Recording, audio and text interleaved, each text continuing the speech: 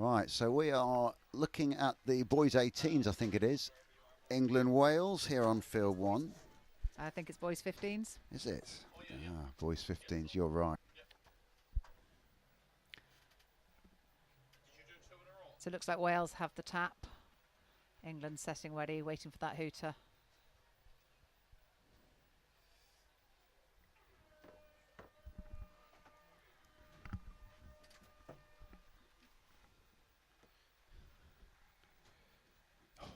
Early fumble there from Wales. They started a nice drive. England quick turnover. Ellis on the ball there. Yeah, and I think Wales will be disappointed there. What you want from a coach, you want to get that first set complete, that first set of 6. If you score off it, great. If all you do is get down the other end, then that's fine as well. So disappointed to make a mistake on 2 or 3, and England going straight to the box. And completing their set there. Yeah, I think it's about set completion for the first couple of attacks. Just getting it through the hands, getting you into the game. It's the first game for them. Excitement's high. And that's a good set. I think that's 4. Is that 5 coming up for Wales? Or is that 4 now? That's 4, 5th coming 4. now.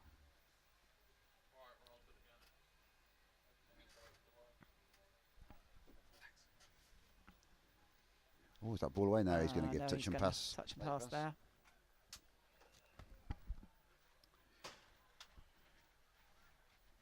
So welcome back. We've had a few networking issues here at the university, unfortunately, so we are back on live stream, we believe, on fields 1 and 2. So I'm Chris Simon, and joined by me in the box, Anthea. Welcome. Yeah, it's great to be here. Some amazing touch going on today. It's just great to see so many young people out playing. And in the sun. Absolutely, and this is a family sport. Obviously, I've got my whole family here. You have as well. Your 2 just played, have they? Or yeah, mine 2 just played. So my son's in the mixed 20s, my daughter's mixed 15s Lions, and my eldest daughter's here as a volunteer. So yeah, family affair. And for those watching back home who unfortunately can't make it out here to watch family or friends, we shall try and keep you updated over the next 3 days here from the University of Limerick. That's a good play. Wales there. I thought they got a good play. Step back against the grain. Unfortunately, just dropped middle channel. And that's a great dummy. And he's going, he's still going. Has he got the pace? Has he got pace? He has. Lovely. And that is Adam Peacock there with a great run. Length of the pitch. Wales be frustrated with that one. Little gap opened. Here we go. Little show and go through the gap. And then just put his foot down. Quick look over his shoulder. Great finish. Wales are off again. Good yardage. Was there a touch there? There was not. He'd have come straight back with a reply. Very nice there from Wales.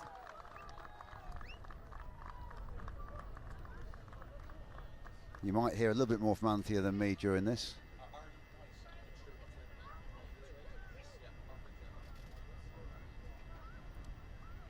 Yeah, you might hear a bit more from Anthea than me on this field as I'm trying to balance a bit of commentating with a bit of organising.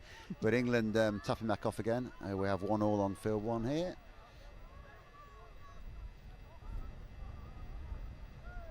Nice settling plays there from England.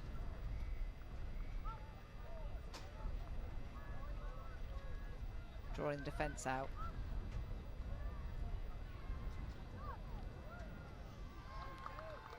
I think that's a short side, 32, but short side, not a lot of space. Really man on there, and Wales have turned over the ball, and we'll be looking to get down. That's a good touch. Just slowed the momentum down on that drive, which is good from England's defence. Wales looking back into momentum here. This is 3rd come in. I think that's 3rd, isn't it, already? We wanted to get over halfway for a strike dump on 5. 5th is coming. Can he check off? And I think that is 5th now. Wales keeping the ball alive. Yeah. Unlucky. Wales resetting their defence nicely there. England looking to work towards their box. And I was saying on the stream beforehand on field 2 that what most England teams have started trying to do is playing heads up and passing around defence, and you'll sometimes see England going away from the box and just trying to engage some of the defenders to set up the next play, and that's a good set there. It's Adam Peacock again scooping through. I think it was Adam. Over to, was it Zach McMullen there? It was 6, I think. Yeah.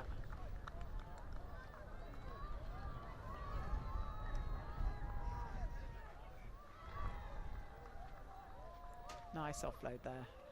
And the wing outside. Yeah, 3-on-1 in the end. Yeah. I think Wales might be a bit disappointed with their defensive read on that play, but Adam Peacock saw, I think, the middle really high up, got outside in for a 3-on-2 early, and then they completed. It's nice defence from England here, shutting Wales down quite quickly on their first 3 touches. What's good from Wales is they're beating that first defender quite regularly with a nice step back, and I think if they can keep doing that, but then set play and not try to do too much on the second, they've got one defender up quite a lot that they're passing around and creating almost a bit of a dogleg in the England defence. An early release here, now he's going. That's a good touch. Did he make it? He did make I don't it. know if he made it. That's 6. So 6 touches there. I was expecting the early release. I think the defence did bite a little bit.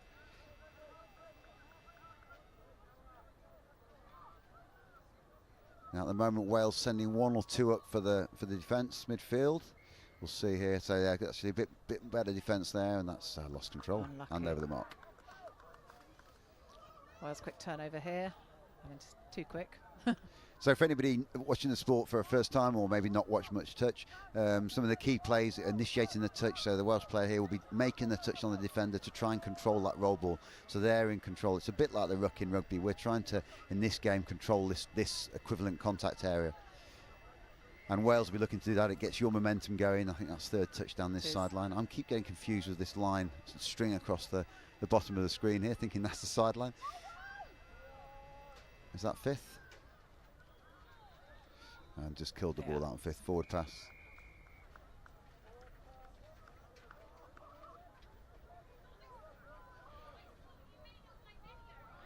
Oh, nice there.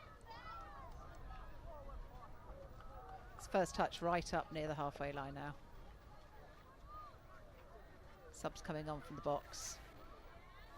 That's a good drive, isn't it? That's great. 3. This is 4th touch coming. And I think often here we're going to be over the mark. What a lot of players and teams will be looking for is you get that 3rd, 4th touch, and you get such a good platform. And sometimes you go early, strike on 4th, because actually you don't have to wait for that 5th touch. And sometimes you lose your momentum if you wait too long. Yeah, sometimes they take that extra touch. How much momentum? Let's get fresh legs on here. And that's good momentum from Wales as well. Now what they need to do is keep this going forward. Oh, that's unfortunate. Absolutely.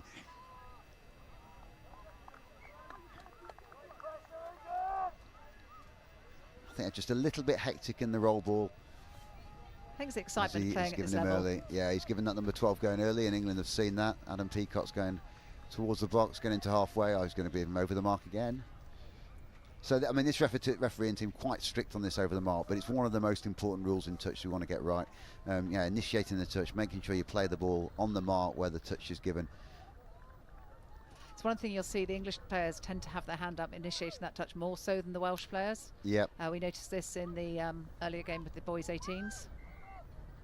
I think certainly in England now there's probably a more distinct pathway for junior touch outside of the wider rugby arenas. That's not to say players don't play but more than one code, so league and union as well, but certainly there is a designated pathway for touch. I'm not so sure in Wales. There's probably slightly less of a designated pathway, although Jacob Williams is doing a great job, I know, driving the youth programme.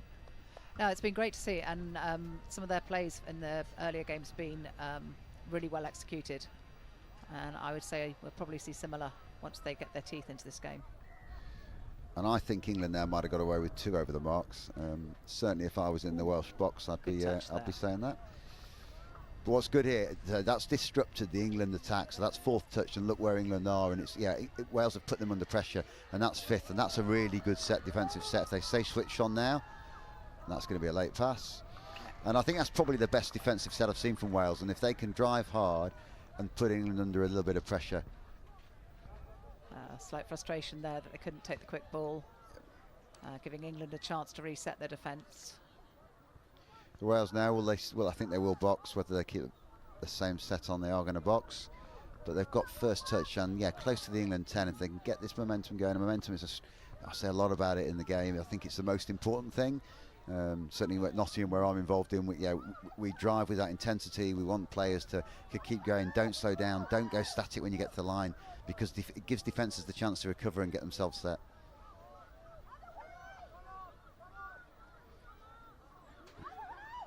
He's got to go at the line, that's good. He's going to give the score. He is going to give the score. Ball down first. He looked a bit shocked to be given that one, I think, the Welsh player, but it's good. I'm going to try and get his number in a minute. It was a good dive. He saw where the defence was probably a little bit flat-footed on the line, didn't take that step off the line. We'll have a look from this replay here. It's number 5, isn't it, the Welsh middle? Yeah, and yeah. I don't know whether the defender was still offside or whether actually he just gave ball down first, but a good set for Wales and a good score to level it out at 2-2. And it's always difficult to take those diving touches when someone's at your feet. It's worth diving, because to get that low, quite often the score goes in your favour. Yeah, absolutely. Trying to get your feet behind the line and make the touch. It's quite hard work for the defending player. It is, and Wales have been caught offside there on the wing. I think he's given a penalty. So I think it's a fresh set of 6 to England. And on the ball now, Rory Pearce, one of 3 Pearces, 2 of whom are playing here. Good step back by Rory, and great step back, and then a little offload just as the defender came in. Was it 11? Eli Bingley, I think. Oh, good Eli as well. So his dad, Josh, is one of the coaches of this team. But Josh played England men's 45s back in World Cup last year. I think both coaches are men's 45s this year. Yep. A dream team for them. That's great, and he had options outside of him as well, which is always nice to see. Is he given? No, he's not started the game yet. There we go. That's nice.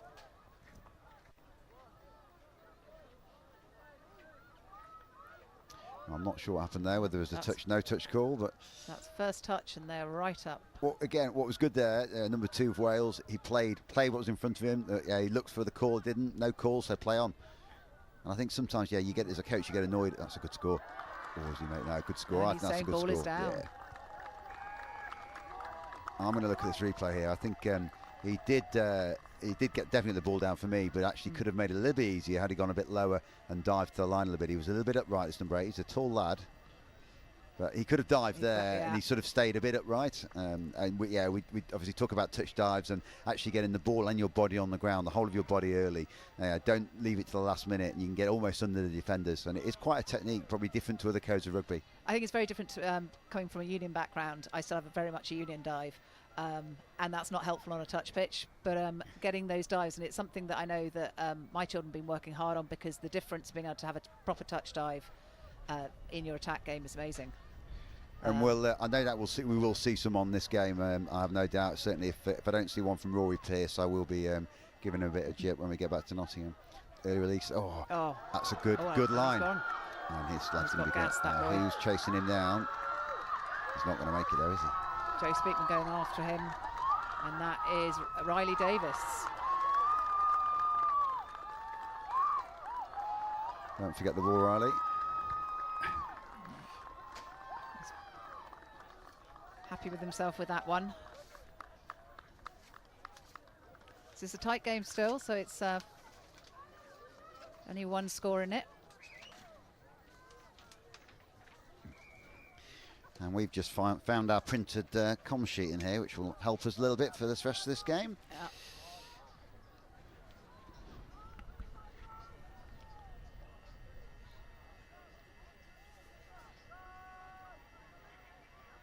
Rory Pearce as he stepped back in. It's a good touch.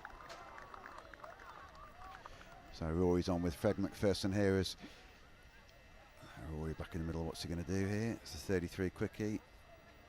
Is he going to drop in those? Quick step back. Was he on? So he's offside. I think he's given the middle offside there. And was that number 10, is it? Number 11 again. Which is Eli Bingley. So Eli and Rory play together in the Midlands Tigers setup, so they'll be used to one another.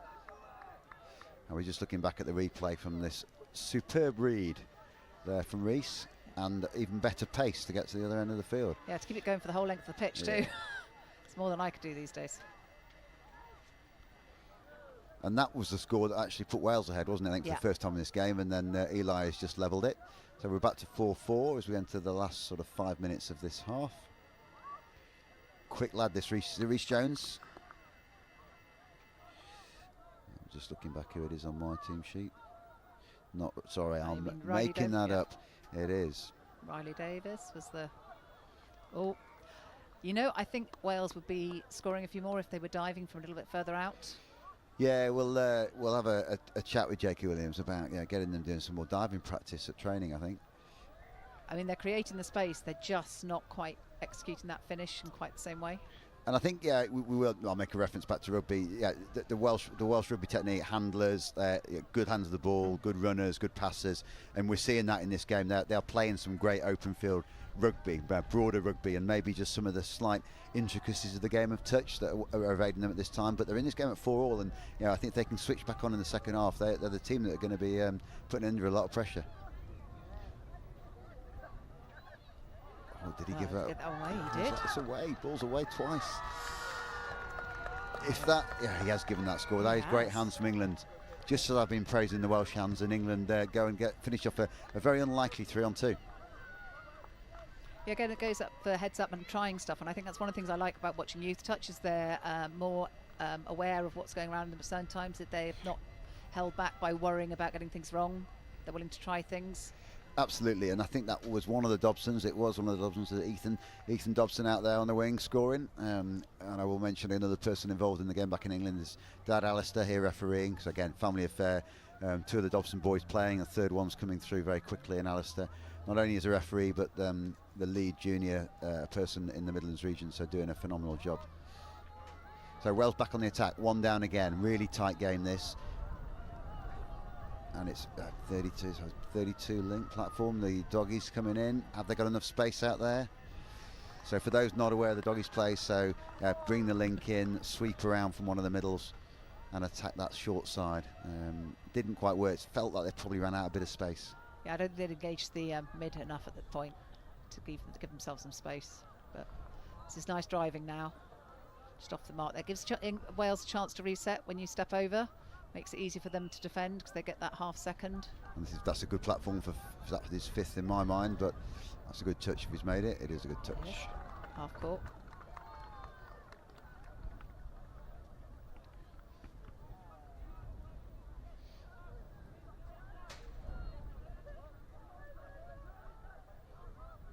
Little bit static first play.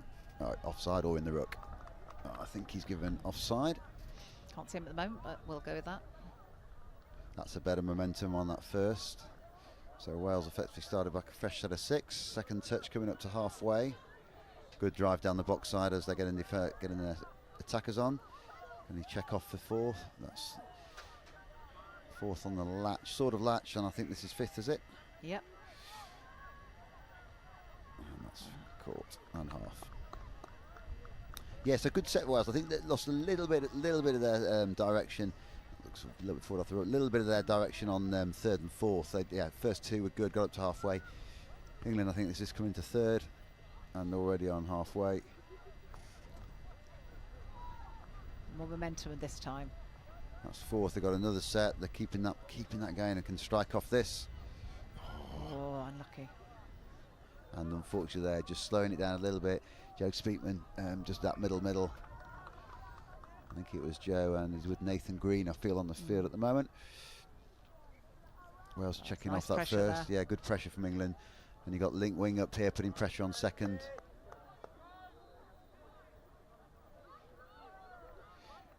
That was the other Dobson rolling over there. Austin Dobson taking what he will say is a heavy play with the Welsh. But generally the play goes with the attacker. Not all the time. I have seen attackers given for heavy initiation of the touch, but that's good hands. This lad looks dangerous, I think. If I can get his dive sorted out. But struck down by Austin Dobson again there.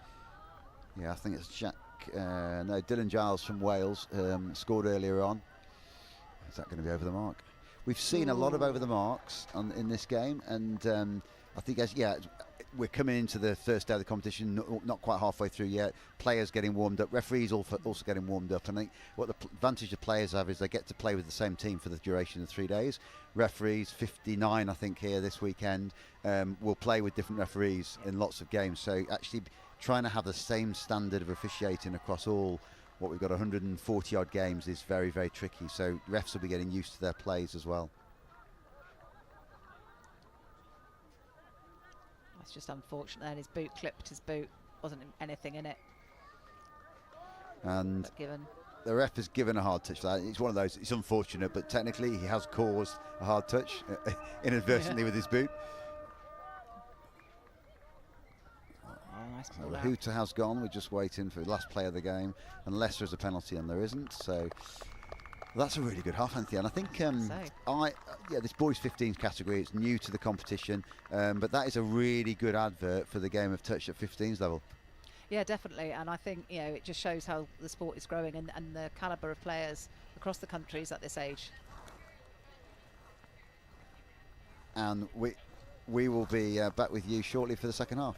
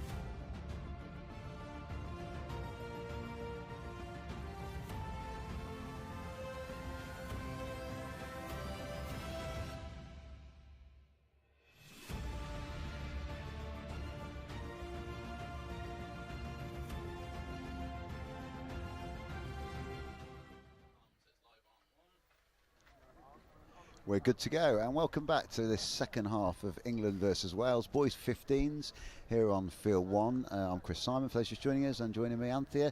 Looking forward to this second half. Yeah, it's been a tighter game than I'd anticipated. I think Wales are going to come out fighting. There's only one score in it, but England have tap. Yeah, it looks like it's Rory Pearce tapping off.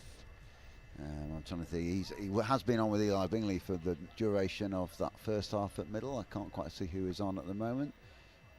Number 11. It it's is Eli Eli, Bingley, yeah. So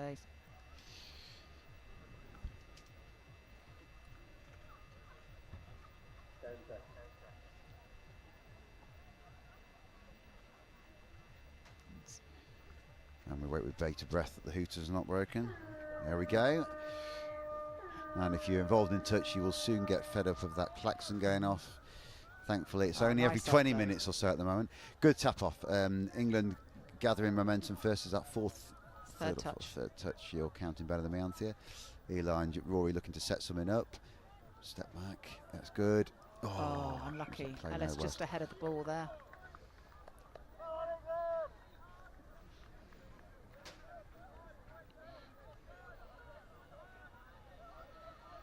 Good couple of drives at the sideline for Wales. Third is coming. They've got up to 10. Can they get close to halfway for the latch? Yeah, but look at England right up in defence there. Mid-link, mid all together, and pressure for fifth. And what did they give in here?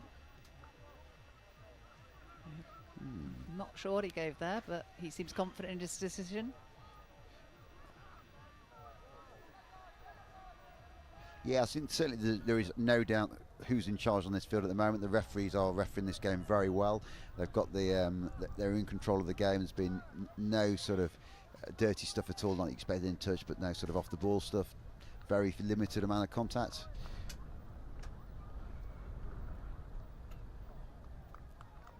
Again, he's not happy. I think he's talking to the link there.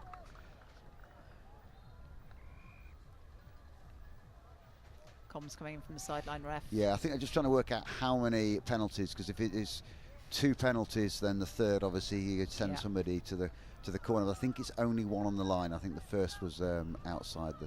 That's good. Oh, a good touch. Good touch, I think that is.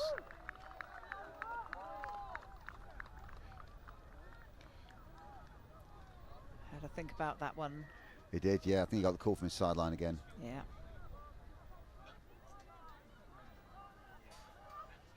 Good long ball. Oh, and nearly someone on the end of it too.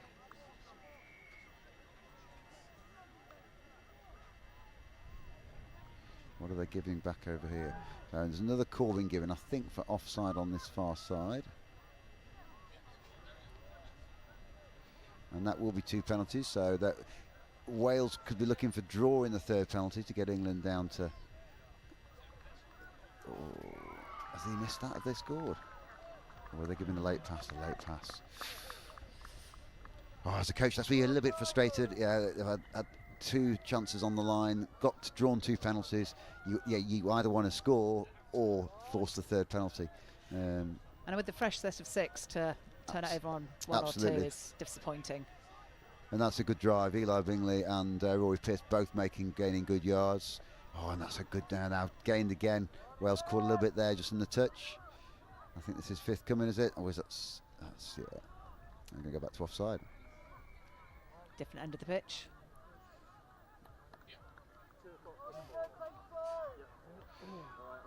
Very stern words from the ref on the field there. Yeah. Nice sweep coming round there. Has he step back inside, but touch made. Good sweep and step there from, that is Austin, isn't it? The 2 Dobsons, it is. I should know with those locks, Austin. I apologise. Now England there, a little bit tight. Austin and both middles up in that play. They are slightly to the left side of the field here. It's because we go back, I think, to the middle. No, Austin's there, back to the middle. Far link channel now. Not really the best platform, and I think he's given 5th touch. And that will be a late pass, I'm pretty sure, and it will be.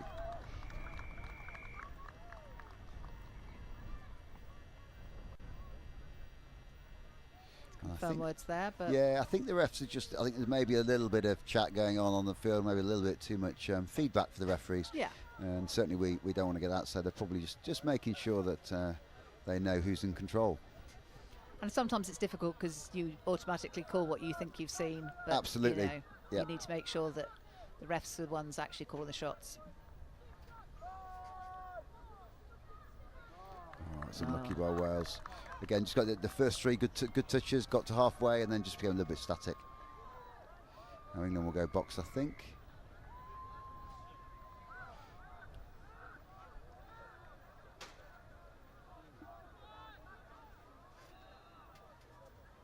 It's nice yards. Subs coming on here. A little bit slower than they'd anticipated, but they've made it. And that's Adam Peacock, decisive step at. We're looking for the ball back. There they are. Nice short. Should have dived. That's going to be a penalty for offside.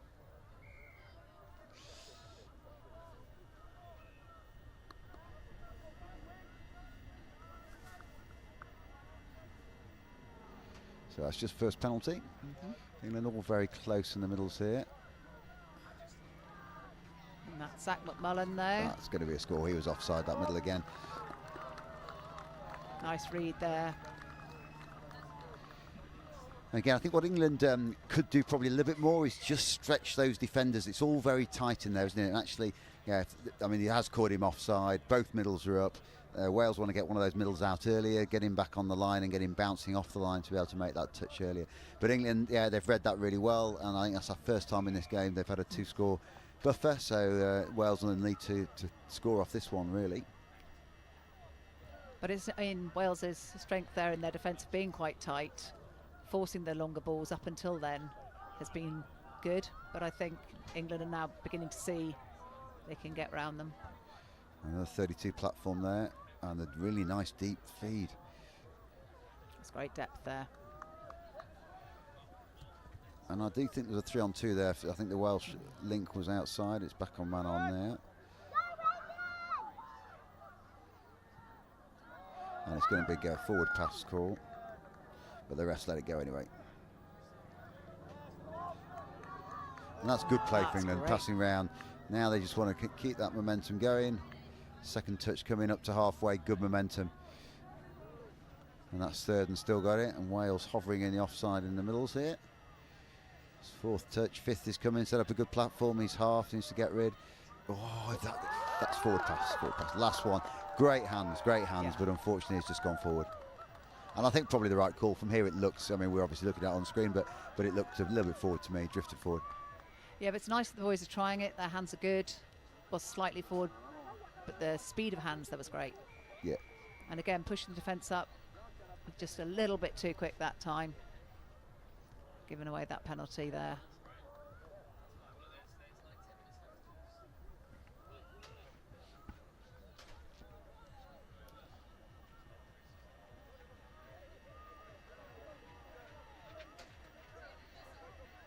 Again, good drive from Wales. England just sending one up for those first 2 or 3 touches. Now they're getting all their midfield up, pushing across far side, Link and Winger up. But that's Wales. Winger's quicker. Wales is quick. Has he made it? He has made the touch. Is it Finn Brady? It is Finn Brady. Great diving touch there. Real reach. But England pushing high now. Oh, that's a good ball. Needs to feed back in though. Bit of a scramble defence now.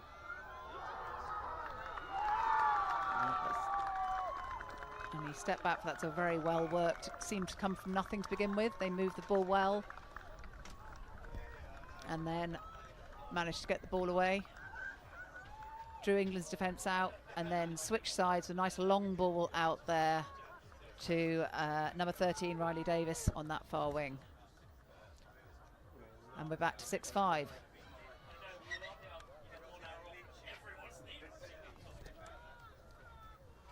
England back in possession here. So Nice sorry, hands. just multitasking. Yeah, so it's Wales back on the score sheet again, so 6-5. This is a one-score game at the moment, and if Wales can shut this out with just over 10 minutes to go, I think we're in for an exciting finish.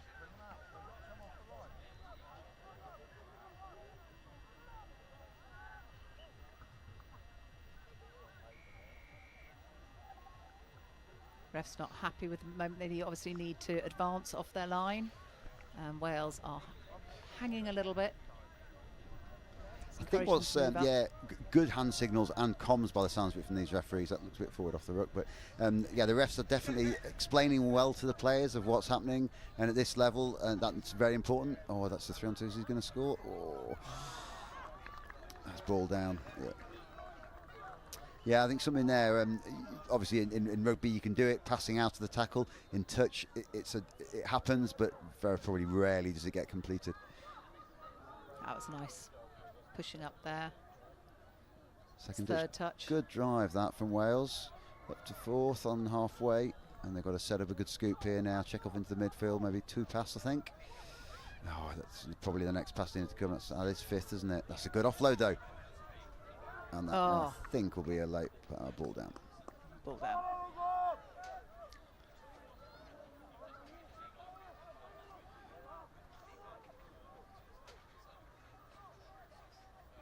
Bit of a bobble in the ruck, and he has given it. So something that refs are getting certainly a little bit sharper on is you could probably get away with a bit of a bobble in the ruck a few years ago. Now refs are definitely seeing it and bringing teams back, and actually that control of that ruck is really important. Not happy with something like England there. So I think that was Mr. Bingley. Eli's obviously got his dad's attitude on the field. Sorry, Josh.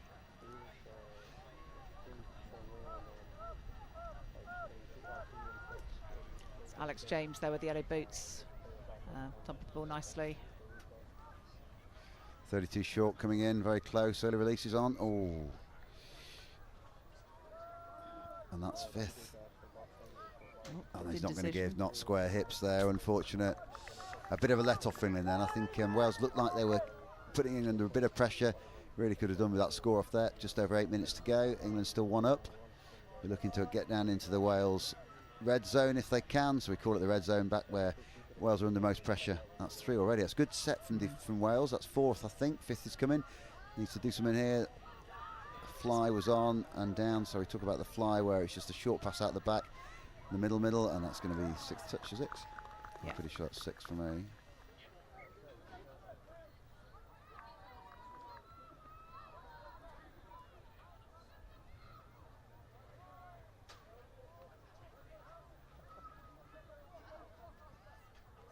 It's amazing at this age when they are under 15s, the difference in the size of some of the players.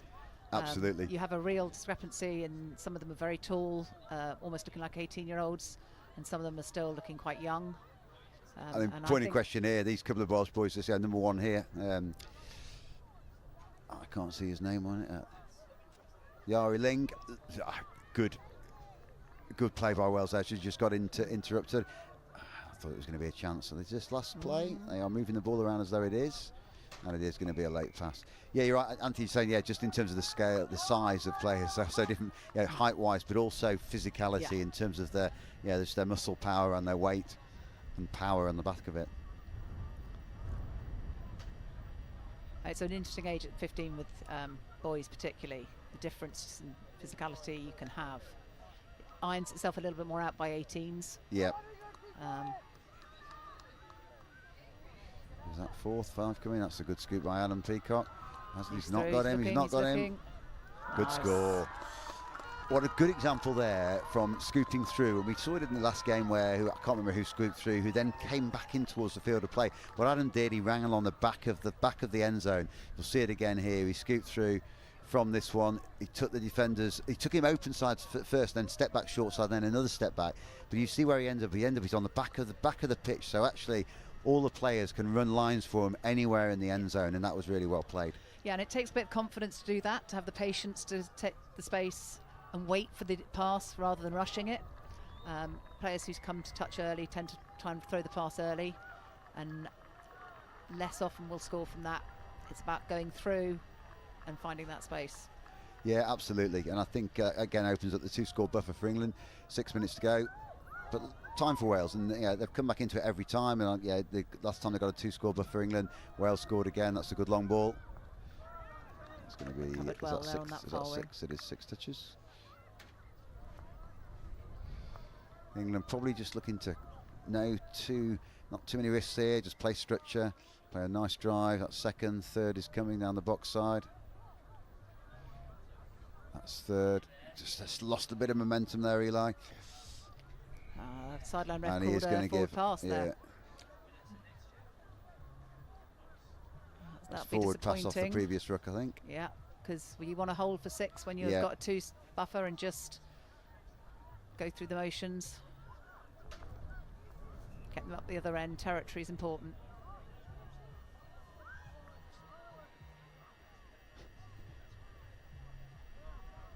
What's he given here? Is he given a penalty here?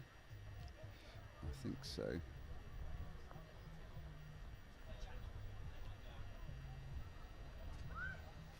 It's about 5 minutes left here for Wales to make a difference. It's a nice sweep coming. Step back. It's picked up, but I think he picked up into traffic. Probably is into man on there. Unfortunately, especially on second touch, wasn't it? Yeah. I'm not sure it was the right decision at that point. I think on fifth, no problem. You have a go, but I think on that first or second touch, you want. What's he given offside? Has he? Offside, gone early. Yeah.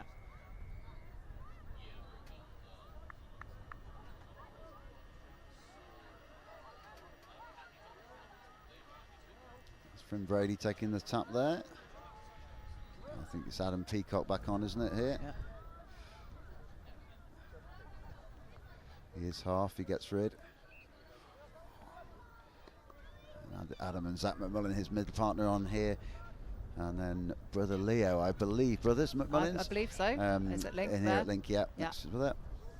Well, that is fifth, and nobody to scoop, but Adam's on the ball, and he was about to say he could do anything, half court. A bit more space, he might have actually just stepped him. So for the game, let's get a Welsh score off here. Maybe not for English. Oh, and it's over the mark. So there, I think, again, Wales just needing to get their set, needing to get down the other end. Quick tap taken there. That's sideline, I think. Pretty sure that is sideline. Yeah. It's gone back for the touch, though. So He has, yeah. strings are very confusing.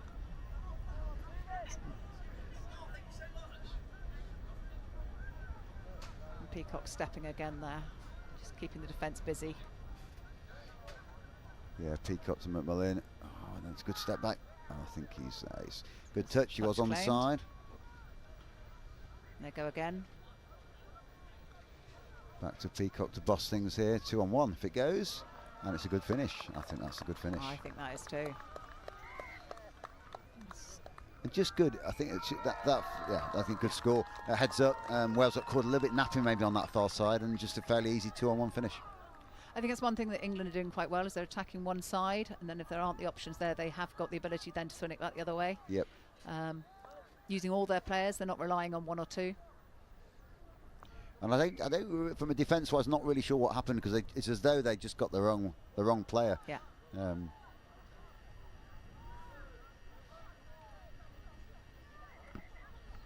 So 2.5, just under over 2 minutes to go. Wales will need to score off this to stand a chance of getting this game back to a close score. It's 3 in it at the moment, and it's a good pick up. Here's half. He's got to do something with it. Again, that good, nice, good score. And maybe we're not quite over just yet. 2 minutes to go. England won't be looking to rush from this, but that's a good pickup. So the middle made the touch. The link was back very square up. So the short side, no pull of a short side there from middle or link. They all went square, and a good read. Again, it's that patience looking for that offload rather than rushing it.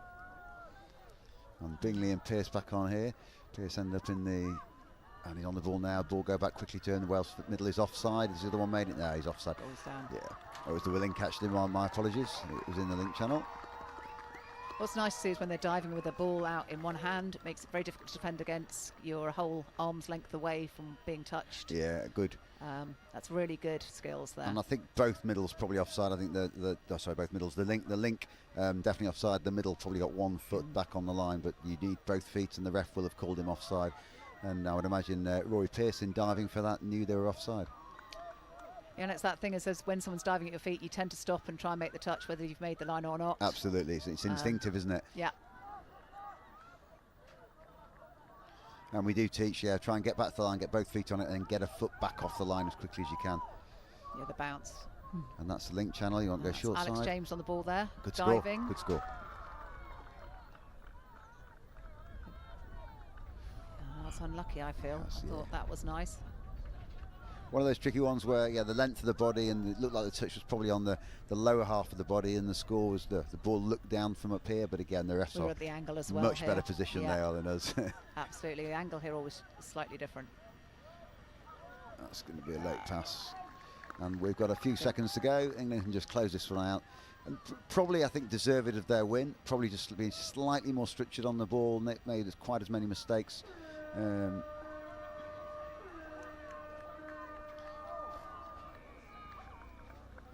I think here we're going to have a word.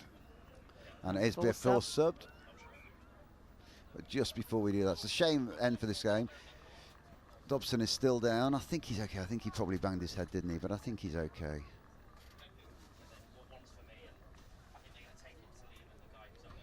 I think common sense prevail. They will probably just finish this game off here. There's nothing to play on this one. There's nothing.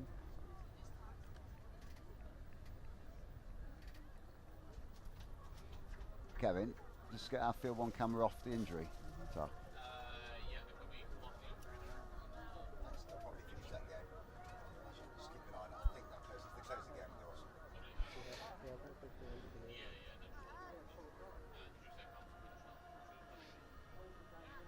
It's just making a decision now as to whether that penalty needs to be taken. Got Ian Sider in there talking to the players. Yes, that's the game. That's going to be the final whistle. So we are complete on one. Just finished. It should know. So normally, just for the record, a penalty would be to restart, but we're going to finish game. They're just dealing with that injury, and hopefully all good. Thank you very much. Thanks, Anthea. No worries.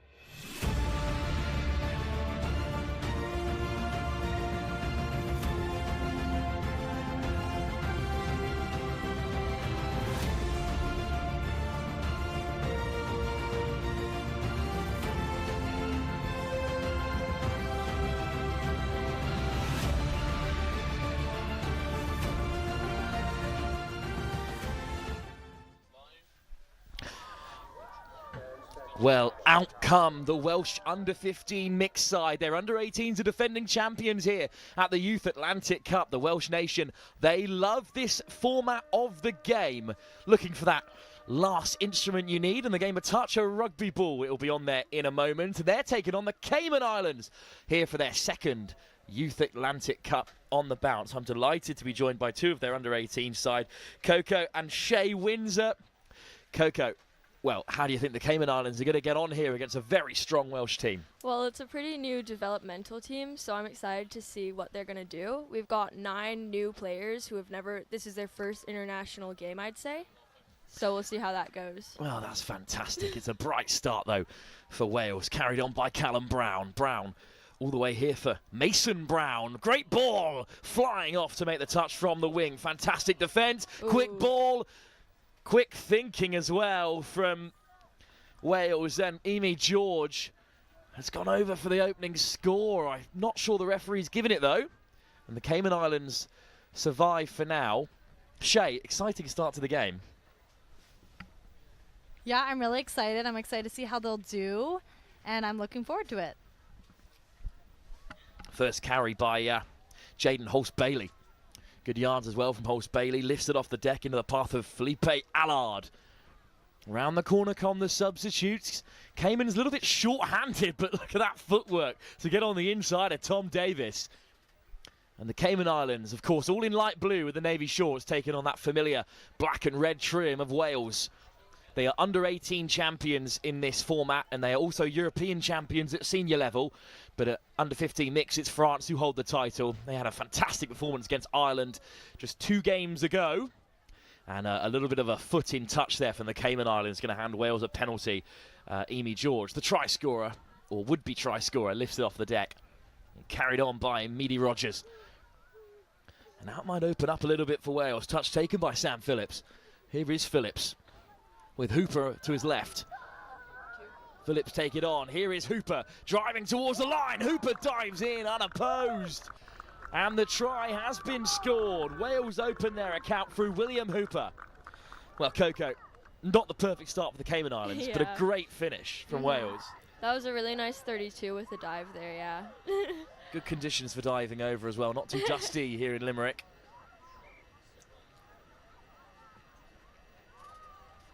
Patient play from Wales. Sam Phillips just drawing out Jono Phillip. And then as they retreat, see Fallon O'Meara looking to get across, but it's a fantastic dive. And Wales opened up their account. They were victorious over China by 16-1 in their opening game. And this their second bit of action in the mixed 15s competition. Again, it might open up here for Burns. And then a little hitch kick. Off goes Zach Nottingham. What a ball! Zach Nottingham across the face of play. Ruby Cole with a great finish. Got an audible woo out of you there, Shay, for that pass. What do you make of that? Fantastic ball. I mean, for an under 15, that's amazing. Like, you see that at senior level. Great hands as well. Right on the wing by Ruby Cole. But how can the Cayman Islands respond? Off goes Felipe Allard, alongside Camille Allard as well. And that Cayman Islands side, working with Hulse-Bailey in the middle. Allard on the return. Then puts on the handbrake. Looks to draw out Wales. Allard, it's just put down by Jaden Hulse-Bailey. Well, they had Ben Coke there at the link, couldn't reach him either. He's been playing touch since he was a 13-year-old, so played at Vichy as well last year. So a bit of international experience in this Cayman Islands side. Oh, that's a loose ball from Callum Brown. But hard touch is the call on Hulse-Bailey. Of course, Coco, they're a little bit hotter on that at this age group. Yeah. As they should be. Excellent little run, though, from Mason Brown. Out there, of course, with Callum Brown as well, who was the recipient of that hard touch. And here he is, Brown and Brown working in the middle. Nice little sweeper. But it's good defence from the Cayman Islands. Shay, that's good defence from this Cayman Islands side against a really talented Welsh team. Yeah, they're going to need to work hard, keep them off the line if they can. and just keep putting the pressure on. Hope they make some mistakes. Speaking of mistakes, actually it's a penalty for the Cayman Islands, so a good result, Coco. You don't have to be unbiased in here, by the way. You can. It's absolutely fine. Good pace to get to the ball there. O'Meara hands it off. Horse Bailey caught in the middle. Here's Bailey. Donardo Henry putting his foot down on the accelerator, but up goes the hand. It's an important touch from Ruby Cole. Try score already in this game. And a turnover as well from Donardo Henry. Good carry from Wales down the left. Meady Rogers has spotted a bit of space. Cayman Islands straight back to their feet. Out comes Henry to make the touch. Forced by William Hooper. Try scorer already. Here is Hooper. Walters. Phillips. Wide pass. Well taken. Flying across to make the touch. Well, what's the referee's call here? Elise Swarvey came racing across. Shay, that's an unbelievable bit of defence. I know, I'm so impressed. And away come Wales in the meantime. Oh, going short. Amy George looking to get over. But how about this for a diving touch? Yeah, that was great. Could not be any closer. Gracie Cole from crashing over to score. But the Cayman Islands keep it at 2 and win it back as well. Croak takes a tumble this time. In fact, it's Jean O'Philip who fell there, and here he is again, driving forward.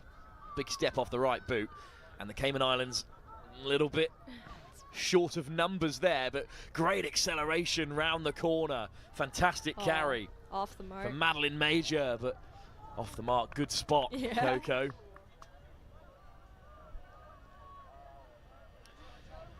Here goes William Hooper again with the tap, just shy of the 10-metre.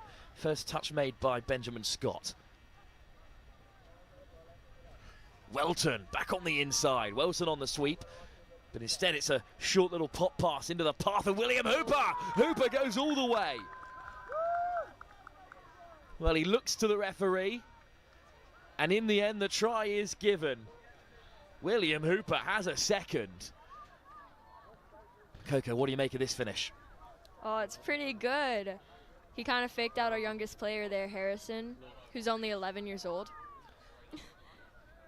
Well, that is unbelievable and also slightly harsh. Yeah, I think something our team might struggle with is some of the guys are a little bit younger and smaller. We have 11-year-olds, 13-year-olds competing against 15-year-olds. So it's tough sometimes. But competing is the key term there as Wales go 3-0 up in this tie. Oh, well, of course, let's run it back. Thanks to my producer alongside me, who's reliably informed us the try didn't count in the end. I thought there was a touch in there, so good to know my gut instincts were spot on. And, yeah, and as you said, your youngest player, Harrison Coke, did make the touch. Wales back up to the 7, though, looking to threaten again. Nottingham.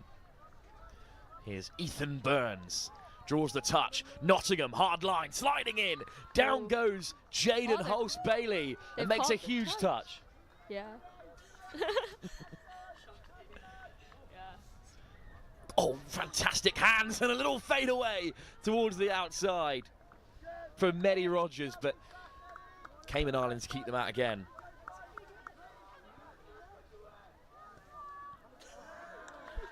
Well, that's a shame there. Unfortunately, a turnover right on the 7, and Wales have it back again. Here goes Ethan Burns. Evan Charles. Burns, hard line. Hulse-Bailey catches him. Wales back to the 7, but with plenty of touches still in the locker. Burns. Charles. Burns again. Hulse-Bailey again is there. Putting in the work in the middle at the moment. Jaden Hulse-Bailey. Evan Charles gets it on the return. Looks to get on the outside. Still Charles. Oh, that time he skips through, but it's another good touch and a turnover forced by Donardo Henry. Well, haven't seen too much of the Cayman Islands in possession, but the defence has been pretty excellent, Coco. Yeah. And Shay, how much do you focus on defence versus attack within the sort of Cayman Island setup? Because you were telling me that remarkably you're all from basically the same club. Yeah, there's only one rugby club there, so we have all trained together for the last few years. These kids less than that, some of them just a few months. So between attack and defence, we try to do it equally. Sliding in from close range, Wales go for it again. And I think they've been shut out by Derek Mwangi this time. Mwangi makes another big touch. But now they're on the back foot. Cayman Islands, soft hands, back on the inside. Surely sees Wales over for a third. They've got to check with the referee because we've had a couple of close calls. But this time the try is given. Big touch from Mwangi.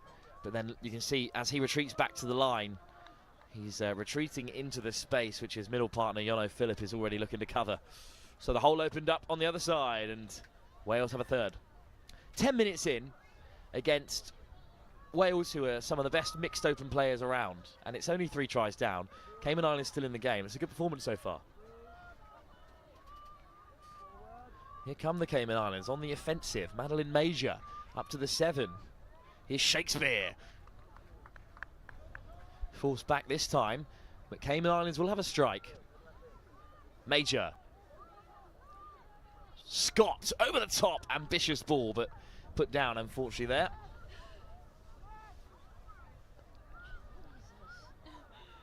Again, some great hands from Wales, even on the transition as they head towards the box. Still skirting his way through there is Mason Brown.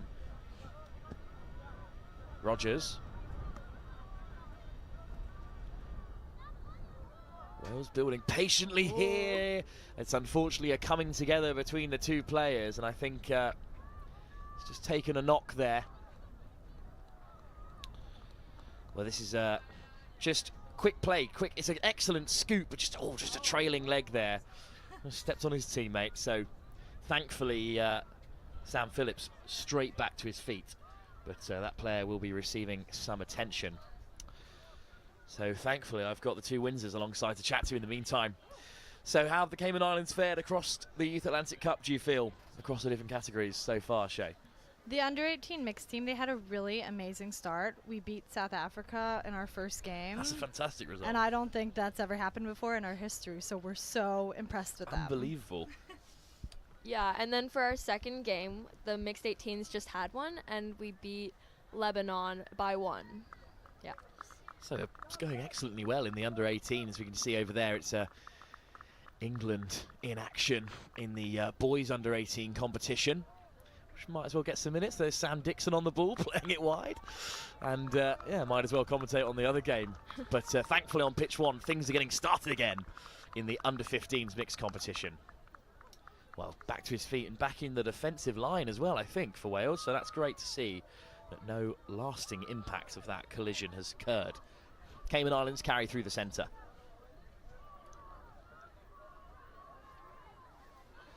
Good carry again from Holst Bailey, and then a little half break this time. All the way through, the half handed off, but what a covering tackle. Philip Allard was all the way through, and then he picked out Jaden Holst Bailey. Yep, 6 more with an offside call. Oh, should have really scored there, to be fair. Holst Bailey did all the hard work, work. Here's Holst Bailey again, with Allard in the middle. Allard, Holst Bailey, Allard on the return, he's going to go himself. Looking to catch Wales offside, good touch by Mehdi Rogers. Big moment in the game for the Cayman Islands. Allard, Holst Bailey, Allard on the return. Drawing out Wales. Holst Bailey still making them retreat, but it's an impressive touch by Mason Brown, and it's forced the Cayman Islands a fair way back.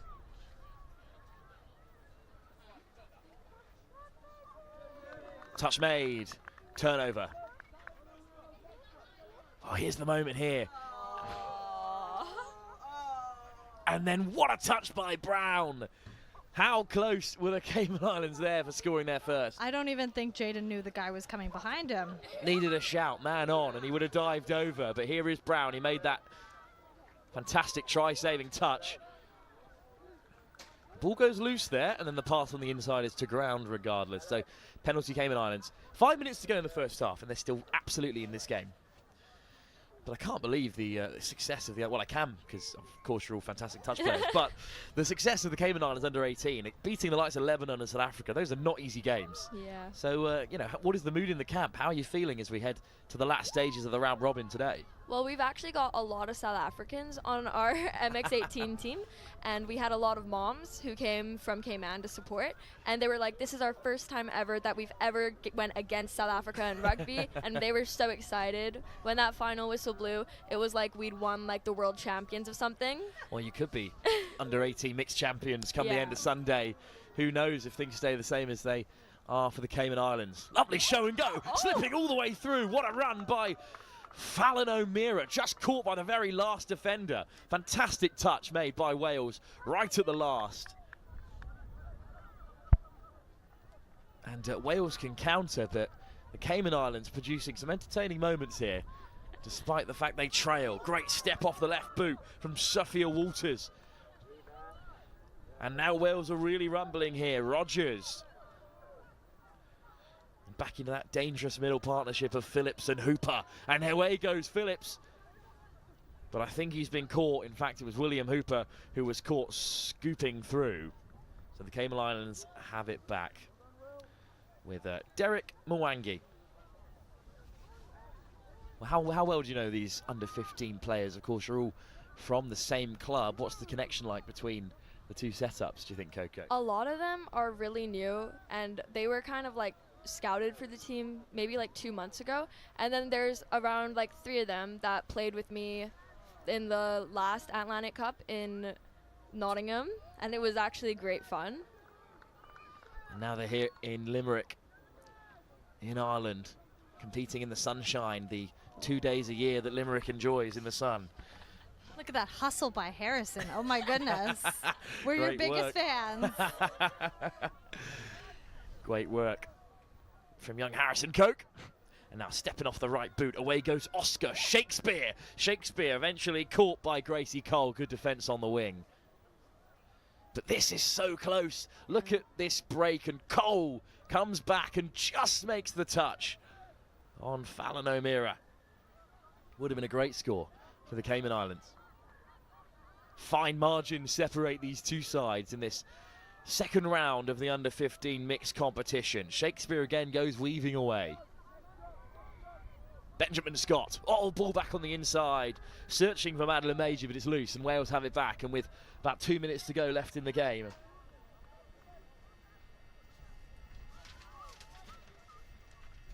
It's Wales looking to break down the left wing, another strong carry by Benjamin Wettleton. Harrison, another strong carry from Hooper, sorry. But turnover for the Cayman Islands. Good call. I'm glad you stayed silent there, Coco, as we move on through the Cayman Islands in possession. Great pressure out of the line from Brown. Shakespeare moving a bit laterally there towards the box. And on come the substitutes. Again, it's Brown racing out of the line to make the touch for Wales. And it's been put down by Allard. And Brown, the first to drive on for Wales. What work he's put in the last minute or so. Davis. Big step off the left boot from Davis. Gets on the outside. Davis shows and goes. Across comes Jayden Hulse-Bailey again to make a crucial touch. Brown. Wales looking for one more before half-time. Brown calling Allard forward.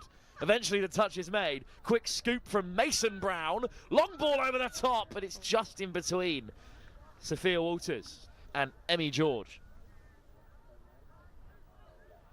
Cayman Islands look to play out with a minute to go.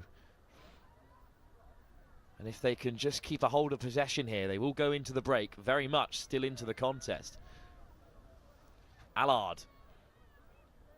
Jayden Hulse-Bailey. Good line speed again from Wales. And no one's at home for the Cayman Islands at the moment. Good break from O'Meara. Back to the open side. Madeline Oh, what a take that is by Mwengi, right over his head, just to make sure that Wales don't have another chance to strike. Mwengi with a big miss pass back on the inside. Touch made by Mason Brown. And maybe with 10 seconds to go, Wales can create something. Here's Callum Brown, buzzer goes. This will be the last play. What can Brown create? To his brother, and Mwengi comes flying in.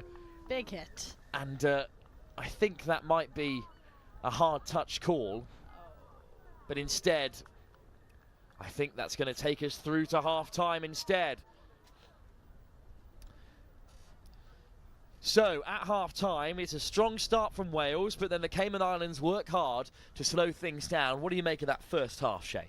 I'm so impressed with them. They have a lot of heart. They're really fighting and trying their very best, and I think it's reflecting in the score right now. Well, we'll have a look at the tries at the break before 20 minutes still to play between the Cayman Islands and Wales in this under-15 mixed competition. Round 2 of the round robin. Wales looking for their second win, currently up by 3 at half-time.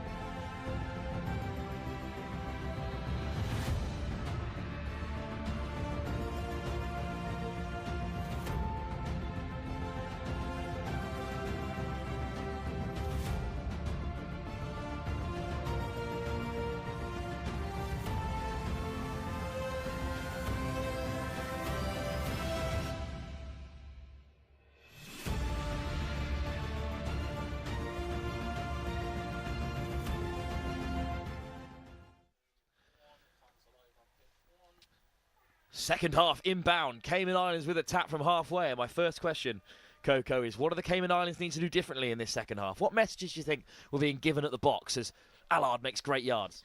I bet you Coach Guy Major might have said to them that we need to sharpen up on our box on, because right now our wing's kind of just standing there looking for the next person to pass the ball to. And then other than that, also just tighter in defense, because Wales is right now targeting our girl link a lot. So if our girl link corners more and if the boy mid helps her out a bit, I feel like we will concede less. Shay, do you agree? Yeah, I totally agree with that. And also just more urgency in attack sometimes. But overall, they're doing great and we're proud. It was a good early attack. And Wales on the counter. Coach Major, father of Madeline. Yep. In this mixed 15 side, those family connections just won't go away in the game of touch. As Wales look to work their way up the pitch again.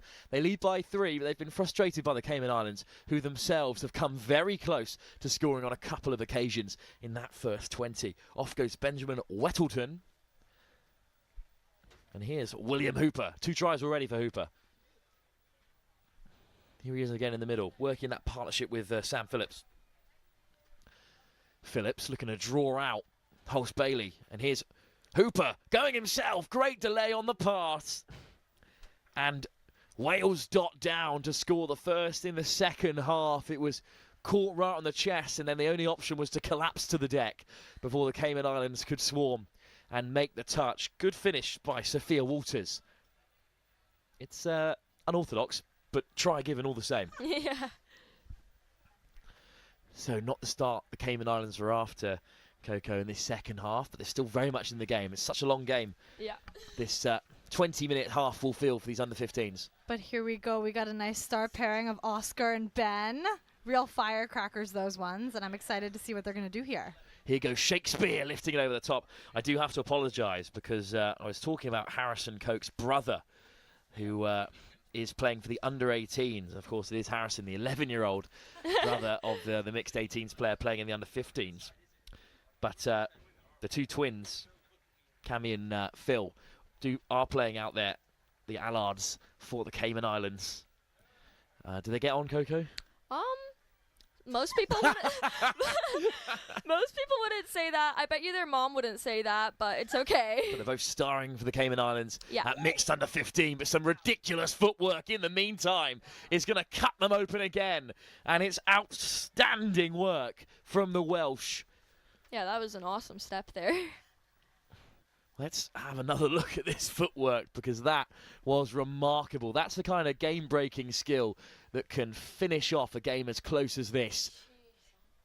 Big right foot boot of Zach Nottingham, who chucked that fantastic long ball in the first half, now does a slightly simpler one over the top for the winger to score. He makes that look so easy. It's a great score. Off goes Mwengi in response with that. Donardo Henry in the middle. Oh, trying to call a no touch there, but Derek has initiated his touch. Great work from Mwengi. And here he is again. Good pickup. For an under-15, he gets a hold of the ball so comfortably from the deck. Off goes Henry. Mwengi. This time it's not a clean grab.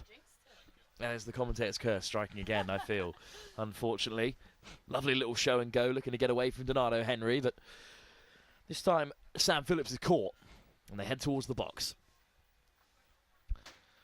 Great acceleration, but an important touch made out on the right wing. Finally, the touch taken by Sophia Walters. Good pickup. Wales step off the right boot again. Brown, quick ball into the link channel, and Wales have a 6th.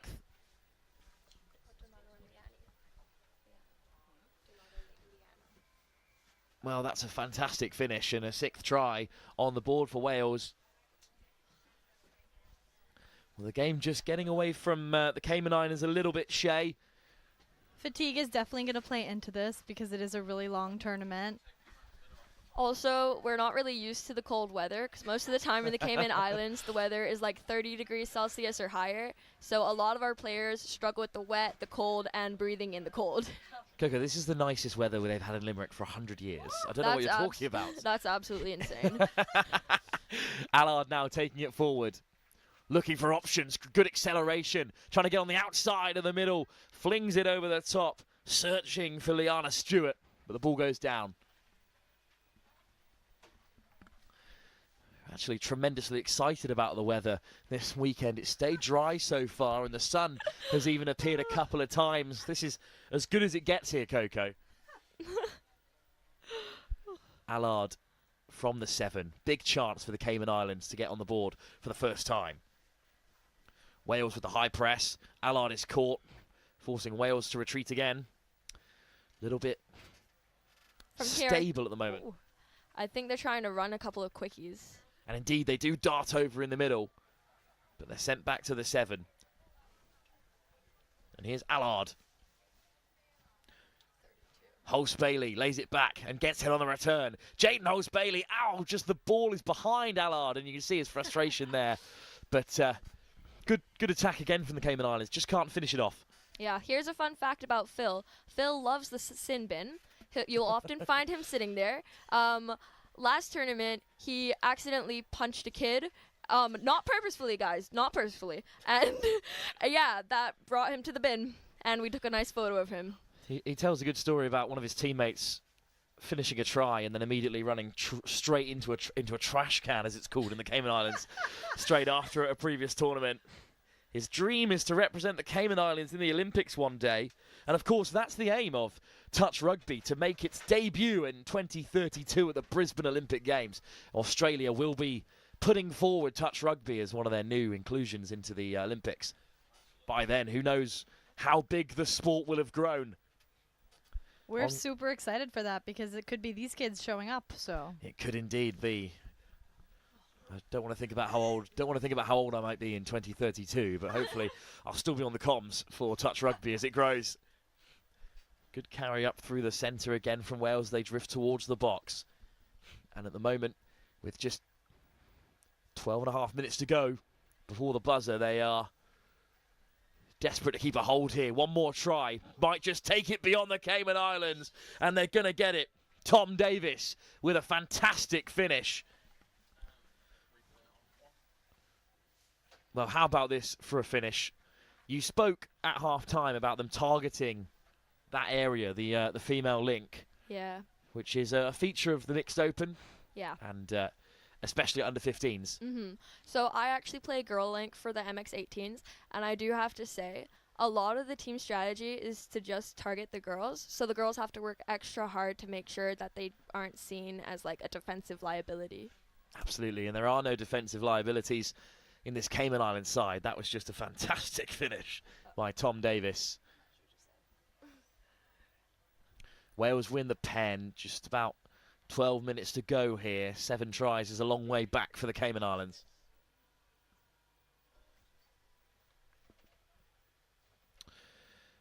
And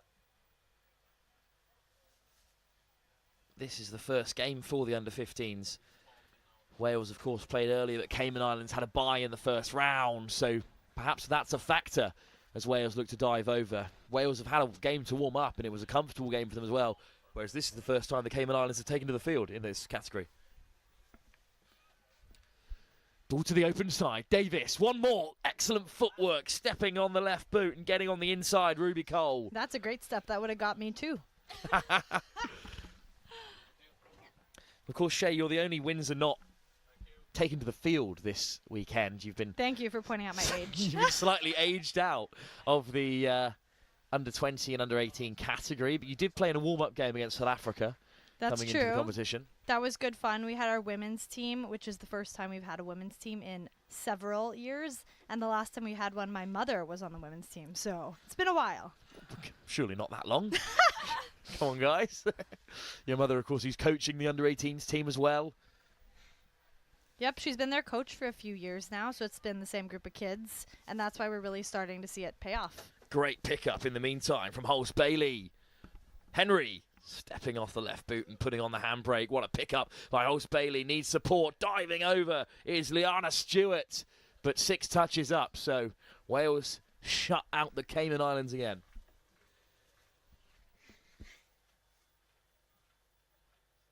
Well, the Cayman Islands will be playing against Scotland live on Field 2 at 4:30 this afternoon, looking for their first win.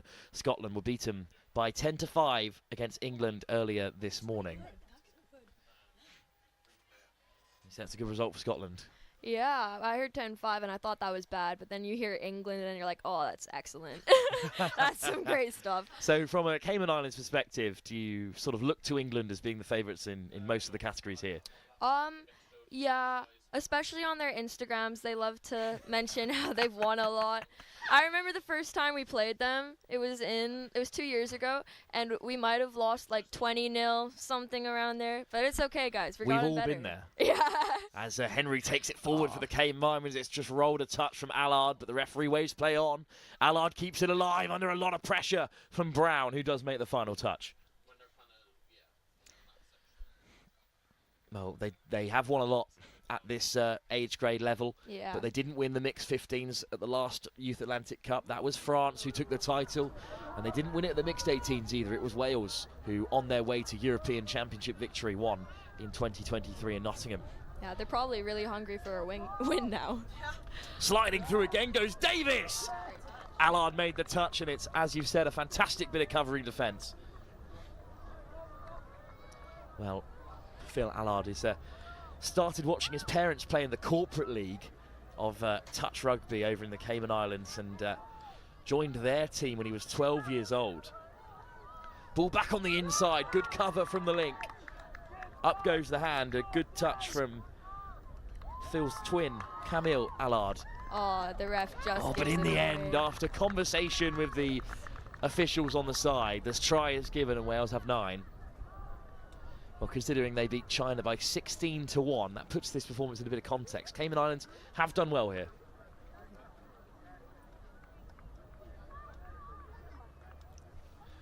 Well, it will be a tap from halfway from the Cayman Islands when they get themselves together. So we've got Oscar and Ben as a mid pairing here, and fun fact, Shay's actually their chaperone, and we've done player profiles for them, and they were both called the first and second worst nightmare for a chaperone because they don't listen. Thing 1 and thing 2 darting around the Cayman Islands and also on the tour. It's to speak to someone who's come from as far afield as you two have, what is it like touring as a touch team? Quite a close-knit community as well. The kids are having an absolute blast. They're all really good friends with each other, and we're having a good time exploring Ireland too. Lily Bunce came close to scoring there, held back. So again, the Cayman Islands with a chance to strike. Shakespeare diving away. Oscar, I didn't laugh at that, don't worry. Still trying their best out there, this under-15 side, to cross the try line for the first time. 3 minutes past the halfway mark in this second half, and Wales are racing away, and that is a remarkable finish from Ruby Cole, a second try to take Wales to double figures. Great pace to get on the outside of all the unrushing Cayman Island defenders. That's a fantastic try from Ruby Cole.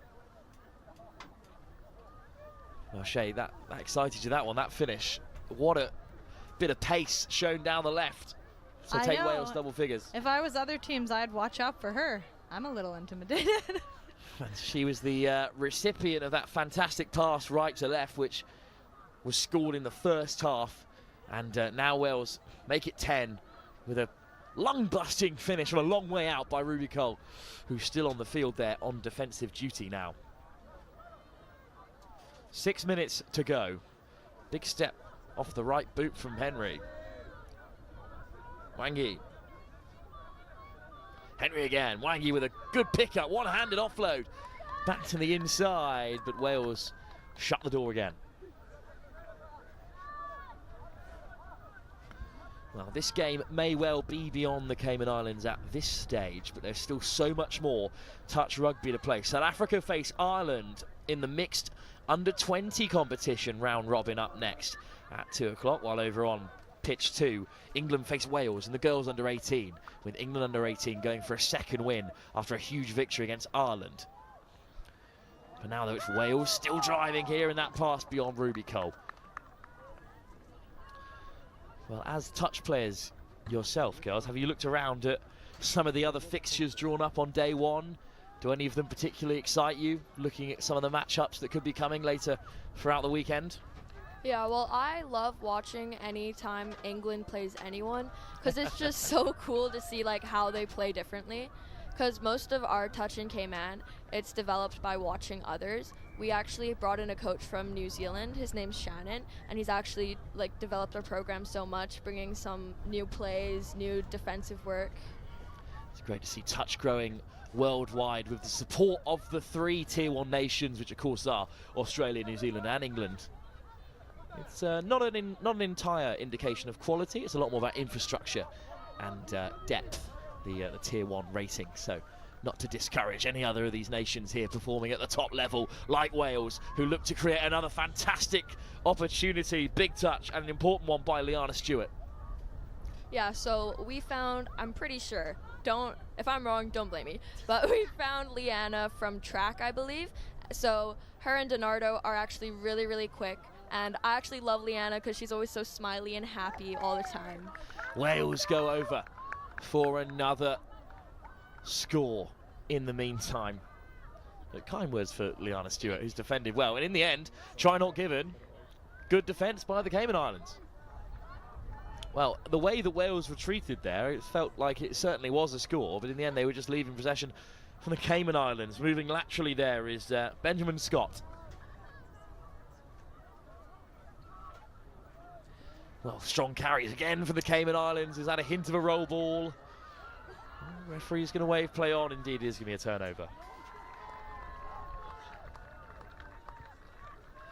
So, Cayman Islands here with about 3 minutes to go on defensive duties, and they've been asked to do a lot of defending today, girls, but they have done excellently well.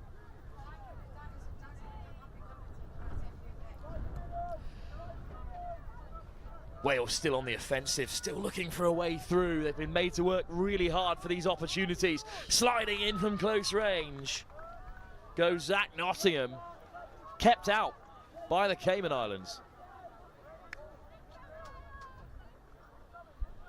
Again, as we've said, Wales historically one of the top sides in the mixed category, and sliding in looking for another score is William Hooper, but turned away in emphatic fashion by Liana Stewart. Yeah, that's a really nice play there. That's the sweeper where the link will sweep around to target the other link on the other side. Touch made on Shakespeare. Stewart at half. Oh, indeed, it's just a slight error on the deck, so a turnover for Wales. So about 2 minutes to go. One more chance for them to get another score on the board. They've only conceded once in this competition as well, Wales, in their second game. 16-1, they beat China in their opener, and they'll have a bit of a break before their next game. In fact, this is their last game of the day. It's at 9 AM tomorrow morning. They play their next against England in what could be a That's a great touch by Harrison. Woo! Great work again from Harrison Coke, the younger brother of the other Coke playing at mixed 18 level. Great pick-up, and the draw and give is textbook, and that's another try for Wales. Well, sometimes you just have to appreciate a really well-executed move. And that's exactly what Wales have done there. Well, as we approach the closing stages of this fixture, we've talked a lot about Cayman Islands' touch, but despite the scoreline, you can be pretty proud of how the Cayman Islands have performed here. Yeah, definitely. They've come a long way from maybe like a month ago. This is like a huge improvement, so I'm really proud of all of them. Lovely hands from Jono Philip. And it's only going to go up from here. They got easier teams to play. Absolutely. Wales is a really tough start to the competition, but is that the opening score for the Cayman Islands? Forward pass. Forward pass denies Donato Henry. A well-deserved score with 30 seconds left. Chance for the Cayman Islands. Shay, a big chance for the Cayman Islands to get on the board. They deserve a score. Come on, guys, come on. I think their box would go ballistic if they did get a try against a side of the quality of Wales. Here goes Holmes-Bailey. There again, Jaden Holmes-Bailey. Trying to do a quickie here. Oh, no. Ball goes loose under a bit of pressure, and Wales have kept them out. The buzzer will go any second here to bring an end to this fine contest. Cayman Islands' first game in the mixed under-15 category is a defeat to Wales, who go marching on. They've scored 27 tries and conceded just 1 in their first 2 games as they go ahead in this under-15s pool. Victory for Wales. They will play against England tomorrow morning at 9 AM in what is likely a decider for top of the round robin.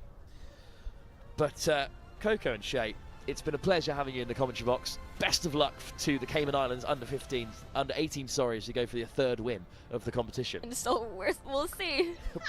Best of luck indeed then. Thanks very much for joining us, Shay. Thank you. We will be quickly moving on to our next game. It is their first bit of action for the under-20s mixed competition. It's South Africa taking on the host Ireland. That's the next game live here for the Atlantic Youth Touch Cup in the University of Limerick.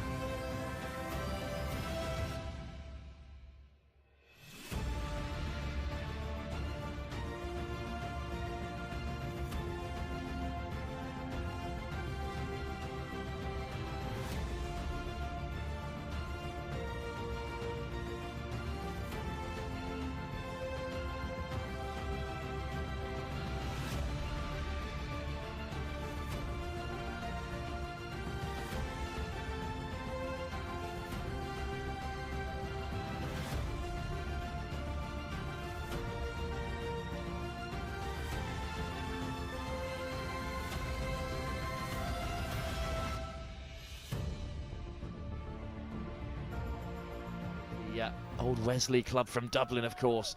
He's Byrne with a good pick-up, stepping off the left boot, looking to put it on the inside.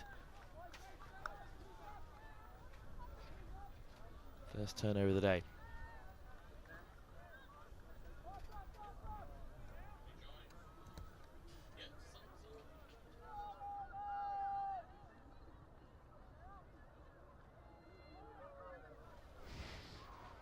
So joined by Theo, of course, coaching in under 18 today. How are you going? Yeah, good, thank you. We've won both our games pretty convincingly, so good start today. One more game to go against Portugal, and then we'll roll into the rest of the tournament.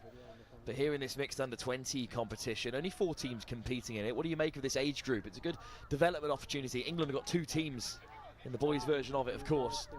Yeah, it's interesting to see. Like this is the first mixed 20s competition we've had since 2023, I believe, and added 2 more teams in Ireland and Scotland, which is quite an interesting way of seeing what's going on in that age group of touch in Europe. Anyway, nervy start for this one as both sides just sort of getting to know each other in these early stages. There's already been 1 round of action here. South Africa beaten by England by a scoreline of 9-5, whereas Scotland were beaten by 15-7 against Ireland, and it's a fantastic finish down the right-hand side from Paddy Waters, which may well have opened up the scoring. South Africa looking for their first win of the competition, but it's not the start they're after, Theo. Yeah, it's really nice momentum coming up the box from Ireland. You know, they get their momentum on their transition, and once you get rolling back, it's so hard to stop there. Well, good start to this under 20s mixed tie, but it's South Africa who've got to respond, and it's carried in by Leah Bullock. Nice footwork, stepping off the left boot. Here goes Bullock again. Ball back on the inside. Flung out by Daniel Van Reenen. And then almost sneaking over there is Maku. Back to the 7 metre. Van Reenen looking to force Ireland out. Van Reenen back on the inside, evades the high press. Ambitious pass over the top. And well, not sure how short on touches they were, but that's a pretty desperate ball. Yeah, it's just kind of classic South African line attack. They like to be patient, they like to pull you out, and then they'll attack you with their speed and their footwork. Just kind of nice to see them get that dump on exactly on the 7, so that the defence have to retreat to the line, gives them a better chance of striking and scoring. Well, a penalty, I believe, is going to have South Africa in possession all the way back on the 10 metre. That's a tough call for Ireland to take. And South Africa can take it on with a bit of impetus here. Van Reenen wants it on the return. Indeed, heads off the field, changes in the attack. They look a little bit short-handed here, South Africa. Nice step from Geldenhuys, one of the 2 Geldenhuys players on the field. Geldenhuys, quick pickup, goes to the open side. Oh, skipping away from the first touch, but diving in importantly there is Alana Dixon. Good defence from Ireland. Yeah, it looks like a little bit of a mix-up in the South African attack. Like they set up for a quickie, set up really nicely on the 7, but they had a sweeper coming around at the same time. The pickup was actually the right option, but unfortunately the linker kind of left his space to come sweeping round, so no overlap there. Interesting time to make those changes when you're so deep in opposition's territory. Yeah, it's kind of, I think it's each to their own, really. I mean, if you're fresh in its early game, I don't see why you shouldn't stay, but also at the same time, maybe you've defended a big set out, you've had a few strikes at the line already, better to get the fresh legs on where they can run at a tired defence. Pretorius. Lily at the half, good pickup. But back to Pretorius. Again, as you said, Theo, patience from South Africa. Alex Craig. Lily just flicks it into the path of Pretorius. Okay, so interesting call there. We've had a no-touch called, and the referee's gone to pulling out in the 7. So obviously you've got to keep moving forward. You can't back away. Bit of a 50-50 call there, as an attacker may have just put the ball down without being touched, and just got to make a call there. Looking to race away this time is Jacob Ismail, and here is Ismail round the corner. Over the top from De Bruyne. Ismail looking to play half. Was there a foot in there from Gilmore? It's gone the Irish way, that call. Yeah, I think that's the right call. Roll ball wasn't particularly controlled. Looked a little bit ropey. I think the problem from South Africa there is they just keep going backwards constantly. We just like to see them stay on that 7, get a few more proper strikes. And a breakaway score. It could be another for Ireland. Their first was a weaving run down the right. Hugh Gilmore went away for a second time, and all of a sudden, look where they are. Yeah, so that's exactly what we want to see. Burn! Nice dump on the 7. Defence have to retreat to the line. Steps forward on the quickie. Half puts him on side. Really, really difficult to stop that. Got to be tough for South Africa to swallow, having attacked phase after phase, and Ireland almost run the full length and score on the next phase. Yeah, I think Kieran's going to be part of the Irish Men's Open team heading to Italy later this year. Indeed, he's part of the World Cup squad in Ireland, one of their representatives in that tournament where they took more players than ever. And the hosts here are 2-0 up in what may well be their strongest category. That's a really nice chop line run from the link there. It's just executing that 3-on-2. Would maybe like to see him throw over the top, but bringing in the space, drawing defenders, really nice. Touch made. Splitter. Diving in between 2 defenders. Well, good touch made by Ireland. I don't think I'd want to stick my head right between the 2 middles as they come crashing down. Very popular play at the moment, given the recent Trans-Tasman series. For a lot of that from Australia and New Zealand. We call it a splitter play, with the 2 middles dumping. One of them splits really hard across in front of the link, who's running on a hard line. Interesting comment you just made there. I was co-commentating with a couple of girls from the Cayman Islands, and they were talking about how much they learn from watching other sides like England play. But then top sides like South Africa, Ireland, England, they learn by watching the Trans-Tasman series. Yeah, well, it's kind of the pinnacle. You can't really get any higher than that. Here come Ireland on the offensive. It's Arthur Forrest. Bit of a miscount there. Just lost track of where they were in the touches. Now, 8 minutes gone here. Just the 2 tries in this under-20s game. Of course, they've all played a game already. South Africa defeated. Ireland victorious over Scotland. And round come the substitutes, taken in by De Bruyne. Physical touch from Ireland, well worn. Now Geldenhuys puts it back on the inside, but knocked on. Yeah, much more promising attack from South Africa. Got a nice strike off the end of it, and just like to see them maybe try and compromise that open side of the Irish defence, see what behaviours they get, and then they can start to think about where they want to put their passes. Good hands from Sammy Phelan. Byrne. Nagel. Byrne with a quick pickup, change of direction, scooping through unopposed, and delightful pass over the top for Sammy Phelan. He made that look very simple. Yeah, it's good manipulation from the Irish. They bring the ball right over, compress all the South African defence, show the quickie, and then just pick up and go the other way. Ireland up by 3 before the 10-minute mark. Again, despite the South African territory, I think if you looked at a heat map here, we spent about half the game inside Ireland's half, about half the game in that middle section, and maybe 3 or 4 phases max in the South African third of the field. And they do have the ball again through Cameron Bullock, but are forced to turn it over. And Theo, is that the difference between the 2 sides here? Yes. Ireland just a bit more clinical than South Africa. Yeah, definitely. Seems like Ireland are winning this middle third, so this midfield battle, every time they get the ball, they're leaving it either on South Africa's 7 or completing their set with a score.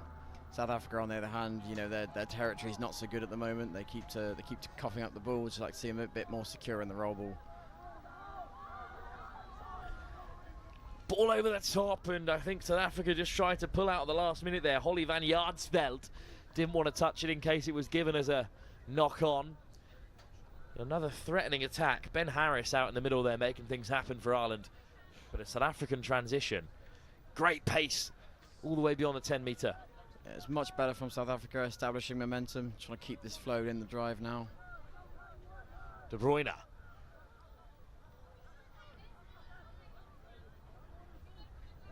Another strong carry. South Africa really rolling here.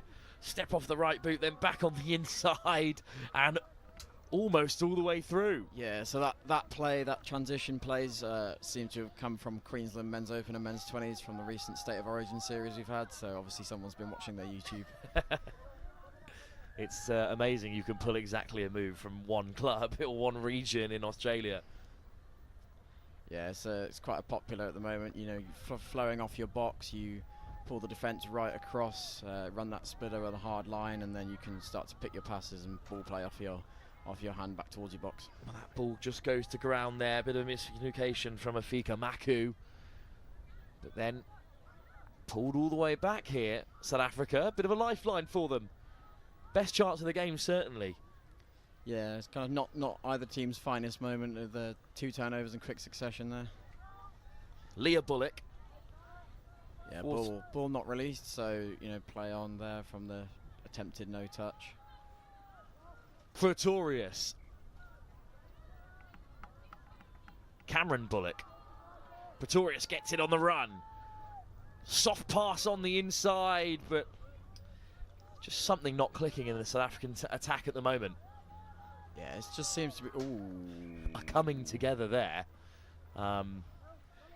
It was Alex Craig Lilly running back. I'm not sure he really knew much about that. No, it just seemed to be a bit of a clash, kind of neither party really knowing where they're going. Yeah, it's the location of the strike for South Africa. They've obviously got the talent and the speed to pull it off, but if they're striking so far out from the line, they can't really get anything on it. Here go Ireland again. Hugh Gilmore. And again, another turnover. Yeah, another miscount there, another 6-touch turnover. So another chance for South Africa, who've been gifted a couple of opportunities. Leah Bullock. And then leaves the field. Off goes Lily as well. Changes in the offing for South Africa. Nice step off the right boot. High press from Ashley Hardy. Bullock of the Cameron variety. Great line coming round the corner from Liam Svanpol. And Svanpol's there at the half again. Much better flow into this now. Ishmael. Takes it again, Jakob Ishmael, but they ran out of touches, and that seems to be something we're repeating every other phase or so here. Finally, Ireland make a break through Kieran Byrne. Seems to be unhappy with something going on there. But instead, the Irish will roll on with a bit of field possession. Adam Byrne still going. Here's Ben Harris to the open side. Harris, loads of space in behind. Good pressure from South Africa. But with a 3-on-1 there. Yeah, I think his link was open, honestly, when he picked up. She had loads of room. Kind of, yeah, number 14 going to be screaming at him for not giving that ball to her. Poor Alana Dixon instead tried to pick out Ali Flynn, who was under so much pressure from the winger. Man marking, or woman marking, I should say there. And Jakob Ishmael takes it in. Good hands from De Bruyne. Yeah, it looks like Ireland have really identified where the South African defence are vulnerable, and that's on the against the grain plays. So you pull a defence over, like show the dummy the quickie or the sweeper, and then go back the other way, and that's where the space starts to open up. 5 minutes or so left to go in the first half. Can South Africa get on the board and punish Ireland for not using this possession? A beautiful score. It's Gelden Hoyce who puts it over the top, and then some soft hands allow South Africa to crash over. But I don't think it's going to be given. Was it this pass here from Gelden Hoyce that was forward? Yeah, touch and pass, just a touch on, really good touch on the ankle there by the Irish defender, just forces the late pass. Daniel Van Reenen with the final deft touch as well. That is a shame. Yeah, it really is. It was a really nice play. You know, that's kind of what I was saying earlier. They started to compromise the open side a bit more, really dig into the line and start causing a collapse in the Irish defence. Well, here come Ireland again with 5 minutes to go before half-time, leading by 3. It's another mazy run by Luke Tanner. Tanner all the way on the outside. Is Tanner going to go the length? Goodness me, what a finish. Yeah. Well, very similar to their opening score by Hugh Gilmore. This time it's Luke Tanner who identified a bit of space out wide. Ball in one hand. There's no question about where he's off to. It's to the races, and into the corner he goes. Yeah, it's a really great finish there. South African defender was right on his heels, so it would have been a good diving contest there. What a score for Ireland. And in a game that at times has become a little bit scrappy, it's a few moments of quality that have separated the sides.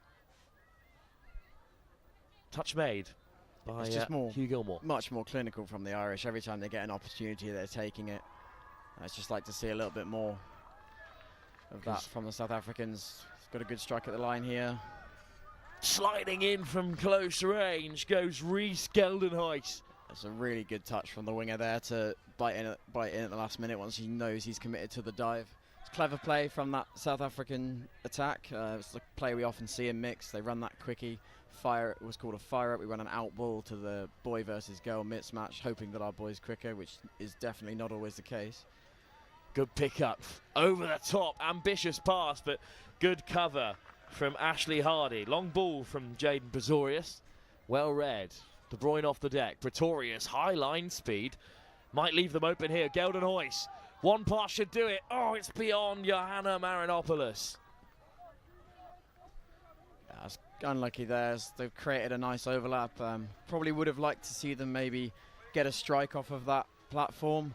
They exploited the high pressing middles really well, getting the ball to link. Run some form of maybe 23 play, like a little link quickie or a sweeper coming round. Would have been really nice to see what they could make out of that. Instead, the ball was flung off field, and now Ireland will have possession again with 3 minutes to go before half time. South Africa stay on our live stream. Up next, their mixed 18 side take on Lebanon, who lost to the Cayman Islands in a bit of a mixed result earlier on the day. Yeah, I think it was. I think Lebanon ended up being down by 1 in the end. It's really good to see them back at this tournament after their I think it was their, well, certainly European debut last year with a mixed 15s and a boys 18s. It's great to see them coming in and really competing in the mixed, seeing what they can bring. For now in the under 20s, it's South Africa who would be desperate to get on the board before the break, taken on by Lily. They just lost it there over the mark penalties. They're transitioning out. Well, that's a shame. Tap by Harris.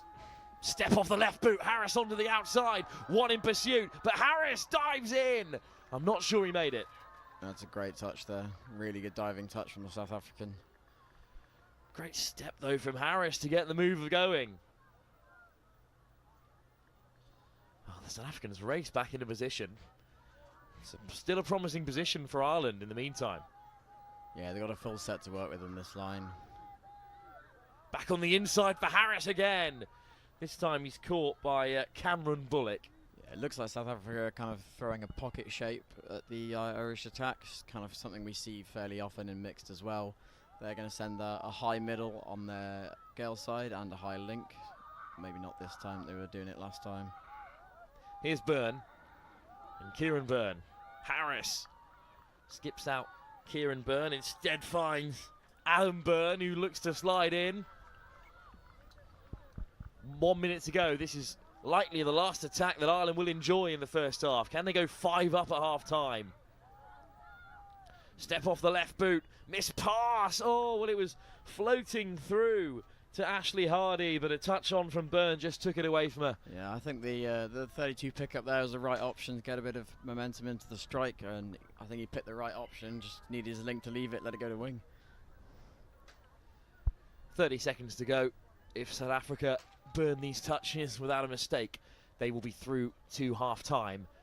Very much still in the game. Oh, absolutely. You can definitely come back from this far down. We can throw it back to the World Cup and looking at the Cook Islands versus Japan. I think they were 6 or 7 down maybe at half time. They ended up winning 10-9. So. A classic. That game's gone down in history. Absolutely. For just that purpose. Maybe a chance for South Africa before the break. Instead, the buzzer goes. And I'm not sure unless they score in miraculous fashion we'll have anything else to play for. We know what South Africans, they do love their last touch plays. Here they go. Still weaving the way through. On the retreat is Geldenhuys. He does manage to get the ball away. Here's Maku.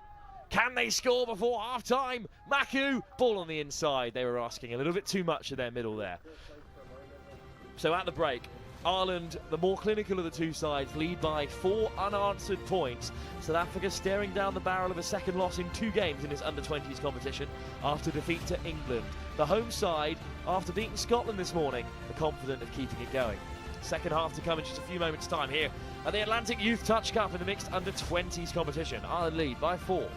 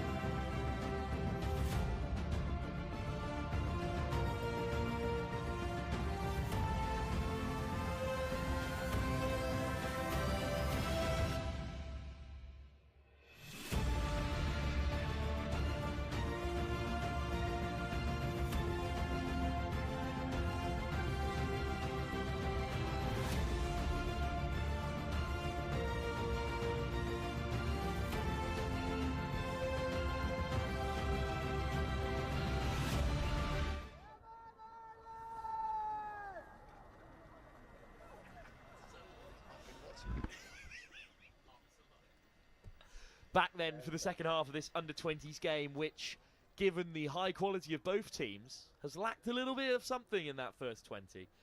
South Africa perhaps just need to shape up a little bit in that final 7. They trail by 4 tries at the moment.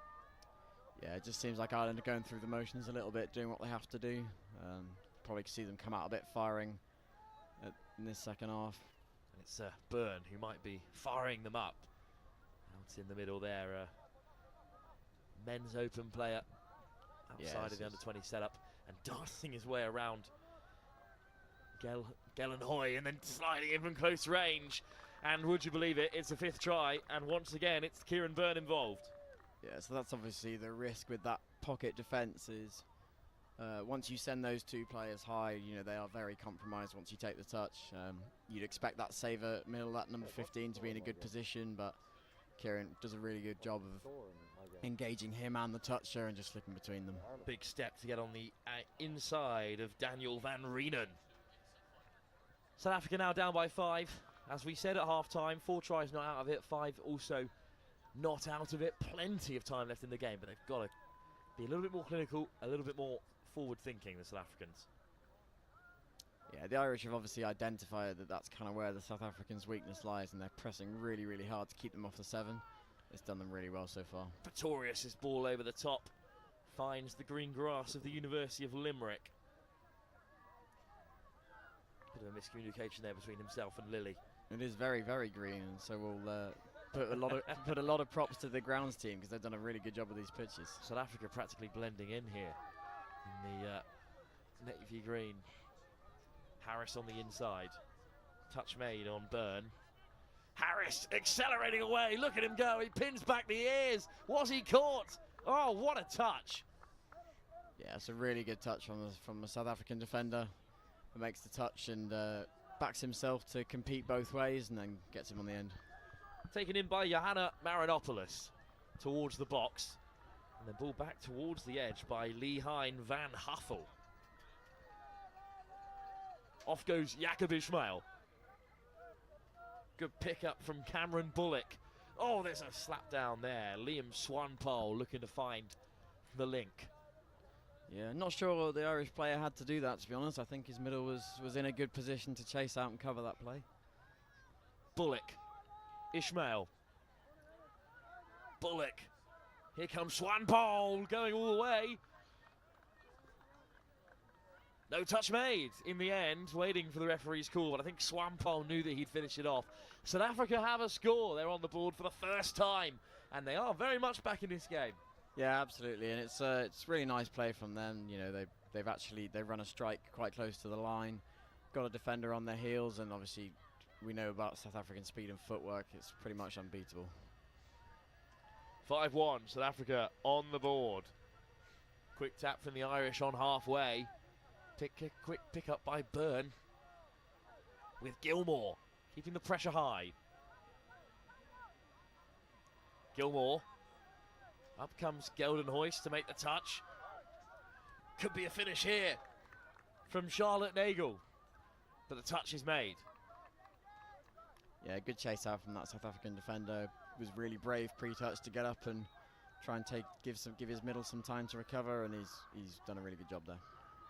Byrne looking to get away from the South African high press. Oh, there's so many options out wide, but Hugh Gilmore didn't need them, and he scoots through himself. He had to score that, he'd be in serious trouble from his winger. Definitely. Very, very good patience from the Irish again, just drawing that South African defence out, running to an edge, making sure that one of them bites, and then just executing the overlap. 6-1, South Africa back to 5 tries behind. And still 50 minutes to go, but this second half already is of a higher quality than the first. Oh, absolutely, yeah. Both teams have obviously had a good conversation at half-time. They're coming out firing, showing what they've got. Lilly from a South African. Big step off the left boot from Rhys Geldenhuys. Sliding in, but caught. One more touch for the South Africans to play with. Yeah, it's really nice work from a South African. They run a really good sweeper line, a lot of good speed, and forcing that Irish defence to cover a little bit harder than they would have liked. If they just run that tiny bit earlier, maybe close to the 7, they're going to cause some real problems. Ireland 6-1 up, on the verge of their second victory. If they can just keep a hold of possession, but that's a mistake that South Africa have to punish. Yeah, they've got a full set on the 7 here, and you'd like to see them go at the line at least 3 times, see what they can do. First touch made by Harris. Here's Pretorius. Geldenhuys. De Bruyne. Pretorius. Show and go. Harris doesn't buy it. Good work to win another set there. They're now on the 7, so you'd like to see them go at the line at least 3 times. You've got 3 strikes in a set. So let's see what they can pull out the bag here. Alex Lilly. Onto the field comes Cameron Bullock, who takes the touch. Lilly with a scoop. Back on the inside. And sliding and weaving his way goes Bullock. Well, the space opened up there, but perhaps he saw it a little late.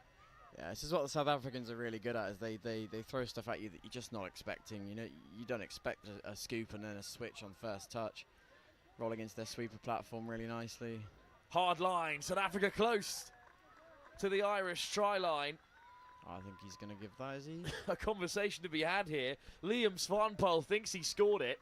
Oh, I think that's a very tight 50-50 there. It's gone Ireland's way. De Bruyne. Lilly. Dancing his way towards the Irish line. Svanpol. Harris makes the pass. Svanpol. Yeah, just like they've got the Irish defence up now. Bullock shows and goes, almost through. It's another big touch from Ben Harris. Well, Harris has put in a huge defensive shift there for Ireland. Yeah, absolutely. South African attack obviously going after him a little bit, making him work hard side to side, but he's stood up to the task there. Transition, another error in the same area of the field, is it? No, and Ireland have won a penalty off that, so it's a really good win for them to defend out 2 repeat sets and then win a penalty off their drive. That's going to give them a massive boost. Kieran Byrne dancing his way around De Bruyne. Eventually caught. Here's Byrne again. Takes the touch. Charlotte Nagel. Byrne. Gilmore. Byrne on the return. Slides in himself. I think the ball might have been dislodged there. Have to wait and see what the referee has to say. Yeah, so I think what Kieran's trying to say is that he got the ball down before any touches were made. We know that. Ooh, I think that's a great score. I think he might have done, yeah. If we look on the super slow-mo replay, which we've got the benefit of up here. Yeah, it has in fact been given. Great call by the referee. Yeah, good call there, and obviously good identification that there's one defender stuck behind the line, and there's some space there to attack. Got to be careful with these live streams. How long until VAR is a factor well, in the sport? You'd like to think that.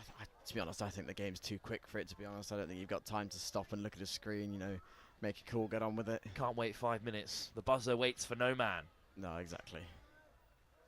Here's Van Reenen. Carried beyond the 7, but the referee didn't like it. Interesting. Penalty for hooking in the touch. Don't see that very often, so he's given a penalty against the attacker for kind of wrapping his arm around when he initiates. Very technical call. Yeah, it is. It's good work to pick that up. I don't usually spot them, so props to, I think it's Mike out there at the moment. Holly van Jaarsveld, though, can lay it back. South Africa won a penalty. Van Reenen to the open side. Maku on the switch. Maku, Van Reenen. Afika Maku draws the touch and gets it back again, looking to dance his way around Hugh Gilmore. 6 tries in 11 minutes. Is it happening? That's certainly possible. Van Reenen. Geldenhuys to the open side, looks to go alone.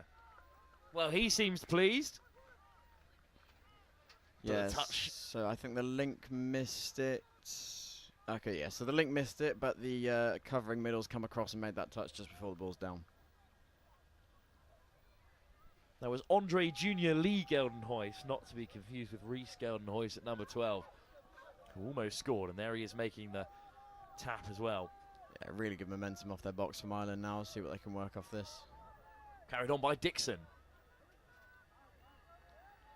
Forrest. Good carry by Tanner. And then weaving to the outside goes Lewis Thornton, but he's pulled back. Yeah, a lot of space on that left edge there if you wanted to use it. I'd say the link was probably a little bit too close to his middle on the scoop. Want to be wide, chopping that hole in to either draw the winger in or punch through yourself. South Africa transition well, but Ireland catch them on the halfway, and they might not have the momentum to strike with this set of touches. Yeah, I think this might be rolling into fifth coming now, so they've got close to the 7. Decent strike. 2-on-1 perhaps, but the wing is out there. Oh, great pace, what a ball! Over goes Holly van Jaarsveld, and with 1 touch remaining, they have created a great score. Yeah, you can never switch off on last touch with South Africa. You just can't do it. They're going to pull something out of the bag, and they have done there. Just static play, little bit of footwork, gets on the outside, creates an overlap. Step inside and out to get away from the link. Drew in the winger. Fantastic work. 9 minutes to go, 5 tries in it. South Africa beaten in their opener by England, but only by 9-5. Yeah, it's a really interesting division. This, I reckon, Ireland are obviously looking quite strong, and we've seen England win their first game, but I don't think we're really going to know what's going on until every team's played each other. Sammy Phelan hits the deck, but Ireland reset on the 7. Byrne heads to the open side. It's a delightfully weighted pass into the channel for Nagel, but again kept out by South Africa. So I reckon that might be a little bit of a pre-called play there. You see Kieran picking up and looking on his inside. He obviously wants someone to be running that, what we call a ninja line. So we show the quickie, we pick up, run hard on the outside, and someone runs on our inside there. But well defended from South Africa, no space. South Africa have to burn a few touches, but they have worked their way up the field well. Penalty, though, goes their way. Yeah, it's an excellent drive from South Africa, working really hard, winning a penalty off the Irish defence. Daniel van Reenen hands it off, gets it back as first receiver. Yeah, unfortunately, a penalty roll goes ball the other error. way. It's just the basic skills. You see, Ireland seem to be cleaner in the roll ball, cleaner in the ruck. Like they've had much fewer turnovers coming out of their end. So. Because South Africa is certainly an exciting and very athletic side. But Ireland, who despite scoring those 2 excellent long-range efforts, have been better in all areas, really.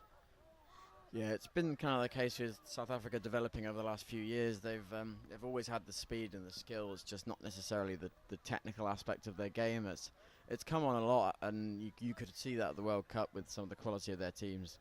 Particularly women's 27s really pushed England quite hard, and very unlucky to miss out on a final.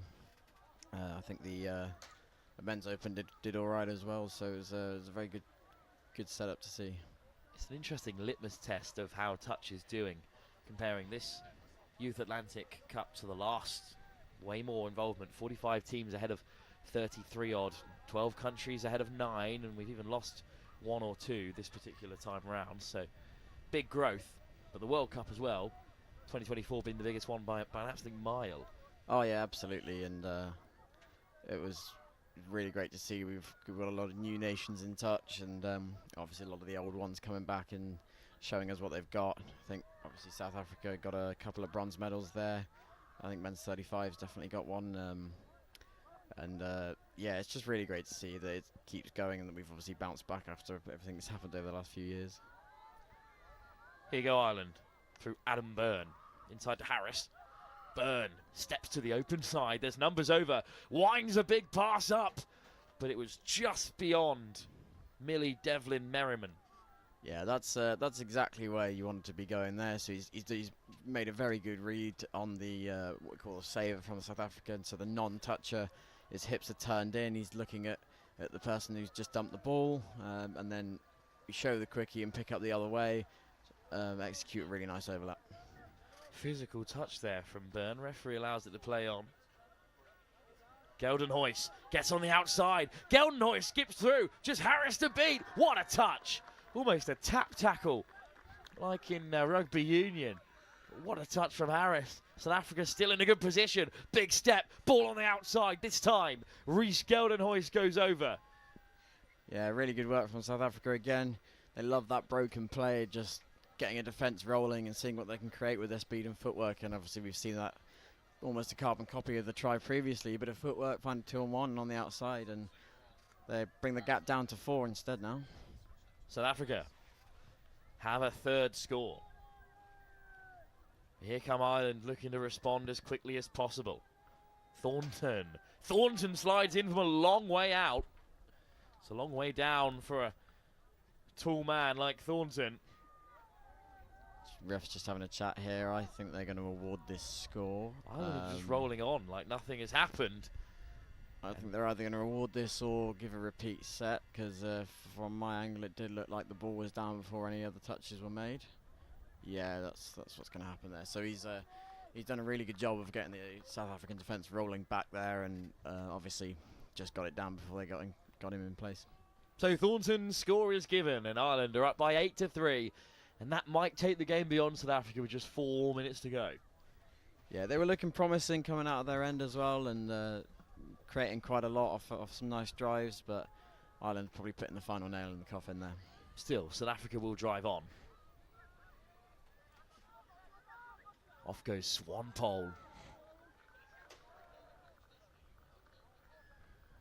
Bullock directing traffic in the middle. Ball back to the outside. Bullock with a quick pickup. Swampole outside him. It's over the top. It's loose. It's a Hail Mary pass, but he goes to ground. Yeah, it's unfortunate there because they did have a really nice setup actually. They ran what we'd call a doggies play, so sweeper onto the link. It's quite nice in that you've got two options. You can feed the link, or you can feed the person that dumped the ball straight back and they can attack the open side.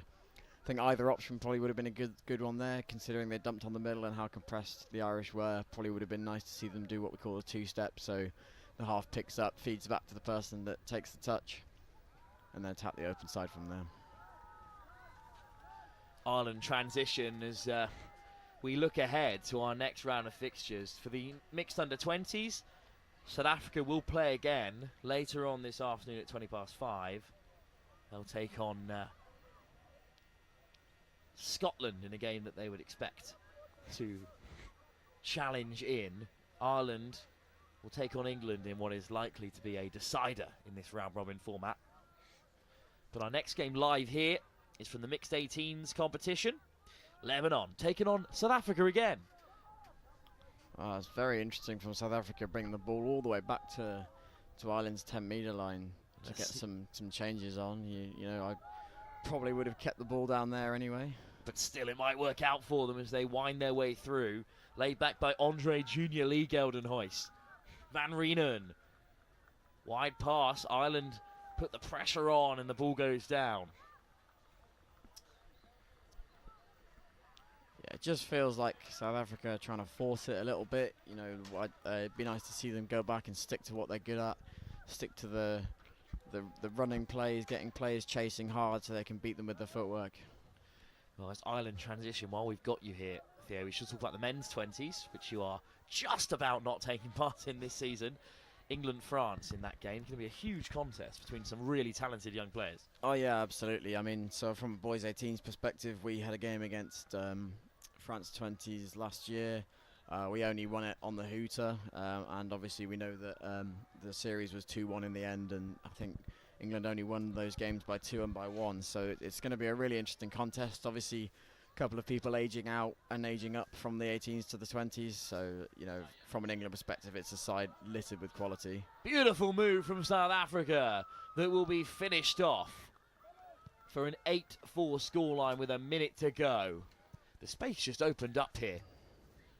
And there's the dummy, the last one to see off the link. I think South Africa might even be winning this second half, so it's been a really good turn up for them to see how they're doing. They were 4-0 down at the break, so I think all level in the second half. Much better performance from them. Yeah, absolutely. Really good turnaround at half time. But yeah, going back to men's 20s, this England side's obviously littered with big names. You know, you've got plenty taking part in opens coming up in Italy. Quite a couple who were involved in the World Cup.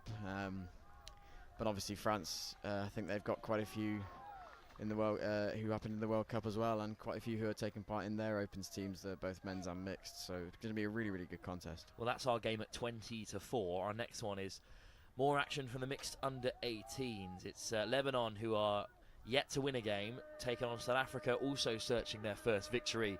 As the buzzer goes here, after a strong first half, Ireland are up by 4 unanswered tries. South Africa rallied in the second half, but could only keep things level. Final score 8-4 in favour of Ireland, who go 2 from 2 with their big game against England yet to come later on this afternoon. Theo, thanks for joining us, and best of luck for the 18s for the rest of the day. Thank you. Next game live here at the Atlantic Youth Touch Cup. We move back to the mixed under 18 competition. Two sides looking for their first win. South Africa play Lebanon.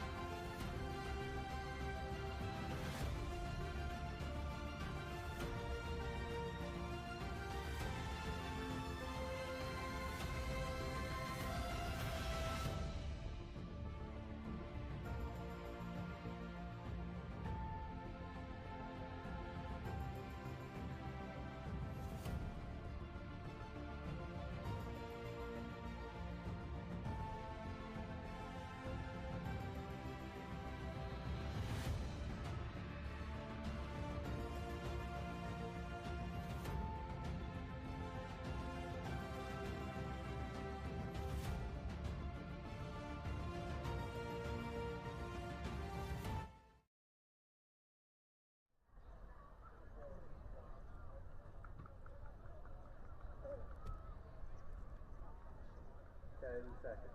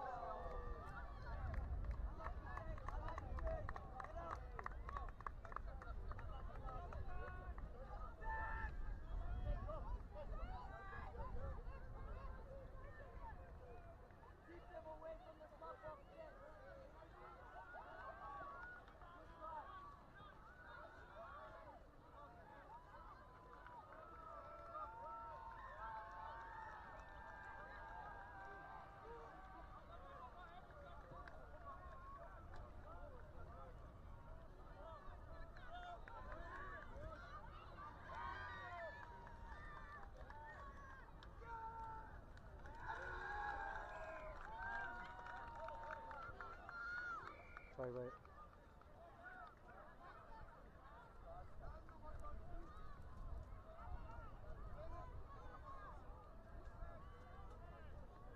Stop, yeah.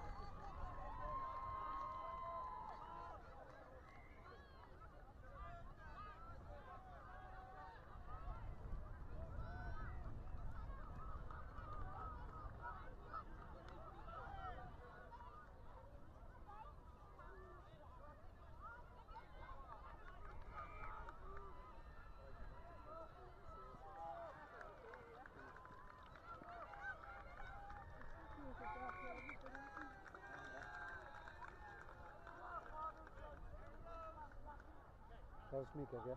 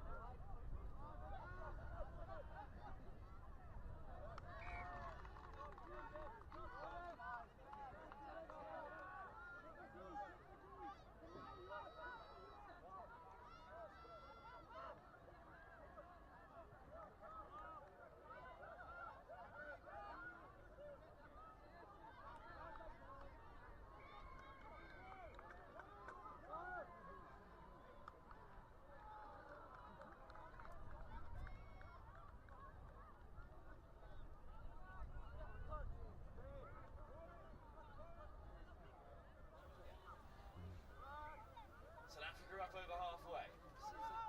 They're handling at these crucial junctures, and it's into the path of Motti. Motti on the outside. Great run from Tariq Zaneid Abbas Motti. Now how am I feeling? Ball in hand, awaiting the referees to see.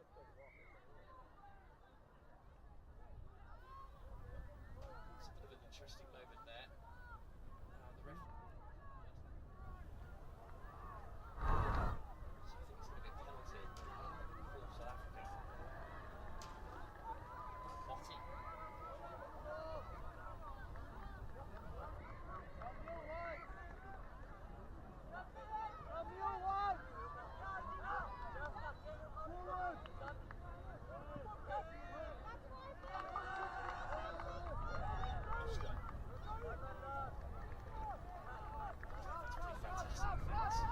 brilliant defence to move them 20 metres up the pitch like that. But I think also it's a certain naivety on the part of the South Africans. They appear to be not as experienced as the Lebanese, who have really impressed me in the early stages of this tournament. Both these sides lost to the Cayman Islands by a single point. Ireland to Lebanon and did beat them comfortably, but you're saying that you were still quite impressed with how Lebanon conducted themselves in that game. Yes, I was. They showed a lot of skill and flair. They just came up against a really good Irish team, and it was, of course, the first match. And I think the nerves probably got to them more than it did to Ireland. On home soil, of course, Ireland have had plenty of success across the board. Big win in the men's under-20s against South Africa in the last game as South Africa danced their way down the touchline. Touch taken by Johnston as he leaves the field. Off goes Ryan Jade. Ferris accelerates away. Ferris is going to go the length, and he knows exactly where the camera is. Ryan Jade Ferris scores for South Africa. Well, he took the scenic route. He did, but boy, did he have some gas in those legs. Just about got away from Angela Aboud and Carl Burberry, respectively. 7 minutes gone. South Africa level it up. A draw wouldn't really do for either side here. They need to crack that top six for a playoff place in the latter stages of Saturday's fixtures. Top six will all potentially qualify for the semi-finals. Top two go through straight away. Lovely weaving run again from Ray Burberry this time. Still time for Lebanon to get back ahead before half-time. Indeed, we haven't even reached the 10-minute mark in this game. Oh, great effort. And Luka Massad has got Lebanon back ahead again. Well, that was a try out of nothing, really. Just using the mismatch. Oh, big step to draw in the last defender. And then getting on the outside. Snuck in Massad.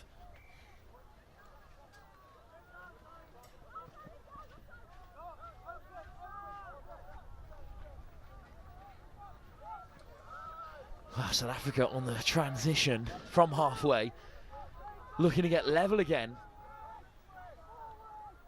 Motti gets away from the first defender, puts on the handbrake.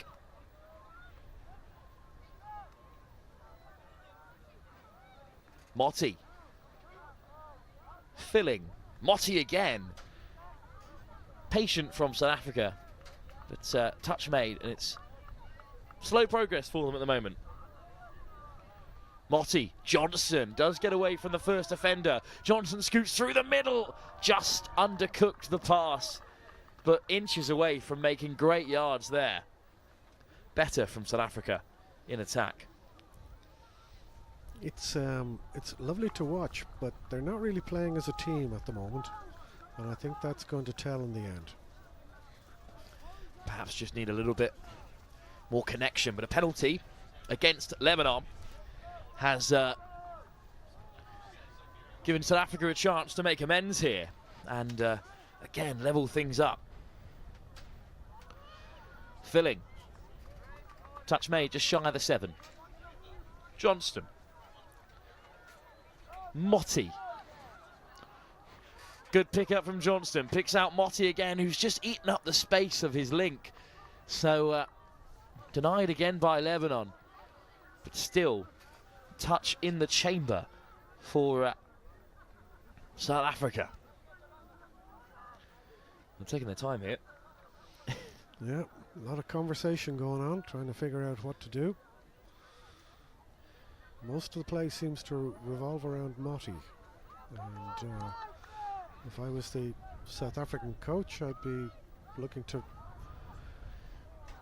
Oh, Hail Mary pass over the top, but it doesn't find its target, and Lebanon keeps South Africa out again.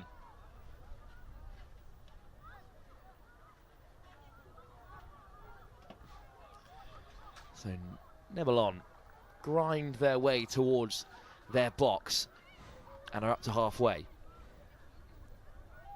Good step off the right from Luca Massard. And Massard again making great meters, and now Burberry's in behind. Got a player out to his left. It's into the path of Elsa Gattas. But no way through for Lebanon this time.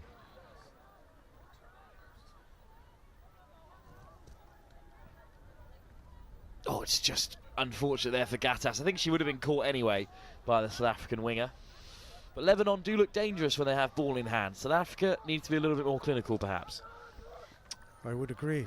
They just need to start playing as a team more so, because they certainly have all the physical attributes necessary. South Africa still driving beyond the 10. Great pickup from Aspris. Aspris whips one wide. What a take that is by Kruger. But unfortunately just out of touches. Jodie Kruger with a great grab. But now Lebanon can counter instead. Touch taken by Kaya Freya.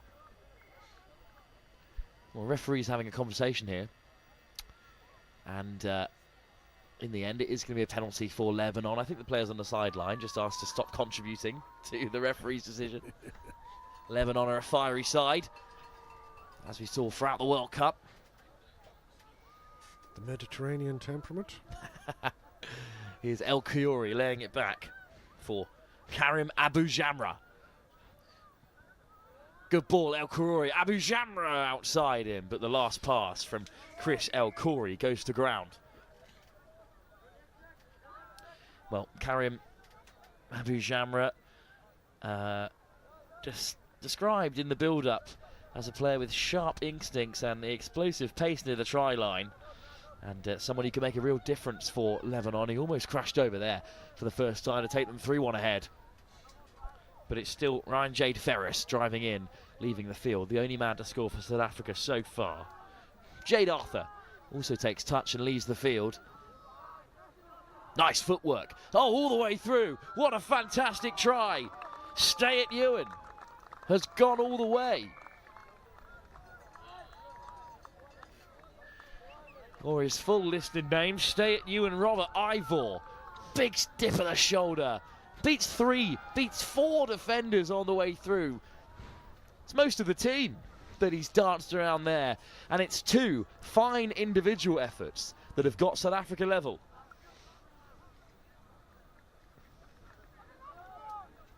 What a try. And what a time to do it. Super try. Just as the sun Great comes out. Individual effort. And as you say, makes things very interesting now. Two apiece. Again, discussions between Lebanon and the referee. Sami Aoun. Good pick up off the deck, almost all the way through there. Carl Burberry, but touch made by South Africa. 6 minutes to go in this first half, and there's nothing to separate the sides, even if Lebanon have perhaps had the lion's share of possession, or indeed position on the field. An unforced error. They've been rare in this game after South Africa's somewhat shaky start, but Lebanon now given an opportunity here to strike and take the lead again. In goes Andreas Creedy. Aoun. Burberry. Aoun again.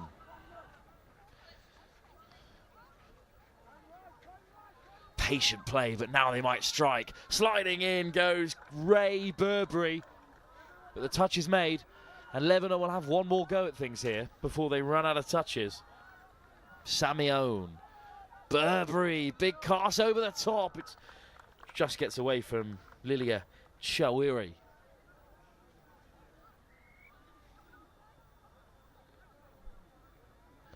So still a stalemate with 5 minutes to go before the end of this first half. And South Africa can transition. But it gives us a chance, Peter, to reflect a little bit on Ireland while we have you here, and their growth as a touch-playing nation as well. Because Old Wesley in Dublin, of course, one of the best club sides in Britain full stop. They always do compete at the top level at the nationals, but there's plenty of touch being played all around Ireland, and these junior setups, the players come from all over and not just from the Dublin area. That's right. We had regional trials all around the country, so it truly is representative of the whole island, and it was fantastic to see the numbers of kids who turned up looking for a place. So yeah, proper full representative sides, all of them very keen to make their mark, and we've been delighted with the response we've had. And it's been great to have them showcased here in the west of Ireland as well, as the uncharacteristically perfect weather we've enjoyed so far continues to shine down on us here. You realise that is the commentator's curse, Will. I'm hoping that things hold together, but because I know I'll be on field 2 up on the mound at some point this week, so finally try given for Lebanon in the meantime. Well, that was interesting. The assistant referee on this near side came over to have a look, and in the end they've concluded that Lebanon did in fact score. It looked like a pretty regulation stop by South Africa, but perhaps an offside that we didn't spot has given Lebanon another score. So try scored for Lebanon. They lead by 3-2 again. They've been in front this entire game, or at least they've never been behind, other than the moments in which they've been level. So 3 minutes before the break, they take the lead again. Burberry off the deck. Good carry by Luca Massard. In fact, working in the middle there with Aniel El Bala. Here is El Bala again. He's got Burberry and Massard stacked up behind him. Now it's Massard. El Bala caught. Great line speed from South Africa. And a big turnover by Mwabe Mista.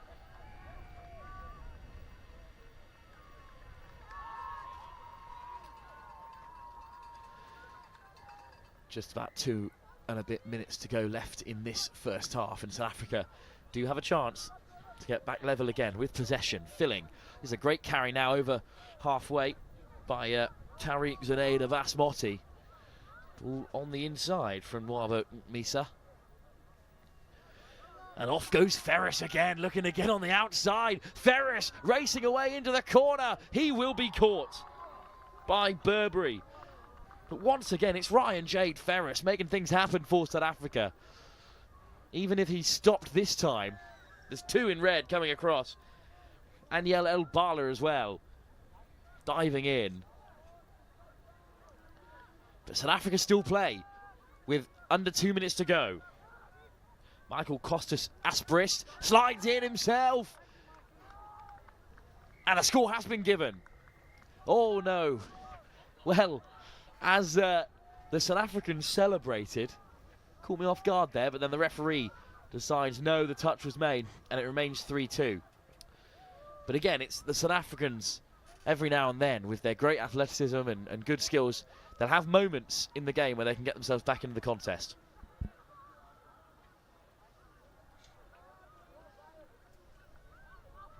Good pick up again by Abu Jamra. Well, Aboud has to give it up, unfortunately, there. South Africa have it back. 1 minute to go. Do they have time to break away and equalise before half-time? As Theo Edwards said in our last game, you can never count out the South Africans. Good step off the left boot onto the outside. Placed just before the touchline by Aspris. Strong carry from Jade Arthur. 30 seconds to go. Can they score off this final set? It's Bryce Graff. Oh, pass through the contact by Ewan Robert Ivor. And unfortunately, it is off target. So at half-time, with just 10 seconds to go, it will be Lebanon 3, South Africa 2. And I think they do deserve their leave, Peter, at the end of this first half. They've been the team that's been playing as a team. And yes, I agree. They certainly do deserve it. And I think they were unlucky not to score a couple more. There goes the buzzer. But for now, South Africa hang on. They're certainly still in the game, just one try behind. Both sides looking for their first win in the mixed under-18 category in this, the third round of that particular category. England, Belgium and the Cayman Islands all undefeated at the very top going into round 3, the final game of the day for these sides. And at the moment, South Africa trail Lebanon by 3-2 with 20 minutes still to play.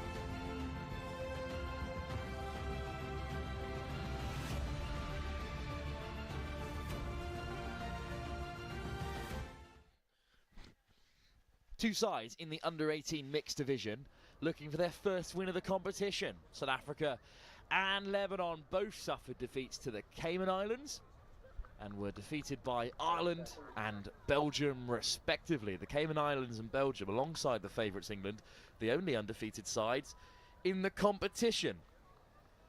But top 6 will all qualify for the knockouts, with a playoff seeding the last sides in the semi-finals to take on numbers 1 and 2 in the round-robin rankings. So lots to play for. South Africa still within touching distance, but Peter alongside me for this one, as you explained in the first half. Lebanon playing more like a team, South Africa relying on individual moments, and it's just not as sustainable as Lebanon's good play. That's right. I think the coaches will have said quite a bit to the South Africans at half time. Lebanon will probably have been told just keep doing what you're doing. So it'll be interesting to see how they adjust over this last 20 minutes. Burberry inside the 7 of South Africa already for Lebanon. Big winding dummy.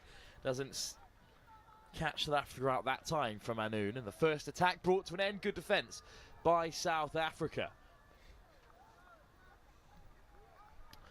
Burberry makes the first touch. South Africa step off the left and head towards the Lebanon box instead of their own. Good work straight through the centre by Aspris. Great carry. Aspris again on the return. Looking to test Burberry and the Lebanon defence. Aspris again has it, now on the 7. Good transition from South Africa. Jodie Copeland out there as well. Copeland, Aspris goes alone and slides in. And it is a score. Well, he's no look flung the ball back towards halfway, and it's clattered off a Lebanon man who was not particularly happy with that. But it is a great score from South Africa, and Aspris and Copeland have worked really well together to create it. The coaches obviously identified there was a weakness there on that Lebanon side and said to their players, don't box, go the other way. And it's worked out brilliantly. No need to box inside the first minute of the half for South Africa, and instead they've levelled up the game. But here goes Andreas Creedy, now carried on by Raphael Rad, opening try scorer. Aboud, good work from Lebanon. Here's Chris El Khoury, finally taking the touch. Abu Jamra. Raphael Rad. Abu Jamra again. El Khoury caught by South Africa. And that's twice that South Africa have shut out Lebanon at the start of this second half. Promising signs for them. It certainly is, and I think the Lebanese need to stop standing on the 7, talking about it, and get on with it. Need a bit more attacking impetus there. That pass has worked out, fortunately, for South Africa. Great work from Ewan Robert Ivor.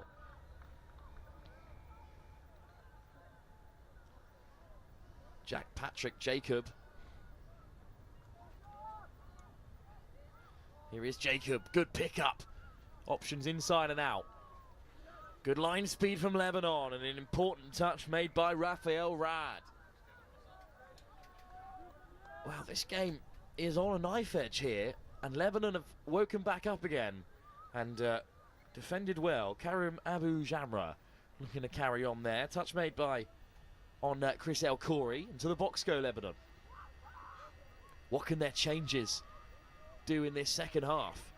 As they race away for the first time, it's Ray Burberry. Still going. Good carry, but a turnover there. Just a miscount perhaps. Picked up on the 10. Off goes Jade Arthur. And South Africa work their way towards their own box this time. Lifted off the deck rather cautiously. But some good hands have South Africa away on the outside. Fantastic pickup. Off goes Aspris. Again, picking out Ewan Robert Ivor. What a second half he's having. This time denied. But South Africa looking exciting here. Aspris. One more pass should do it. But just run into traffic there. And they miss out. Copeland caught, but much better from South Africa in his opening 5. They certainly have settled into it better this half than Lebanon, and are showing some serious intent on taking this game.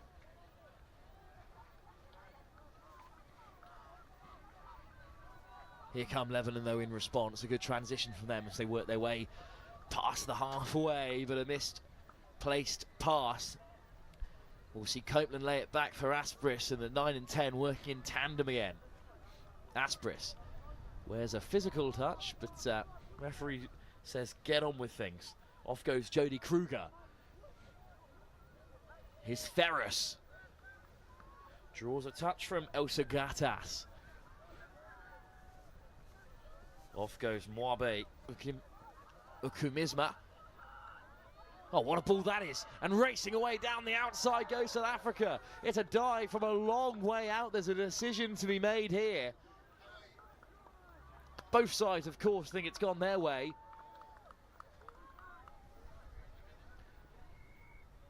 Well, there's a real conversation to be had.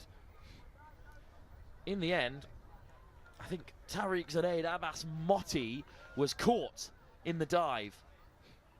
But still a chance for South Africa. Motti lays it back. Well, I think he's going to tap the penalty here. 6 touches at the 7 for South Africa. Johnston. No touch there, finally taken. It's getting pretty heated here between the two sides. A lot at stake here. Both sides want to win. They're going to have to keep their cool and talk their way through this.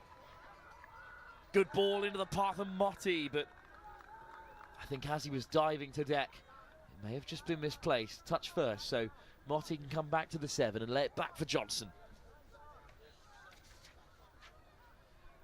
Motti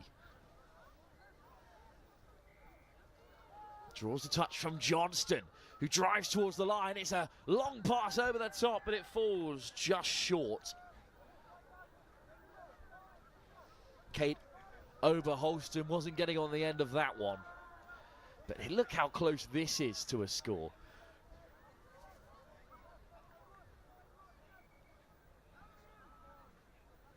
Well, I think in the end, it's an outstanding touch from Lilia Shuiri that denies South Africa a lead for the very first time in this game, as it would be.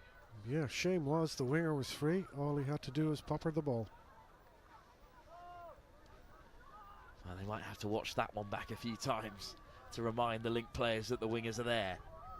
Carried on by Raphael Rad. Karim Abu Jamara. Look at him go. Abu Jamara. Oh, over the top. But it's a fantastic read by the South African winger to deny the score. Outstanding from Camille Carls. It was a lovely ball to find Raf, looking for his second try of the game. But instead, South Africa have it back.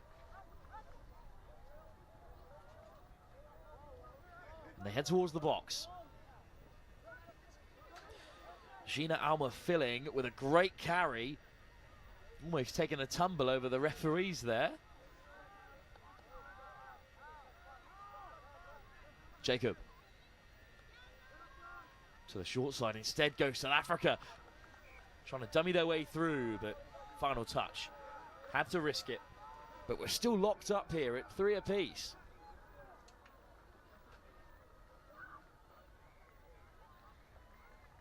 Touch made on Abu Jamra, and he heads towards the touchline, as does Raphael Rad. But a penalty. Almost the first one of the second half, and, well, State U and Robert Ivor thinks he's clean through, but called back by the referee. Fine margins in this second half, Peter. Very fine margins, and it's going to come down to probably a moment of brilliance by someone. Well, both these sides were on the wrong end of narrow defeats to the Cayman Islands by a single try, and then they were both soundly beaten in their other game against Belgium and Ireland respectively. But this could be another tight one here, as again, you and Robert Ivor going for it.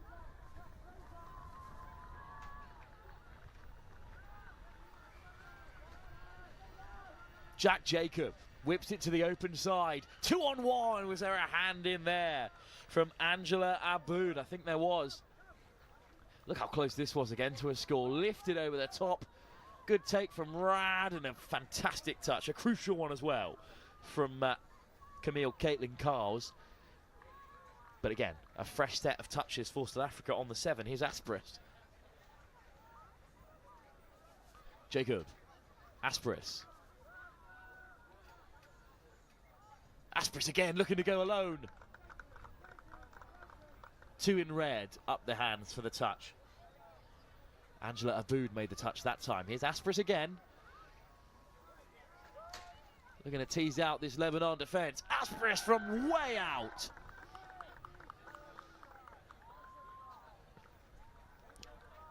Well, again, a discussion to be had between the referees.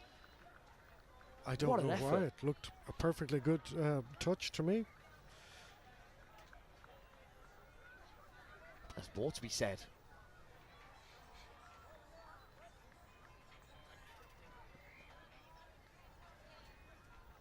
Looks regulation, but it's actually a turnover. Hips not square, but Indeed, I think that's what the referee was saying. Yes, absolutely right. Great call, good spot from a long way back. And Lebanon survive off the back of that call and have the chance to transition here. Off goes Carl Burberry again. Clean pickup from Burberry at the second time of asking. Here's Aoun. Creedy. Aoun. Sammy Aoun. Creedy on the inside. Playing a little game between themselves and now bringing in Burberry. Lofted over the top. Great take. But I think Kaya Freya has just been caught there. Well, one thing about the Lebanese that I do enjoy is the matching white caps, which they all wear backwards as well. Clear fashion statement. Good to see that kind of unity in a squad. Oh, dancing footwork again from Aspris. What a second half he's having. Copeland. He turned the game around a little bit for South Africa. Arthur. Jade Arthur. Two in red. Stick up the hands. Creedy, one of them. Touch made. One last touch on the 7. Lebanon's line defence is really quite good. South Africa are going to have to do something a bit different to break that down. Oh, it's a loose pass. Lebanon are going to get the ball back again. Under 8 minutes. We're still level at 3 tries apiece. Yet to see a draw here on field 1 so far. This could be our first. Wow, didn't know that.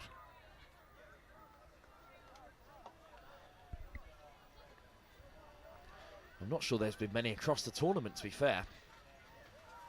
But Any games I've watched, they've always had a clear result.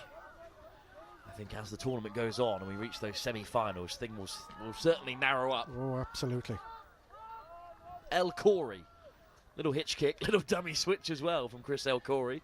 But he can't beat Copeland. And good line speed from the South African winger. South Africa on top with ball in hand and good field possession. Jade, strong carry. Copeland gives the pass. Laid back there by Graf. A winding run from Aspris. But Oberholster looking for numbers and finding Filling. Quick pickup and now a step to the open side. Filling has a winger outside, but instead retreats and is caught by Lebanon. And in the end, the attack's over. Brought to an end by Chris El Khoury. Kareem Abu Jamra. Chris El Khoury.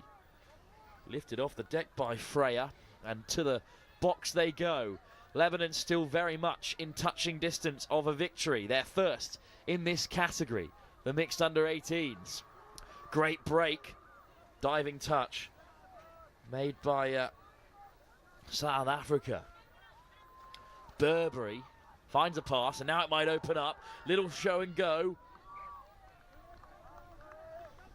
But the attack brought to an end. Aniel El Bala caught. And the game has developed into a bit of a stalemate, Peter. Both teams are well matched and they're struggling to find an answer now to break down each other's defence. So it's probably going to be another very tight result at the end. Might have to be a moment of brilliance, of which we've seen a few from South Africa already. Aspris with Copeland on the inside. Here goes Ferris. Aspris, Copeland. Kruger, finds a pass through to Oberholster. But the referee's going to call him back for touch pass. Good spot there, Peter. 5 minutes to go. Things are getting nervous out there. Both sides don't want to give the game up as much as they don't want to lose it. Absolutely right. Yeah, they're going to try and keep the mistakes to a minimum, which means they're not going to play as adventurously as they perhaps have been playing. Burberry lays it back. Creedy. Good yards up beyond the 10. Oh no. Fifth touch. Didn't keep the count. A miscount there by Lebanon gives it back to South Africa. 4 minutes now. South Africa driving towards the 10. Great start, but it's a very loose ball on the deck. And who's the penalty going to be given for? It is Lebanon. Through their protestations, have been given possession back on halfway. This is a chance to break the deadlock. And it is a deadlock in the truest form of the word. No side has come closer than a half-decent defensive touch as of yet. Good work from you and Robert Ivor getting back and forcing another turnover. Oh dear, the game has descended a little bit into one of a more scrappy nature, given the high stakes here. Both sides after their first win. 3.5 to go. Lifted off the deck by Overholster. And then a nice run inside.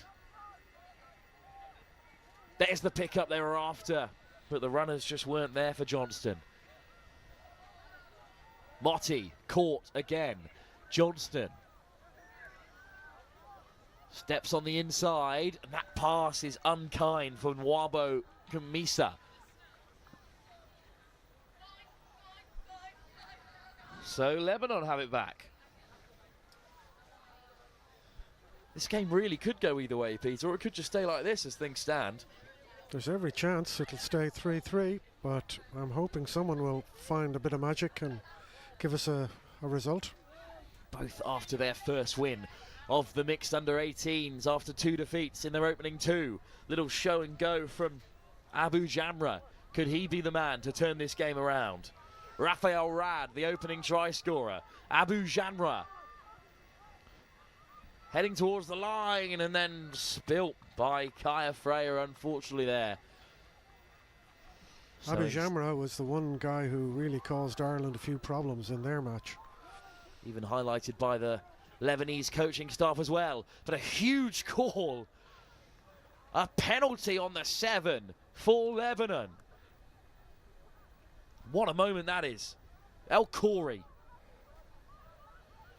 Oh, it's just been spilt by Raphael Raff on the deck.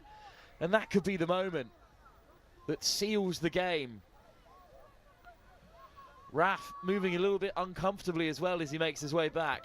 South Africa transition, but they're still a long way from home. Great dive. And El Khoury has won it back. 1.5 minutes to go. El Khoury desperate to get things going. Off goes Chris El Khoury. Raff. Abu Jamra. Draws a touch on the 7. But they've got to be a bit more intent here about this Lebanese attack. Raff. Jamra slides in. Is this it? Both South Africans go up to claim the touch and Abu Jamra retreats.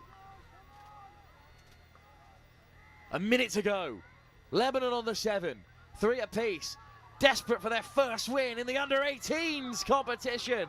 And the pass is beyond Yasmin Malouf. And this could seal it as a 3-3 game unless South Africa do something special here with 30 seconds to go. Copeland, little hitch kick, ball over the top. Well, turnover, penalty. Abu Jamra looks to go quickly, but he's called back by the ref. You gotta ask permission. Oh no, 20 seconds to go, 15. Abu Jamra's got to get a shift on here. There may not be time. El Khoury, Abu Jamra, Raff, marching their way through the South African defence. There's the hooter. That's it. So they will settle for a draw. Both sides searching for their first win. The wait goes on, but they have avoided defeat for the first time here at the Atlantic Youth Touch Cup. Neither side particularly wanted this result, but that second half emerged as a bit of a stalemate. Peter, thank you so much for joining us, and thank you, of course, to the Federation of International Touch and Ireland Touch especially for hosting this edition of the Atlantic Youth Cup. Enjoy the rest of the tournament as well, Peter. You too will. And Cheers. we will Bye. enjoy our next game for you here, which is more action from the men's under-20 competition. It's England taking on France. That's the next game, due to kick off in just a few moments' time here at the University of Limerick. Cheers, mate. Thanks for coming on. Lovely to meet you as well.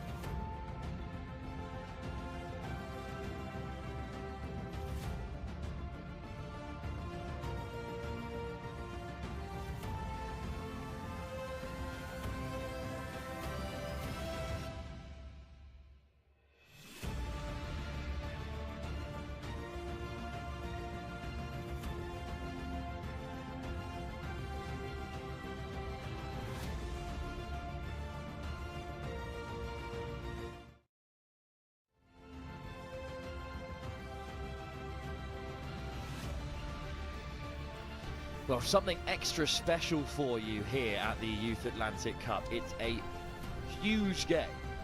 It's a test match between France and England under 20. So the two sides competing in this round robin alongside the England Lions. I'm joined by England Lions coach who's seen both these sides in action, Max Shepstone. Max, thanks for joining us. You've obviously led the Lions into games against both these two teams, and they were pretty even given the scores we've seen so far. Yeah, this should be a good close game. Two teams that are going to run hard, be physical with each other. We saw that in our games, big physicality from both sides. So it's going to be who wins that grind in the midfield, I think. Line attack should be pretty similar to the team. It's a 3-match test series, and this is the first of 3. They'll also play on Saturday and Sunday, with the last test series, the decider, also being live streamed. As France look to work their way down the short side through Lilian Tatard, but it's good defence, and Sam Dixon can lay it back in his classic cap, that he's pretty much trademarked at this point. Yeah, really solid work there from Dicko. Unfortunately, got away with that a little bit. Looked like that was over the mark, but they're moving the ball nicely here on the first couple of touches. Really good momentum. We'll be looking to get their subs on now, though, and they've gone direct. It's an bold choice off the tap-off, and now they're getting subs on. There goes McAuliffe. Off the deck again, here comes some substitutes. Archie Devlin amongst them. And it's a great drive by England in an interesting position here. And Devlin, freshly onto the field, goes over for the opener. Yeah, that's Archie's trademark, getting really low at the line, diving at feet. That's his top skill at the moment. He's developing his ball playing work, but he's such a line threat with that dive. France, who drove well all the way up to the English 7, have now got to respond after going behind. England take on Portugal over on pitch 2 as well, so it's a full England affair on the live stream here. As crashing in goes Remy Tastet. Little bobbles there. It's failed to strike on 3 again off the tap off. That's going to annoy the French coach there. Tom Perrinin. Samson Lloyd. Perrinin again. Lloyd. It might open up here for France. Lofted over the top. England read it well.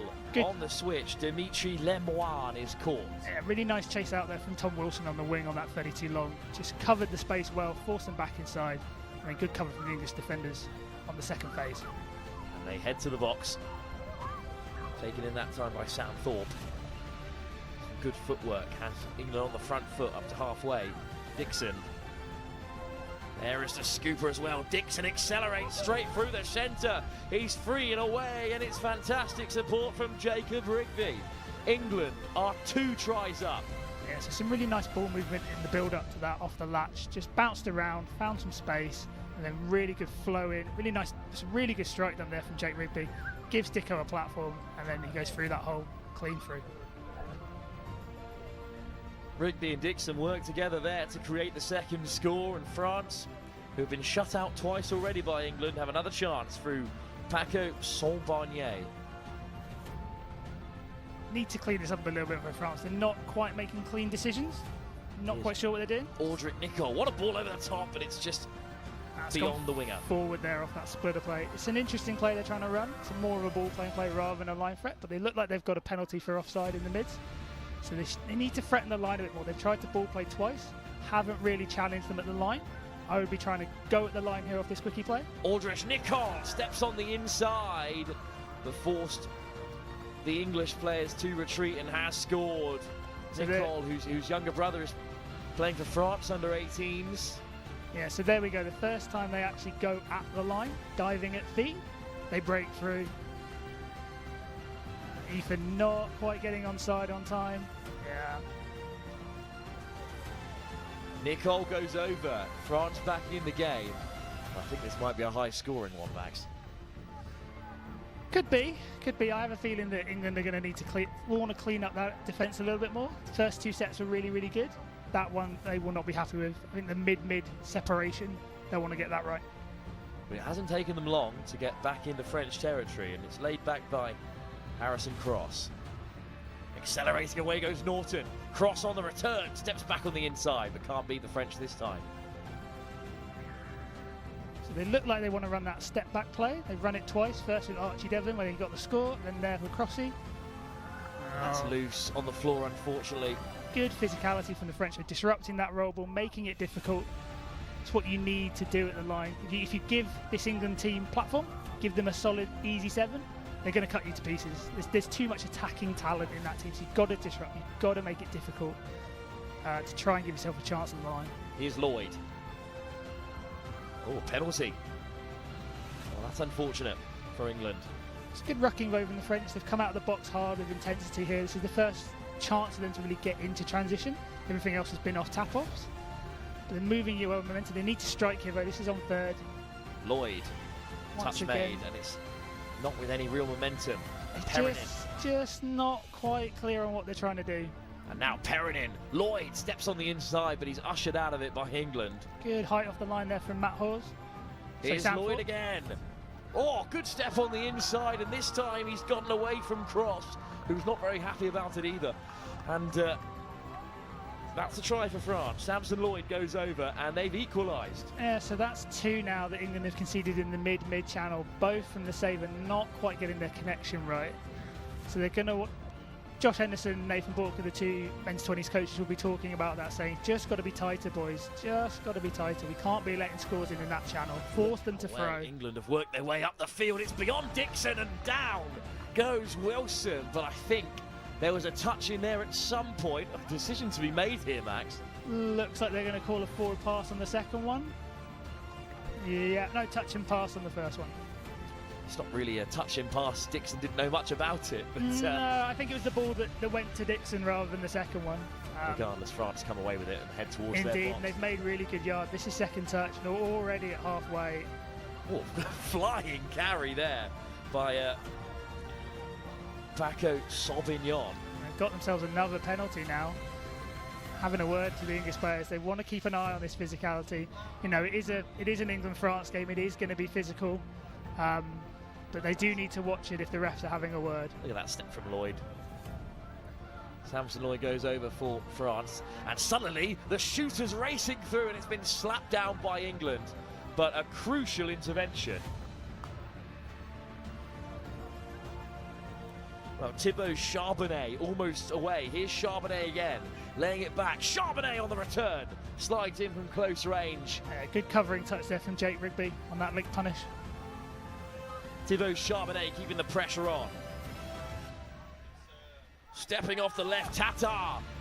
Again, good cover for the England defenders. They're getting off the line now. This is much, much better. They're keeping their connection. They're going to have to force some ball playing now, France. But they've got them tight, so ball playing is now an option. That's the progression. Tatar, Le Prunenet again, and it's another good read by the English. Touch made again by Sebastian Hillebrand. But he's gone early, so they've got a penalty. Fresh set for France. Aurélien Le Prunenet takes the touch. Good pickup. Le Prunenet on the outside. Has he got away from Dixon? That is a great touch from Dixon. Cooper Bainbridge was really high off the line, forced him back inside. He's in a position to snipe and then bailed out. Not quite sure why, but good defence from England there. Lilian Tatar lifts it off the deck for Thibaut Charbonnet. Again turned away, but another penalty. Yeah, they've gone early again. They're looking to snipe the French players. They're trying to force them back inside to help the mid stay connected. The Lynx are just now going off the line early, hence the 2 penalties. So if they get pinged again, they're going to be down to 5 defenders, and that'll create a lot of space for the French to work with. Le Prunenet, Charbonnet, Le Prunenet again, looking to weave away. Dixon makes another big touch in there to deny Thibaut Charbonnet from the 7. Good height from the English middles. Winding it wide, and it's just drifted forward, I think, regardless of the fine effort from, well, get ready for this name, Lancelot Duvenois. So that is a cracking net. Yeah, forward pass, but I think the English defenders had it covered. Good height from the mids, forced the ball playing early, enables the wings to get a good read and chase out. So I think even if that ball had been caught, I would have backed Tom Wilson to make that touch. England's turn to attack after defending for a fair few phases there. Off goes Sebastian Conahan. Conahan, ball on the inside. Long pass from Thorpe. Does find the winger. Some nice footwork from Tyler Lowe. Just a little bit floaty that one from Sam Thorpe. He would have probably want to thrown that flatter. But no chance for a tap back. Just a little bit too far out on that occasion. But it's good defence from England. That's third touch. 4 foot halfway. They should be in a good position to defend. Good physical touch there. As you say, Max, great defence from England in response. Theo Tyler Lowe getting up and making an impact, and off goes Lloyd Sampson. But he's just run out of touches there, and that earlier defensive work so crucial, because otherwise that could have been dangerous for England. They've got pinged again. England's penalty count is very high in this first 10 minutes. They need to sort their discipline out. They're just giving away repeat set after repeat set. They're making life hard for themselves. and they haven't been able to get down to the French line in the last few sets. Samson Lloyd finds the pass, sliding over Dimitri Lemogne. And the try has been given. 3-2. They take the lead, France. They've come from 2-0 down. No, it looks like the sideline ref has called that back. Forward pass possibly off the ruck. Well, Dimitri Lemogne was celebrating, but indeed it's been called back. And I think England have gotten away with one there in terms of the amount of pressure they're under. Yeah, very possibly. They're going to count their stars a little bit here. They need to just get back to basics. They're overplaying a little. Oh, that's a very nice step from Archie then. But they just need to punch forward. They're going sideways a little bit. Just punch it up the guts, get themselves going forward, and then just reset a little bit. Rory Fulton racing away, caught by Samson Lloyd. But that's what I was just calling for. Just get it going forward. Good. Cross. That's a nice step from Ball Cross. on the inside, and well, I think it might have been touch and pass on Cross there. That's unfortunate. I thought that was ball away, but refs have made their call. It was a really nice step from Harrison, and then give them the space. They've won the turnover there. Good physical touch from the winger. Bit of a coach killer for France. Need a clean transition against a side of this quality. They do, but it's a good physical touch from the winger. He's made it difficult. He's getting in their space, getting under the shoulders, and that's how you force turnovers. So it is a skill error from France, but it's good from England to force that mistake. Norton. Harrison Cross gets it off the deck. Good delay on the pass, but a great read by the winger. Big touch by Lancelot Duvenois. Another forward pass off the ruck. Basic errors from both teams in and around the roll ball. What a touch that was to force back Sebastian Hillebrand. Yeah, Seb needs to be stronger in that touch there. We've seen the level of physicality that's coming in this game. He's got to be prepared for that. Lovely winding run from Thibault Charbonnet, but it's another turnover. So this one over the mark. Just error count from both sides. It's not what you would expect from two teams that have got experienced players in their lineups. It's all in the roll ball. It's not forward passes. It's not drop balls. It's all in the roll ball. Even there, getting held up. Dixon makes an important touch. France have it back though. Tattard, Lilian Tattard.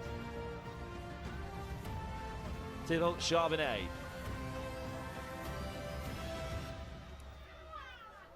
Tattard. Aurélien Leprunenet gets it on the return. Leprunenet. Well crowded out there by the English middles. That set didn't really look threatening. Weren't quite sure what they were trying to do. Has a differentiated between mid, 32. Didn't really have a plan. Much better rucking on those first two touches, though. Much more direct. That's what England need to be doing. On the switch. Good injection of pace from Thorpe. Really got them moving now. The French just in the way there, slowing down the ball off the deck, but Devlin there to play half. Good step off the right. Yeah, play through. Offside is the call, and Sebastian Conahan is the quickest to react. Oh, that is the easiest score Seb is going to have in a while. But he won't complain. Again. Yeah, it's a really nice little step here from Archie. Nice and direct first set, and then bang, off that foot. Through the gap he goes. Is offside, and no one in navy blue is quick enough to get back and catch Conahan. So England take the lead. Yeah, but it's, again, they've scored that by being direct, going forward. When either team have done that, they've been direct, they've looked threatening. When they've tried to play side to side, they haven't looked as threatening, and I think both coaches will be saying that to them at half-time. Perrin caught on the 7, so England have it back, and here comes Cooper Bainbridge. Good pickup. Touch taken by Rory Fulton as the changes are made. Another good carry from Hawes. Just slow down a bit, but this is only fourth touch. They should get a line strike here. They're set for a scoop. Steps off the right boot, gets away from Samson Lloyd. Cross is in the area. Who can he find? What a finish that might be from Matthew Hawes. But the touch was made. Great defence from France. I'm not sure about that. I thought that was balled out. It's a really nice attacking play from Harrison Cross. We'll lovely have another step. Look at it while the French transition in a few moments. But what an effort that was. For now, though, it's France who may well get a chance to strike ball down. Well, Space. how close was Hawes to getting over here? Space with that really nice kick from Matt to get separation. Ooh, it's my as close word. as anything. Remy Tastet, the closest for France. Being hypercritical, that ball needs to be lower to Maddie. He needs to be on the ground so it's ready to go down. It's just a little bit high, and that gives the French defender time to get across. But it's a wonderful bit of play in the build-up, the kick step, pace to go through the hole. And England do win a penalty in the meantime. Now they're on third touch, winding away through. Down goes Conahan. Conahan gets it back again. This is the pod for England that's looked the most threatening. Archie, Seb, Sam Thorpe. Devlin. Just need to think what they want to do here. Looks like it's going to be a 32 long. Archie's specialty.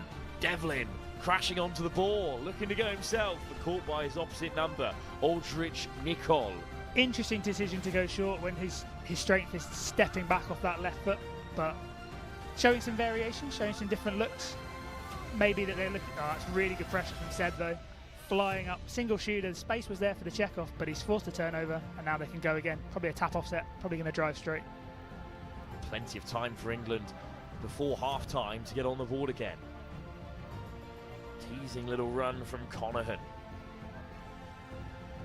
Devlin, Conahan, physical touch, penalty England. Right, fresh set here. So, given what Archie's strength is, I would be saying 32 long. Oh my. no! Conahan's flicked it off the deck. Devlin was looking the wrong way. Just needed a shout there before they got Oh, they going. had all the time to set their breath and have a chat, and then decided to try and go quickly, and they've caught each other out. Too quick for their own teammates there. Yeah, for two players who played together quite a bit, especially this year, both in the Southwest Saxons this year, Successful winning year for the Southwest Saxons winning as well. nationals together. You thought they'd know better, but as their head coach for Southwest Saxons, I'm going to be showing that to them for a few years and going, let's not do that again, boys. Remy Tastet with a good carry, but caught by Wilson, who wins it back for England.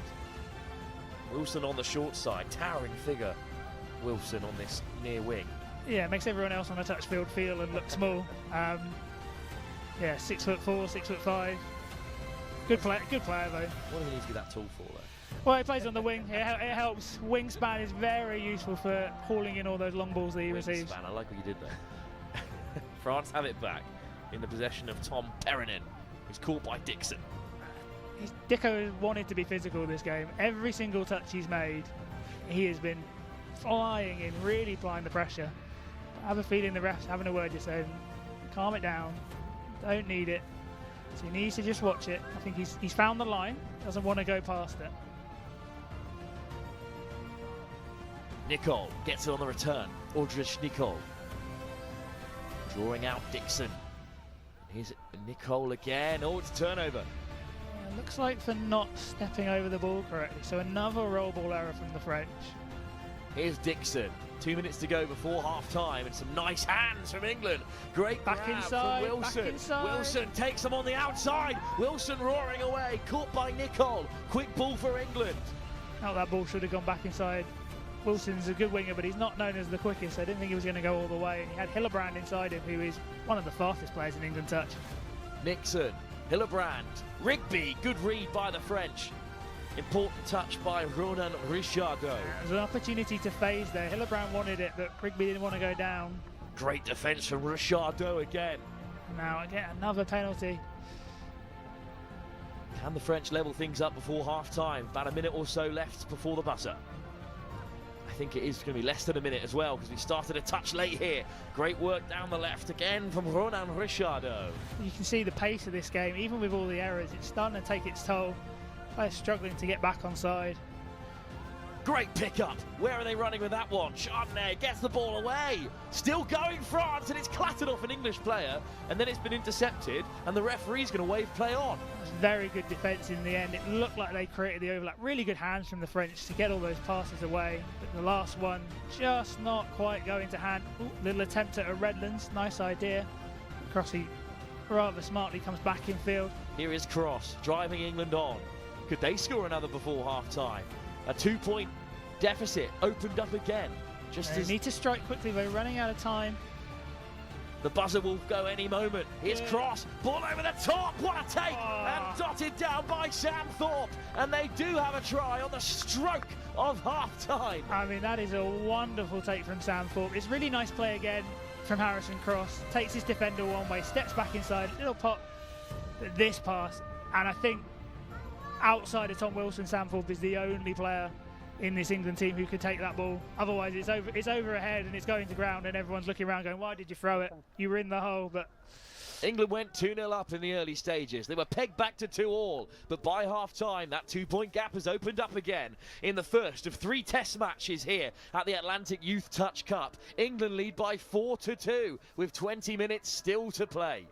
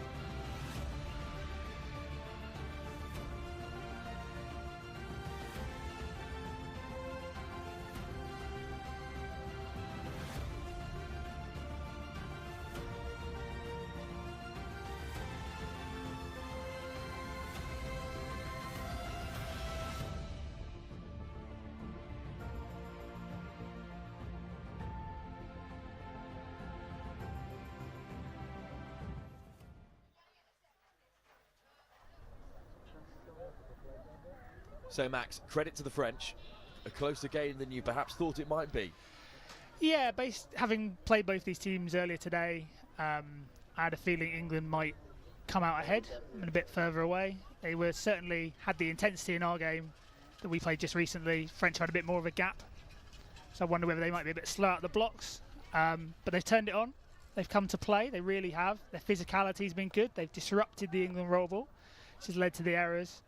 But both sides will be looking at that error count, especially around the roll ball, and their mid-mid connection. All the scores have come through a lack of connection in the mid-mid channel. So they want to tighten things up, force some ball playing. We haven't seen anything out on the wing yet from either side. I have a feeling that's going to change in this half.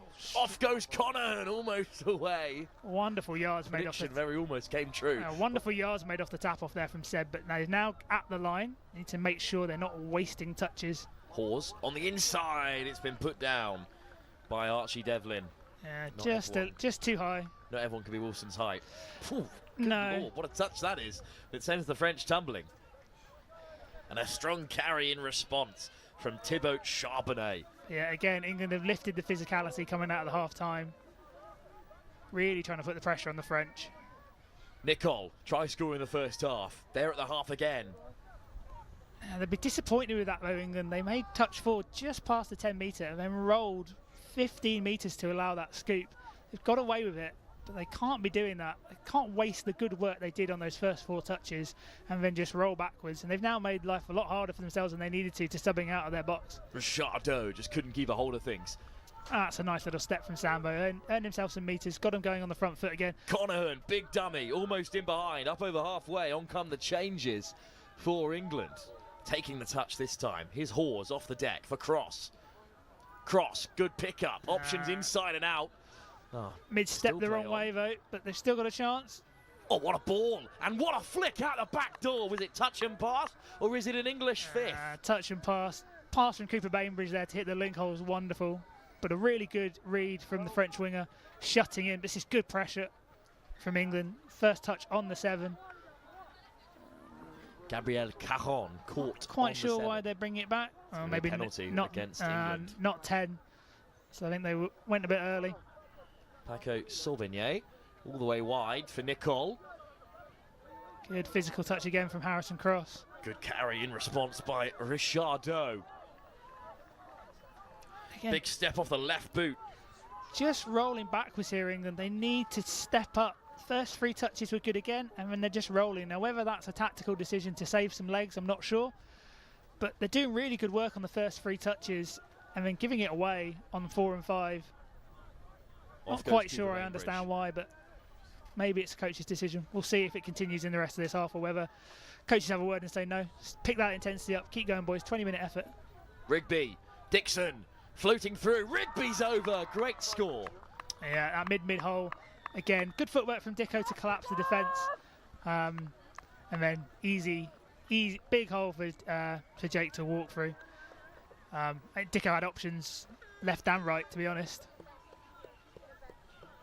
France will have the tap, Aurélien Leprunet. So start us off, or in fact, it's carried on by Lilian Tatar. And Leprunet at the half. Tatar working in the middle. Big step off the right boot. Can't get away from Devlin. Leprunet teasing with the English defence. Tatar. Well, momentum just slowed a second. Yeah, they just need to be a little bit more clinical. That's a good pickup. Oh, picked off the toes and then offloaded as well. Oh, they've ruled it's hit the ground, though, I think. Jonathan Nondedu, unable to keep it alive. It's good setup play with the French. They're pulling both mids high. England mids can be a bit more decisive. Who's going to go off and make that touch? They don't both need to get caught high. Good But carry. really nice Hillebrand drive. Deep into the French half. That's 4 with momentum. They just need to not slow down here. Beyond the Come 10. on, Crossy. Here's Cross, stepping off the right boot, but he has been caught. He's won a penalty, though. Again. But that's when England are direct, they look really, really threatening. When they slow down, try and go to the edges, doesn't seem to be flowing for them today. Harrison Certainly Cross. this game. Sweeper coming. Norton. Cross fades over into the end zone, picks out Norton. And England finally have a 5th. Yeah, it's a good score. It is a good score.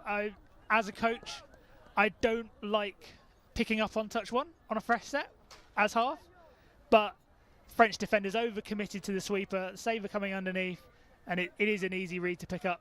I think they thought the same as you, perhaps. There's no way they're going to shoot on the first touch. No, it's always a gamble if you do it.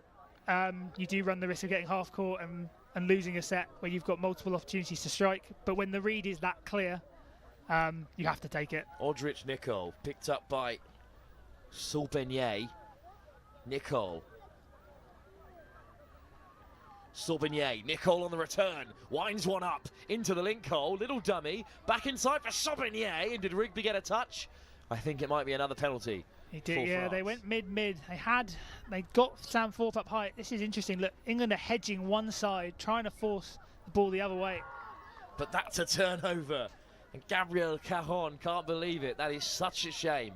It's an interesting defensive policy from England, though. They're showing one side high, so the mid and the link on one side, to force the ball the other way, and they're backing themselves to chase the release on the pass. Normally, you send one mid high, try and get them to cover off both, and get everyone else up post-touch. They're going a slightly different way. It's an interesting tactical choice. Seems to be working so far, but we'll see if that continues for the rest of this half. Here's Devlin dancing away from his opposite number. Buying himself some time while his subs come on. Only got 5 on at the moment, and it's now last touch, so they've got no touches to play with. And they're going to get a forward pass now. They're giving away a penalty. Just need to take that touch there, Archie. And reset for defence. Don't throw the ball away. Ronan Richardot takes the tap. Saubenier, long pass out wide, but well taken by Gabriel Cajon. And now they head towards the box, laid back by Damien Drouet. French are trying to get outside this English press by moving the ball straight to the box on one, but as a result, on the first touch, they're going nowhere. They're just going sideways, and that's killing their ability to actually get within strike range of the line on fifth. See here, Samson Lloyd with an ambitious pass. They're trying to scoop from 20-30 metres out, and it's not going to work against this English defence. The defenders are too quick, too agile. So England transition towards their box. Hillebrand, nice footwork. And there he is at the half. The intensity from the French defence has just dropped off a little bit. They're just sitting off and not a big press. There's space to get round the shooters. Cross. Flicks it on the inside for Norton. Cross again. Now they're at the line. Should be a live play here, Crossy. Oh, it's just undercooked for Thorpe, but they still have possession. There's the punish. Cross goes to the open side, puts it late for Norton. Up goes the hand from Dimitri Lemogne, and the touch was made. 6 touch. It's a good setup. I would rather see Harrison throwing the long off that pass rather than picking up. I think if he throws that long, gets it into a 3-on-2 at the line, they've got a really good chance of scoring. Want a penalty, though. Not quite sure what for. I don't think they were offside. It didn't look like they were offside. Lifeline for England. So that is the call. So here comes another sweeper. Cross. Goes himself. Delay on the pass, but not enough for Thorpe to crash onto it. Right, so now the play previous makes sense. So they wanted to pick up on one, and then they're looking to run what's called a slider. So the sweeper comes around from one link, and then the other link undercuts back on the inside to the mid channel. England have been gifted possession while France are still scrambling here. So they've got an opportunity to run it again. I wonder whether they'll try it again. Is Cross. Nah, Fulton. Just a standard Cross sweeper. Can't pick it up. And another roll ball error. Still up by 3. With over 10 minutes to go here. France definitely still in the game. It's not a clean transition by any means. And they have given it up again.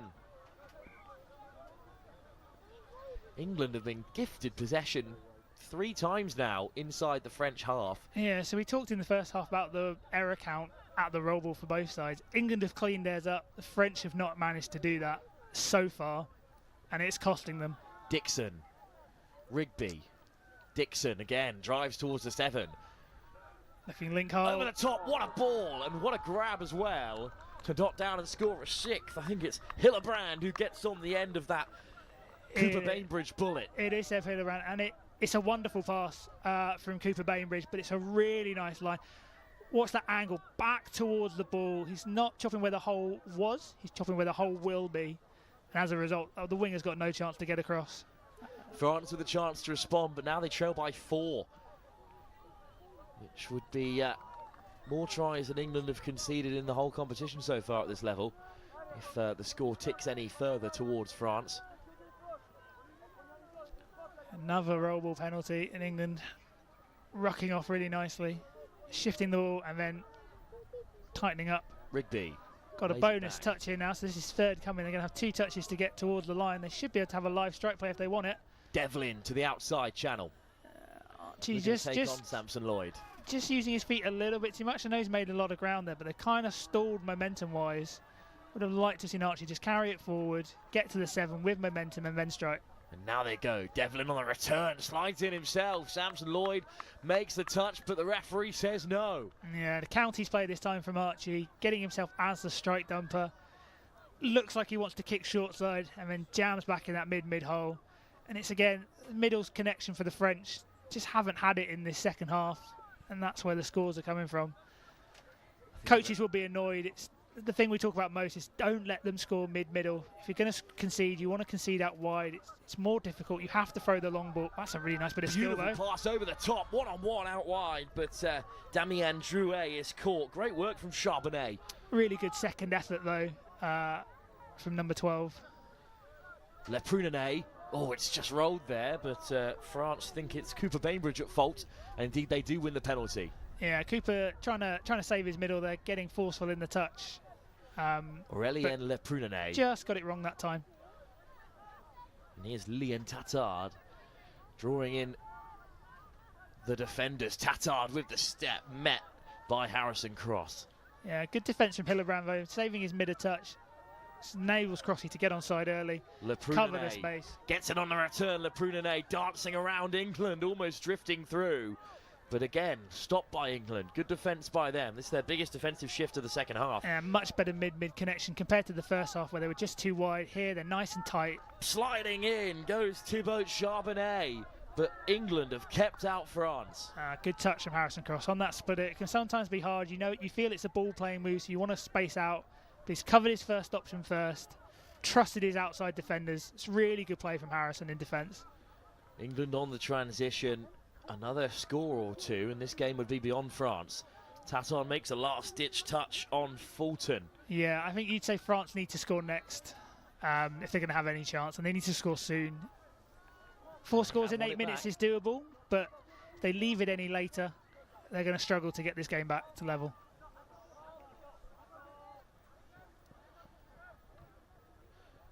Tattard. Caught at the line. On comes Aldrich Nicol back onto the field. Out in the middle with Paco Sabonnier. And they've won another penalty. Heavy touches against Dixon and Rigby. Just need to be careful here. Gabriel Carbon and Ronan Richardot also onto the field. Sabonnier looking to draw in Dixon. Off the deck from Richardot. Sabonnier. Nicol, big ball over the top, well read by Wilson. Flick back inside, and suddenly France are on the retreat. It's a really good defensive set from England. They've not allowed 2 mids in the touch, given themselves the trust to chase on the outside. And now Nicol fades in behind. Great ball out wide. Wilson can't get there. So France are on the board, and perhaps the game has some life in it left. What a pass that was. Just having said how good their defensive set was, they just got a little bit lazy. Dicko just lets the ball carrier go, even though it's his man. And Wilson just slides off his defender. Last-ditch effort. Goes for the ball, knowing he can't get back to his man. Very nicely floated. Tough ball to make, especially over such a tall defender. 6-3, England still lead, and here's their chance for the perfect response. Close from Devlin, but forced back to the 7. Tried that counties play again, this time on the other edge. Not quite as successful. I have a feeling 32 long coming here. No, going Devlin. the other edge. No, he wants that 32 long. Don't mess around with it, Seb. Give him the ball. There we Devlin go. steps on the outside. Has he beaten Samson Lloyd for a second time? Referee says yes. England back to 7-3 and the 4-point parity restored. This is Archie's trademark play. We ran it a lot at Saxons. He wants to come off this left foot here. Normally he's kicking back into the mid channel, but this time fakes that, kicks out to the short side. Easy score.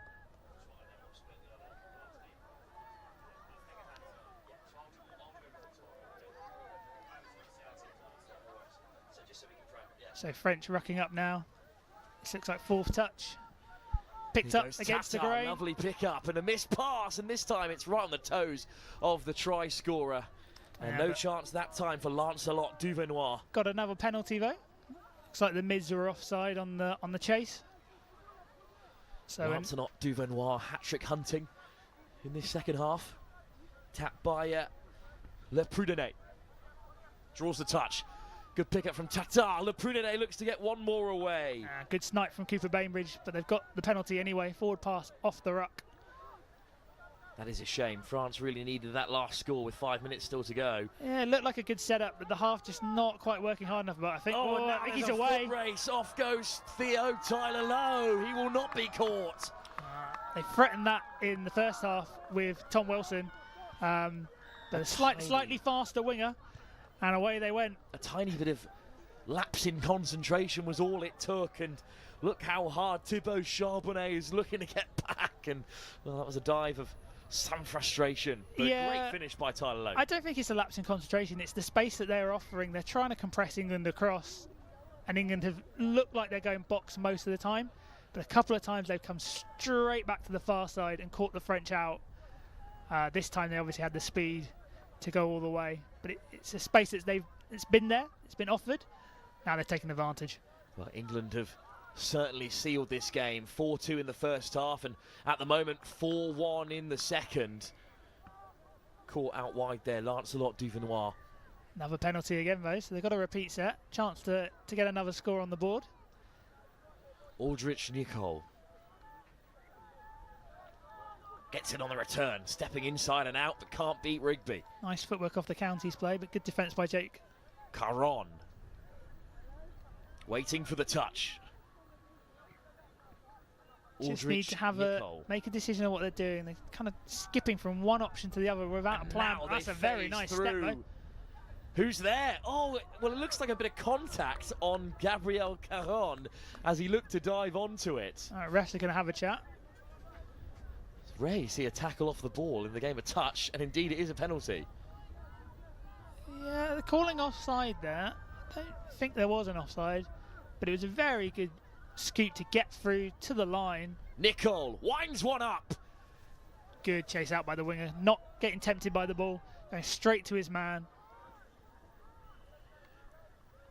Savignol teasing inside and out, does find a switch for Richardot, who's forced back to the 7 by Rigby. This French line attack just looks uncoordinated. They're not running a single platform and then running their progressions through it. They're bouncing around. There's 133 quickie, there's 132 quickie, there's 123 quickie. They can't kind of decide what platform they think is going to work. And they're just flitting between the options rather than running one play and going through the progressions and conditioning this English defence. Well, just 2 minutes to go, and I think the game is very much England's after a strong second half to complement their first. Yeah, I think England have got this game in the bag now, but the French will want to finish strong. As we said, it's a free test series between these two teams. They're going to play again tomorrow, and they've got another game potentially later today, I think. They do indeed have another one this afternoon. No, it's tomorrow they play, and then the last game is on the Sunday, I believe. Okay, well, so they've got 2 more games against each other. They need to finish strong, find some success that they can take into that next game. They don't want to be thinking, oh, well, how do we fix this? They need to find something to give them a bit of momentum boost. They can finish strong here, maybe get another score, take that into to tomorrow, and they'll feel better about their day. One more chance for England, perhaps. Devlin on again. Quick pick up, options inside and out. They go to the open side, sliding in between the 2 defenders. Conahan trying a Devlin, stepping back off his right foot this time on the 32 long. Conahan, Devlin just drifts towards the French defence, lifts it over the top, but it's a forward pass. Oh, 2 defenders bit on Archie. It shows what a threat he is. That defenders feel. Well, actually, they called offside first, but defenders are so worried about his footwork. They try and crowd him out, but you're just creating space elsewhere. You've got to try and defend him as best you can, one-on-one, and hope you're good enough. Oh, dropped over the line. There, so England will not have a 9th try. France will have 30 seconds to do something special. Otherwise, the score will remain 8-3. There's a really good condition thing. They've won that ML play a couple of times, and they've hit the link or the wing hole. This time, pump fake from Forpy, trying to hit Archie in the mid hole 1. It was right there, just dropped over the line. Penalty with 15 seconds to go. So maybe one more chance for France to keep the first half score level with the second. So England will want to hold out here. There goes the buzzer. Just one try conceded in that second half. Oh, little flick out the back door. But it won't be enough, and the final result is secure. England victorious in the opening test against France under-20s. They take a 1-0 series lead with 2 more games to come. First half finished 4-2, and England were even stronger in the second, maintaining that advantage and containing the French. 8-3 the final score. And Max, that's a deserving result for England, who worked very hard for that. Yeah, much better second half performance from England. I think they'll be happier coming out of that game now. I think if they'd had a similar performance in the first half, in the second, they'd have been disappointed. It's a good finish to their day. They'll be looking forward to tomorrow, another test match against France, and then a game against Ireland to really test themselves, because all these boys going to Italy in 3 weeks. This is kind of their warm-up event, but they need to make sure they finish out strong this weekend. Well, we return to the men's under-18 competition up next. Ukraine, who scored their first ever try on the international stage against England after losing to France an early doors. Now they play the hosts, Ireland, in the round robin. That's the next game live here from the Atlantic Youth Touch Cup in Limerick.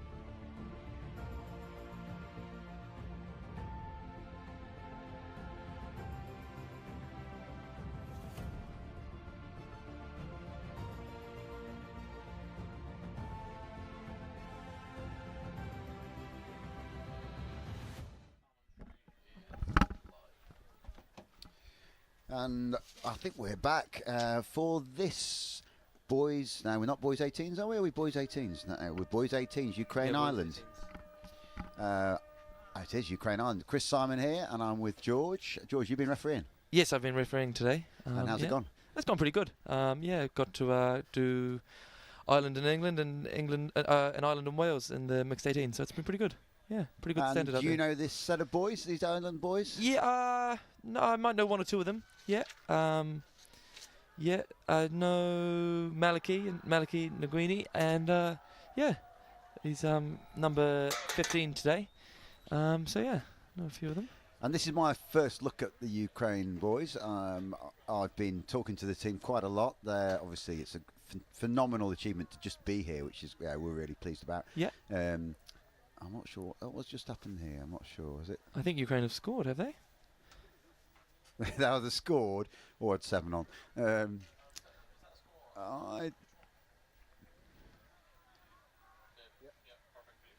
So Ukraine scored straight from the tap off. Oh, there we go. That's their second We were ever score, I asleep. think. We were asleep. I do apologise for that. We will make sure that we do better. I certainly do better next time round. That's a good little dive there, but I'm thinking that's a touch. It is. So I also should have practiced my pronunciation of some of these Ukrainian names. I'll have to get Arthur and Bojana to give me some better tuition for next commentary. And here we go, back to the score. Nice little overlap It there. is, yeah, good score. I don't know what happened with the Ireland defence there. They certainly won't be very happy. No, they won't be happy to concede that straight away, straight off the tap off. And I was just chatting with Anthony Newton. That's another one. Here we go. They've That's got a good touch. And we did say once the Ukrainian lads are good handlers of the ball, play lots of league back home, so lots of switchers, used to keeping the ball alive. Once they get some of the tactical nous of touch, I think there will be a very good outfit. Yeah, once you get the kind of systems and procedures of touch, it all comes very naturally then, because if you've got the ball skills and the kind of the ability, then the rest comes pretty easy, Yeah, absolutely. Some ball to ground there. So are you done refereeing for the day, or you got another one? I got one last one at 6:10. So the twilight zone. yeah, the graveyard shift. Yeah, I know. Some good drives here by Ireland. Working hard, and some line attack here. See what comes of it. Now, Big open side here. I think it's all quite tight to this narrow short side.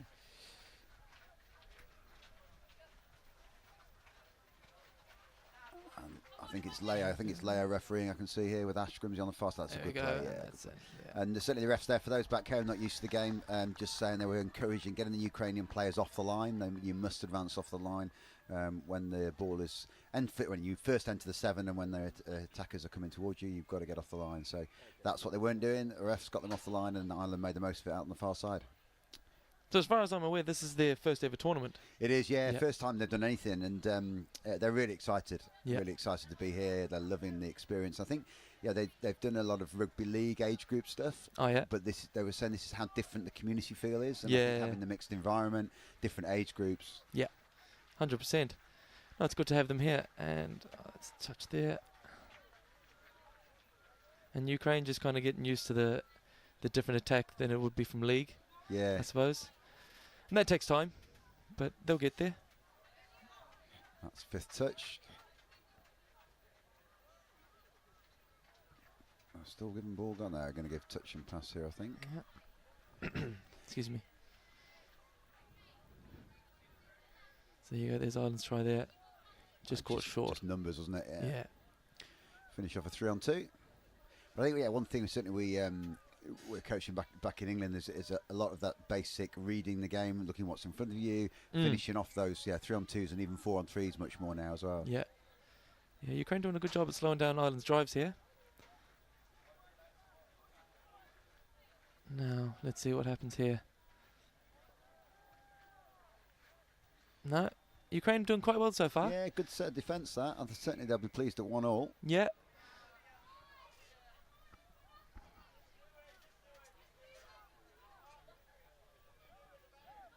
Oh, there's a kind of a heavy touch there.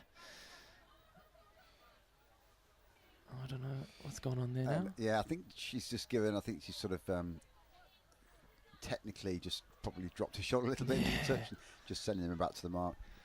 Well, you can clearly see the Ukrainians have got the rugby skills there. It's Yeah, absolutely. developing that into touch, but that'll come. Yeah, I think at the moment they're accepting the roll ball rather than winning the ruck area, and once they can win that ruck and put the Irish or other teams probably under a bit more pressure, they'll only get better again. Now, hopefully, we'll see Ireland attacked a bit more direct.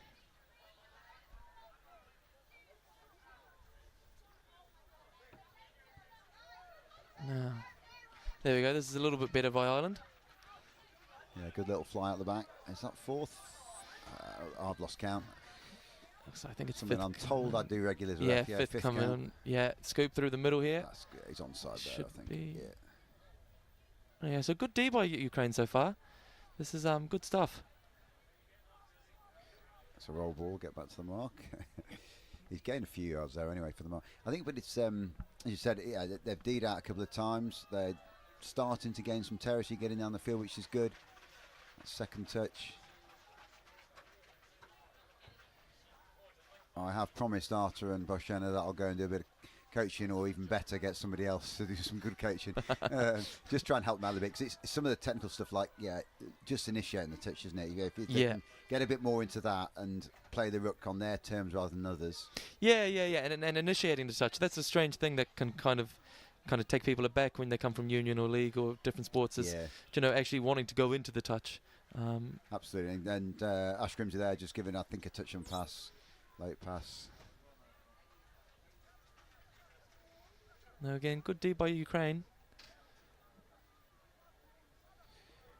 Chatting to the Ukrainian organisers, Artur and Borzhena, yesterday when they arrived, and we gave them their complimentary match ball as part of the organisation.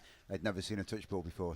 They were playing with league balls back home and have asked us to see if we can get them some touch balls to take back with them. Well, I suppose it's the first time for everything. Absolutely, and you've got to start. I mean, it's great, as I said, great to see them. That's a good play, and there's going to be a 3-on-2 here if they can finish. Ooh. And I think Ukraine are going to get there. Oh yeah, offside. Yeah, I think the link never quite made it back. And so for Ireland, I suppose it's just trying to settle their nerves, calm down a little bit. They're kind of making a few silly errors. And for Ukraine, just to keep doing what they're doing. They're playing quite well, and it's a good touch there. Good shot by the wing. Yeah, and I think I was chatting to the England boys early on who beat Ukraine, but they said it's difficult when you're used to playing a touch team all the time, and then all of a sudden you come up against a different style, and it can throw you. And I think certainly it's probably thrown Ireland right at the start of this game. Completely, yeah, because you're almost expecting the opposition to do this, and here we go. Ukraine interception. How quick is he? Pretty quick. It's good score. Yeah, it's a great interception. Heads up. That's brilliant. And again, he's probably not quite used to the etiquette of throwing the ball back, kicking it back, some fancy tactic to get it back to the middle, which I think Ukraine are now going to do. And again, it's like just learning, but yeah, they've read that really well. I think the ref might have been going to a late pass and let it play. Here it is. Yeah, good interception. Good read. Yeah, he's got some wheels on him. He has.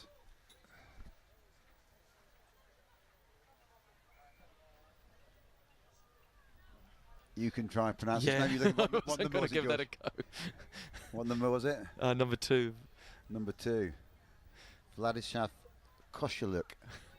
We'll have a go at that. I'll apologise for any family back home in Ukraine.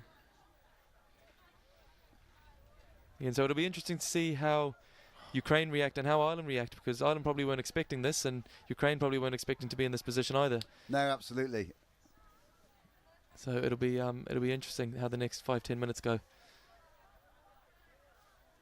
And you see, Ukraine are maybe not always getting their body position right in the ruck, but their play of the ball is pretty good. Yes, they're used to putting the ball down, keeping it nice and close. Even their speed of ruck is good, and that's they're getting that from league. Touch and pass, I'd say. Yeah, good spot there.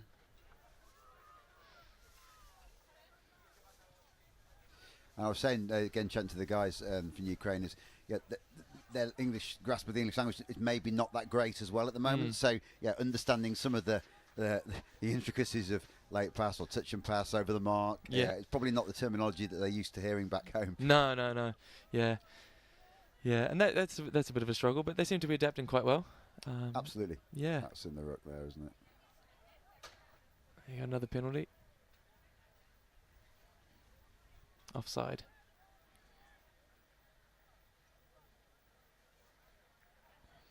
So Leo just explained that they've got to go forward. They're big fellows, I have They to are, say. yeah. I was just Couple of big league boys there. yeah. I'll be pretty pleased with them in the second row of the Union, actually, to be fair. Yeah.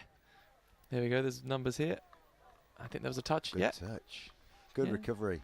So Ukraine just keep an Ireland out here, and that'll frustrate them, I'd say, a little bit. But yeah, so far, well done, Ukraine. What's way sweeper play coming in here? Lost control. I've noticed a couple of times. I think probably the Ukrainians are quite deceptively strong in the defensive touch because a couple of the Irish touches are not necessarily getting square, struggling a little bit. Oh, that could be late over the mark there. Oh, got away with that one. And here he goes. Oh, they went for the fin. Yeah, I'm finding myself coaching as well as commentating here. It's just inevitable that I'm lucky. He's dropped the ball. So Ireland got a chance here. They'll be looking to get the level on this score sheet. I think if I was to say the difference between the two sides right now, it's probably just Ireland are panicking a little bit. Yeah, they're trying to force a few things, and they're just not getting used to the tempo of the game, I suppose. So it'll be, like I said a few minutes ago, it'll be interesting to see how it unfolds in the next 5-10 minutes. Again, I don't know enough about this Irish boys team, but actually, if they just go back to basic platforms, I don't know whether they're going on 32s, 33s, shorts or sweepers, and just run it for 3 or 4 sets, and then see how it gets to be a so score. 32 offside, there, yeah. So exactly what you were saying there. Yeah, I think, and just do that, and then they'll test Ukraine defence. That they won't understand the plays necessarily like the Irish will. Yeah. And rather than they were probably trying to default back to what Ukraine are doing, trying to run around the outsides, create things that maybe aren't there. Yeah, just keep it simple. Yeah. So that's 2-2 now. Okay, so 2-2, 12 minutes gone. We're just over a quarter way of the game. And I think Ukraine will still be really pleased. Their box will be pleased, and just hoping they can keep the momentum going, put the Irish defence under a little bit of pressure. Yeah, if they can keep this up to half-time, then, it'll be a very interesting half-time talk between both teams, Absolutely.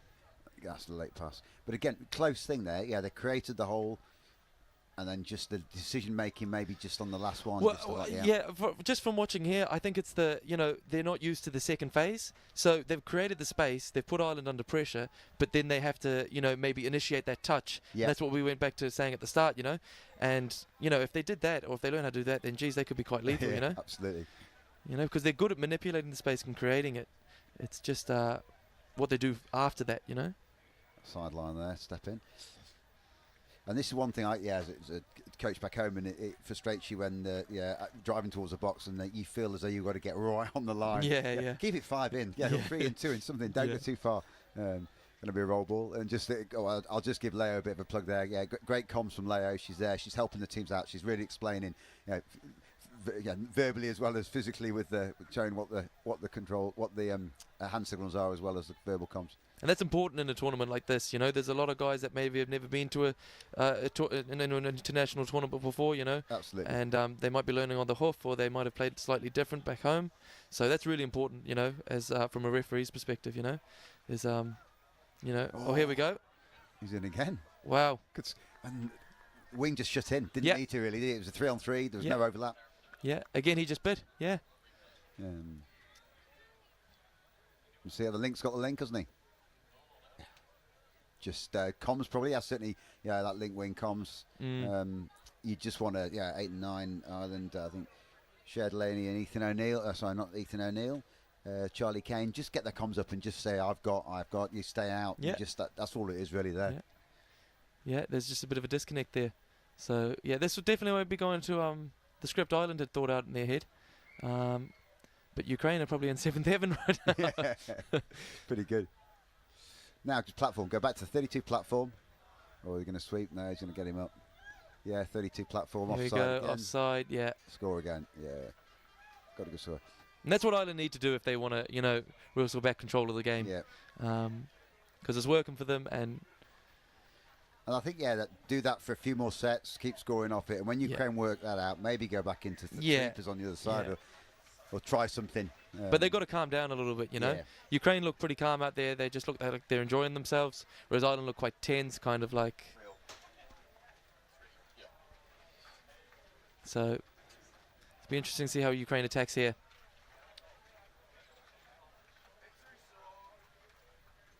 Again, they're just kind of almost avoiding the touch.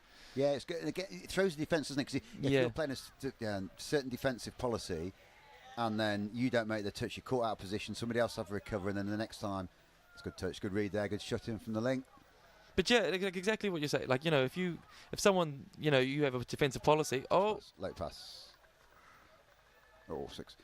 Yeah, absolutely. and you should send a guy to shoot up or something like that, that can, geez, he can send you into next week, you know? Yeah. Just a simple 32 score there.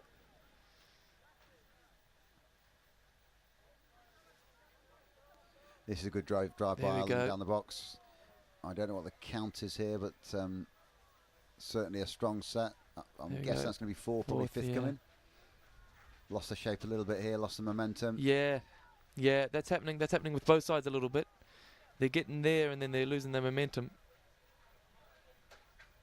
Good shot.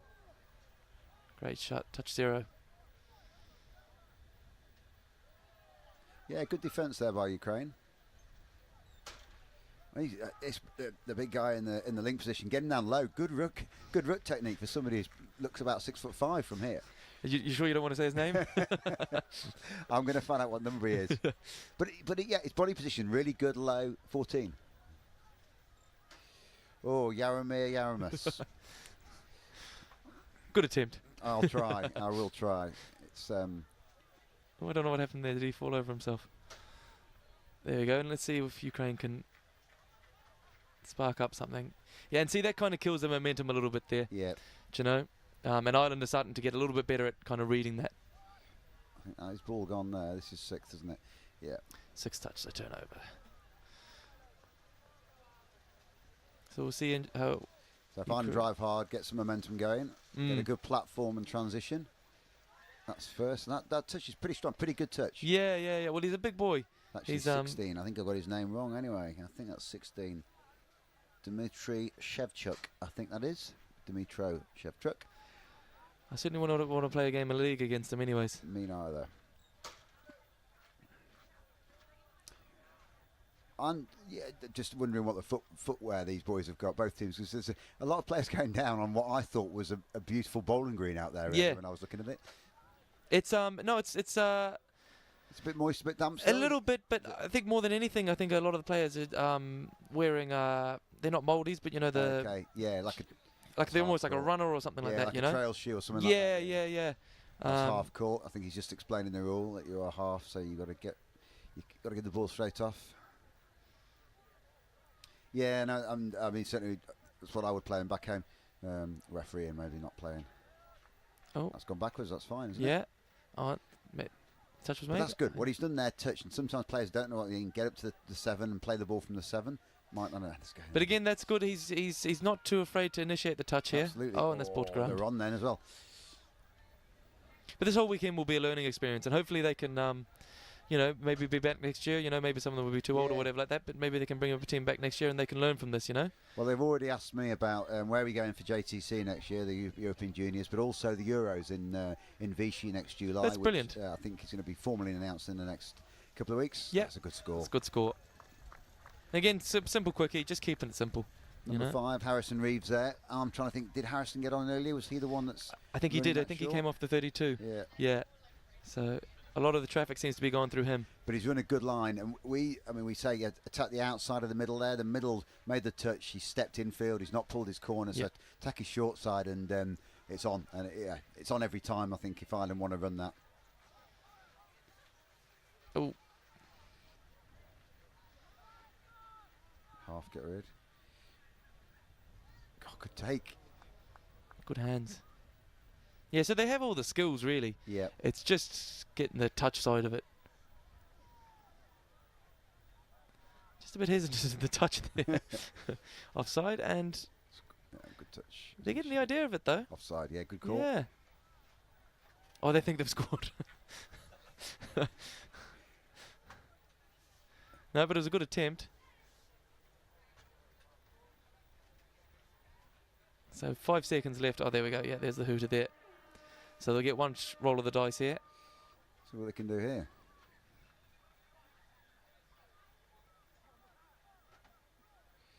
No. There we go.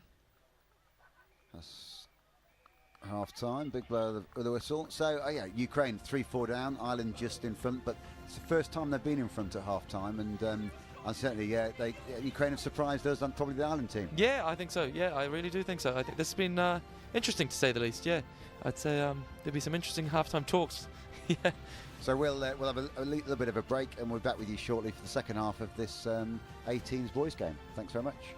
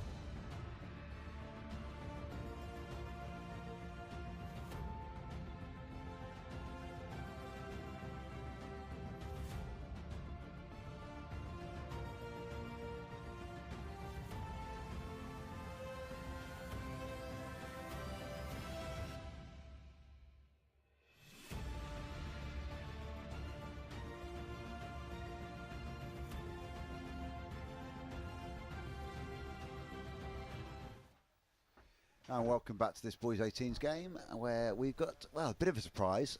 We didn't expect Ukraine to be scoring 3, and we're up all the way through the first half to right at the end. Ireland just nudged ahead. They were winning 4-3 at half-time.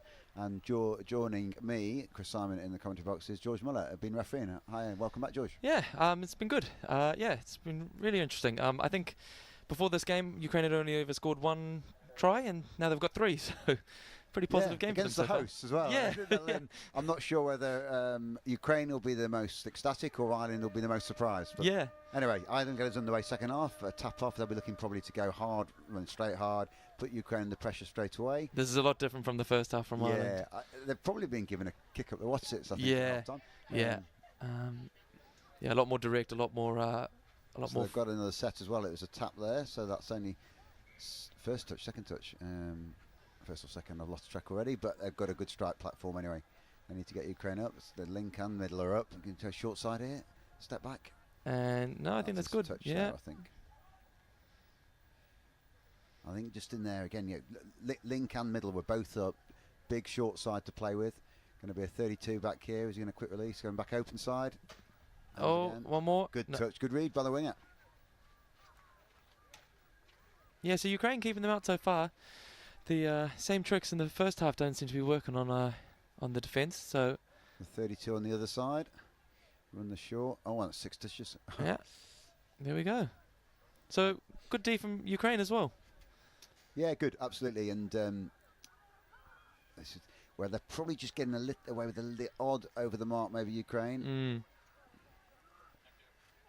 But what's good, they also are gaining, as we've said in the first half, they're gaining territory from that odd step or two, and also creating a bit of uncertainty within the Irish defence. So I think that's very hard to defend against. That last touch there that they just had, like they went backwards, sideways, and all across. And that, if you're used to defending against set Ds, all day or all weekend or whatever like that, that can really throw a cat amongst the pigeons. Yeah, it does. Yeah, expect defensive policies expect attackers to work certain ways, and when they don't, or certainly within a few options, that's a good drive by Ireland. There, that is. Oh, well, that looked a bit forward off the ruck there. Good step. Good touch. Only 3 or 4, I think. I think they've certainly got 1 or 2 strike plays left here. So for Ukraine, I suppose it's just staying with Ireland. And if they can keep it within 1 or 2 scores with 5 minutes left, they'll probably believe they can go on and win this. Yeah, absolutely. Good touch. Yeah. And that's again, Ukraine have kept Ireland out. So here we go. Let's see what Ukraine do to get out of their 7 or their half. And the other thing will be some of these slightly bigger Ukrainian boys, see how they run for 40 minutes. But yeah, they're showing nothing at the moment. They're showing really hard still. They're showing that they've got good cardio. I think this is both teams' third game of the day. And here we go.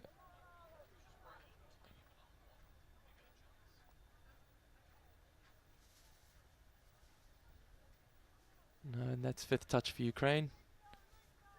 And this could be dangerous here. No. Good touch. Better defence there from Ireland, so that link and wing, better comms, I'm assuming, because the wing stayed out, didn't bite in. Yeah, and that's how Ukraine got 2 of their tries in the first half.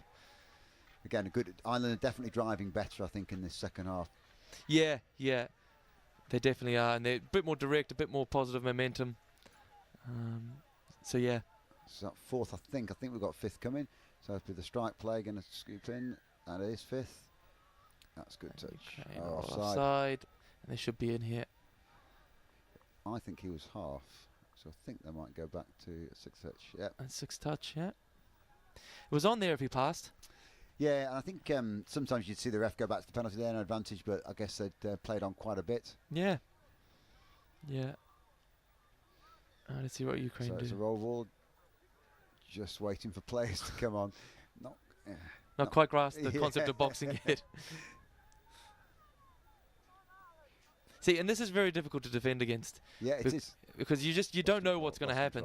Yeah, absolutely. Unfortunately lost control. But when step 1, step 2, and certainly in that early defence, and they're not what we call piston defence. They're not really sending much pistons up Ireland. They're sending 1, maybe 2, and they're being able to pass around those. Yeah. And Ukraine could exploit that a little bit by having, an outside runner or something off the shoulder. That's a great score there for Ireland. Number 4. Good quickie. Shane Fox gets down there. It was a good line. But that's what Ireland need more of. So it is again 32 platform on the link though. So sorry, it's a 32. Yeah, sorry, I thought it was a quickie. But yeah, on the link. So actually a big hole to hit, really. Ukraine probably got away with one slightly over the mark there. Lost track of the count, but I think that's 4. I think 5th will be coming. Yeah, so the avoidance of the touch. Yeah, I mean, it's good, isn't it? And that is putting Ireland under a little bit of pressure. That's 5th. That's lost control. Oh, he could be in here. Jeez.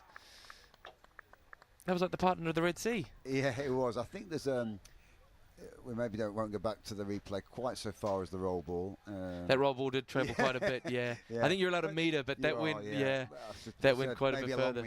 But again, that's communication between the two mids. Yeah, and the separation there, defensive policy. They switched off a little bit, and they've gone short side, last touch. Don't worry, they're going to kill it, and not stayed awake for the switch. So this is turning into a bit of a dogfight here. It is. Both teams are kind of, they're getting kind of stuck in. We'll see what happens, but I think Ukraine will start thinking, geez, we might have a good crack at this, and it'll be pretty big for them. Oh no, that's down. They're going to go offside for the one middle. If the other middle made it, it's a penalty, or they'll give the score. They're consulting on the sideline there.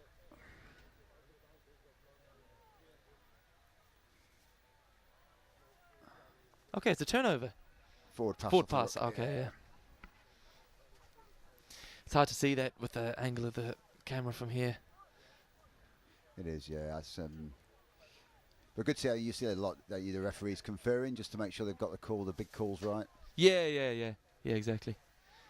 Well, I suppose this is turning into quite a big game, you know. It is, yeah. And I think this way, obviously the refs, the players, it gets a bit tense for everybody, isn't it? Because whilst it isn't a knockout game, for Ukraine, it will feel like their final. And 100%. You know, to come and beat the hosts in their own country. Absolutely. Do you know? And that'll be huge for them. So they've just got to keep a little bit calm. Their D actually hasn't been too bad. I know they're down by 5, but for a team that's never been to a tournament before, that's it's pretty good. Yeah, pretty good. And I think I think the Irish attack is probably struggling a little bit with the Ukrainians not coming off the line that much, so they're not used to that. Yeah. It could be on here. There. That's a half though. He's half. Half untouched.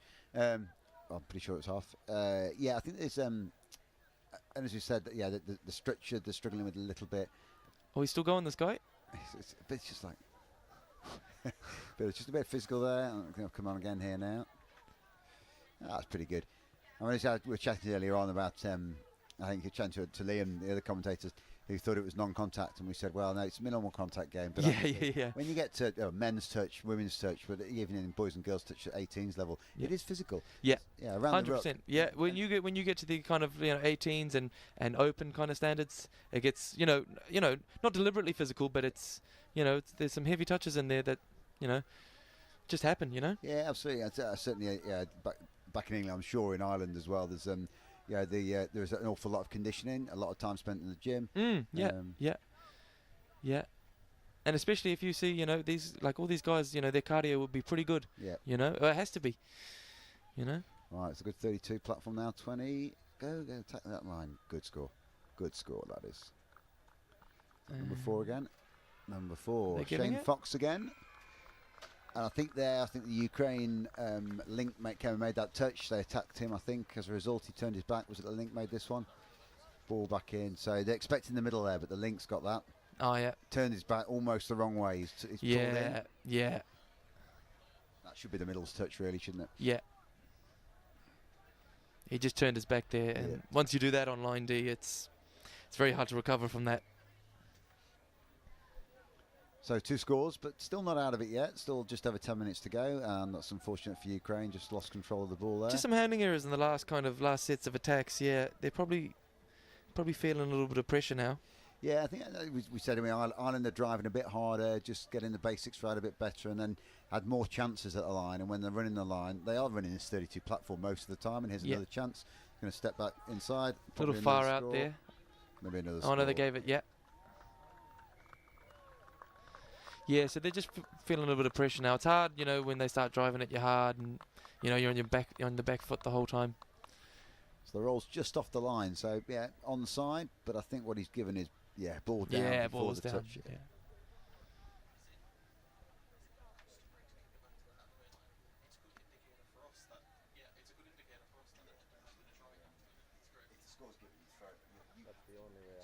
So Ukraine here attacking. And let's see if they can get a bit of attacking momentum here. Oh, and that's another ball to ground, unfortunately. So just having a little bit of a chat in the commentary box there about some of the etiquettes of the game of touch. And one of the customs is if you score, you're expected to put the ball back on halfway. You can retrieve it there however you want, whether that be a kick, a throw, and you will start to see some little celebrations where players start to do some tricks to get it back. So that's a sideline there, just steps out of the field. So Ukraine do have a bit of an opportunity. Oh, that's and off that's the gonna mark. be over the Yeah. mark. And interesting, Dash Grimsey there from Horsham back in England, but heavily Yes. involved in the South East region, refereeing, Yeah. coaching as well. But he was chatting to the Ukrainians. You could see him explaining, talking, Yeah. trying to preload. They talk about a lot of, you'll know obviously George, a lot of preloading communication to Yeah, try and yeah. encourage players before they make the mistake. Yeah. But as I say, That's important for these guys because, you know, otherwise they'll come here and you want them to enjoy it. Absolutely. Yeah. And I'd say at development level, and this is that's a good score as well. It's an international competition, so you don't want to dumb down the level. No. But we are there to develop the game as much as we are there to And grow officiate the game as referees. well. Absolutely. Yeah. Yeah. That was another score. I'm trying to think who it was. That it wasn't Shane again, was it? Was it Shane Fox again? I bet it was it? Number 4, or was it? It was Shane. Again. Number 4. So Shane Fox, that's 3. He's in, on a I think hat-trick. about 7 minutes. So obviously boys 18s, so he can't get the jug in tonight. But if it was the 20s, maybe they might be doing on Sunday. So we're on 8-4, I think. And Ireland have just accelerated away a little bit in this second half. As I think probably got their structure right a little bit. Yeah. I think they're a lot more structured. Do you know? Yep. In the first half, they were kind of a bit slow, kind of meandering, whereas now they're a bit more direct, a bit more faster, and that's really put the pressure on Ukraine. So Rob, I think it's 4th touch. I think they've got a couple more left yet. So might see a couple of steps. Maybe unlucky. That's ball to ground again. Yeah, Ukraine just making a few mistakes here now, and that's giving Ireland easy turnover ball as well. You know, so it's just allows Ireland to just attack them a lot easier. You know, they're not having to work hard for them turnovers. Absolutely, and that's a good drive there. Second touch, third coming up. They got to halfway. They're going to latch. So we talk about the latch, bringing the middle in. Just latch onto that middle, create space further in the midfield, and they'll probably drive in for 5th and maybe scoop. Now they slowed down a little bit on that latch there. 5th. It's going to dump. Oh, is that going to be given touch pass? Yeah, they just slowed down on that latch there. If they kept going, they would have. They probably would have had a good crack at it there. Yes, I think I thought he was going to give late past them, but obviously Ash had called ball away, and it was just played in the air by Ukraine. So 6 again, and another chance. We'll maybe see a 32 coming up. We do. Oh, that's lost control. Yeah, my bad call there. That's a bit of a let off for Ukraine there.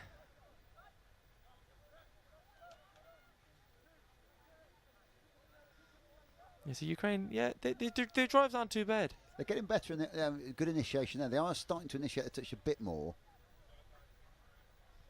I suppose it's just that avoidance of the touch, you know. It works for them in some aspects, but yeah, you know, I think Ireland have kind of copped onto it a little bit more now. And even there, it's half a step, isn't it? And yeah, and that kills your momentum. Yeah, you know, it's just that that half a second, really, you might not think it, but in touch, you really don't want that ball on the deck too long. Yeah.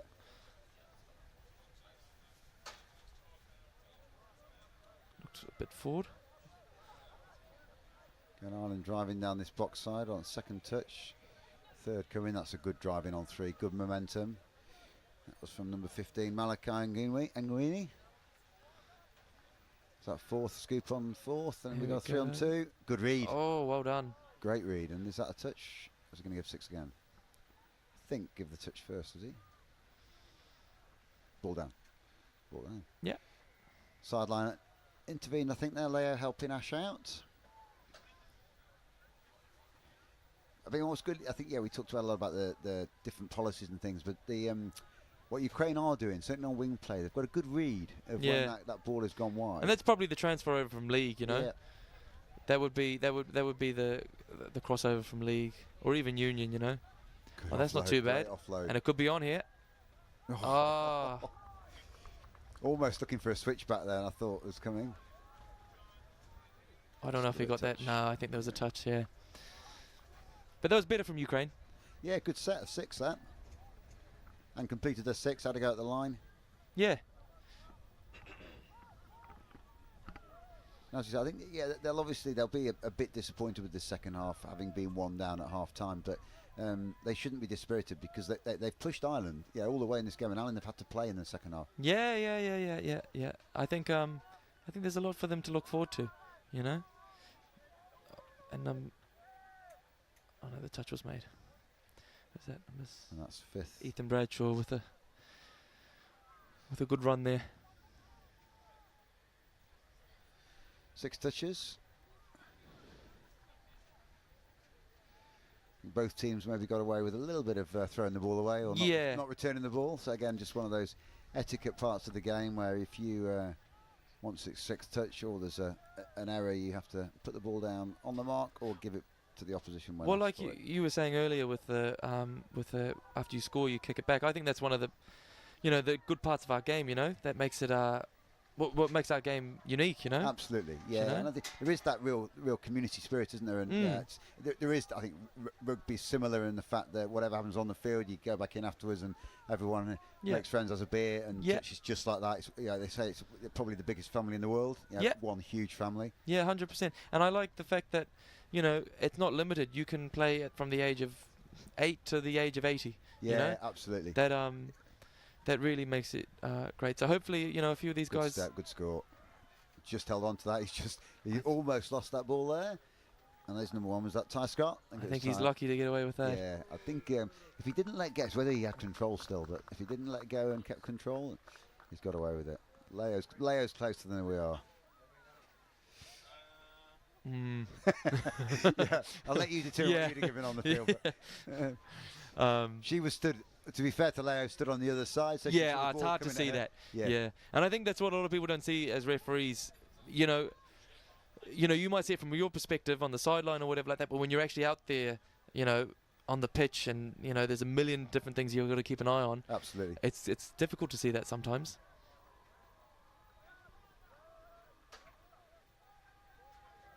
So Ukraine here with a bit of line attack, or just before the line.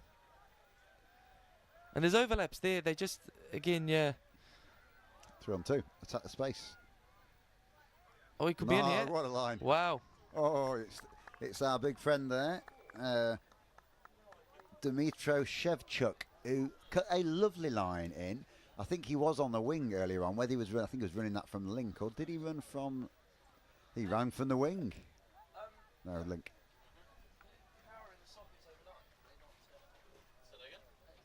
There was a good switch there. It was. And there was nothing too complicated about it, but you know, they scored. Yeah, and I think they it's a good run. Here we go, an Islander in here again. Oh, I think they get the touch. Yeah, that was a great touch from the great link. touch. Great diving touch. And then he gives his mate a push back to stay away. I like it. Get on with it. We're not conceding another one. Miss ball. It was on. Oh wow. You can read it. It was on, but unfortunately just not quite executed. Commentator's curse. Absolutely. But I could see Ukraine score another. I think, Ireland have definitely come out. They've had a kicking at half time and been told to maybe play a bit of touch and try not to play what Ukraine are playing. That was a bit of a wild touch there, but they seem to let it play. I'm liking this 16. I'm going to go introduce myself to him afterwards. I think he's learning the game very well. Yeah. Doing the basics well. Got some good reads. I'll probably give him the curse now. There's only a few seconds left in this, so hopefully we see a good bit of attacking football.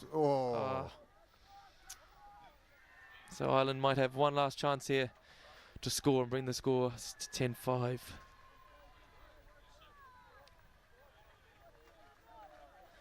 Ireland just driving down the wing here. Oh, and that's a loss of control. Loss of control, yeah, that was a good touch, I think, wasn't it? And he made the initiative of the touch. You won't like it, but I think he did lose control of the ball.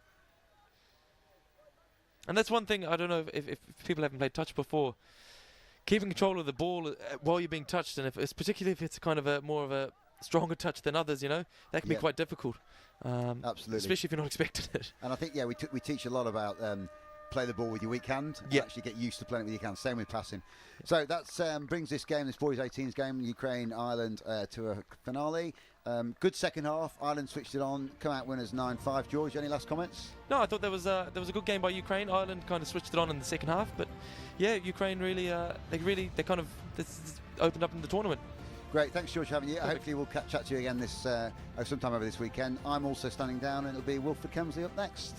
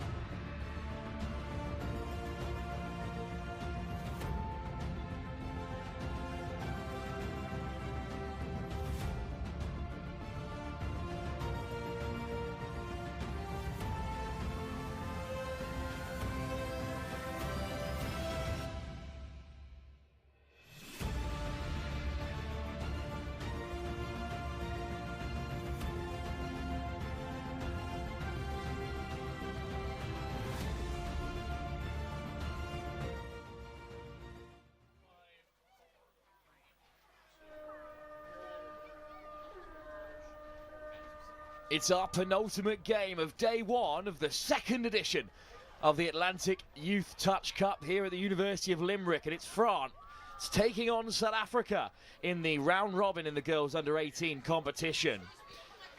Now, South Africa are 1 from 1 after beating the host Ireland by a single point. France drew with Wales in their only game so far. So this game, it could really go either way.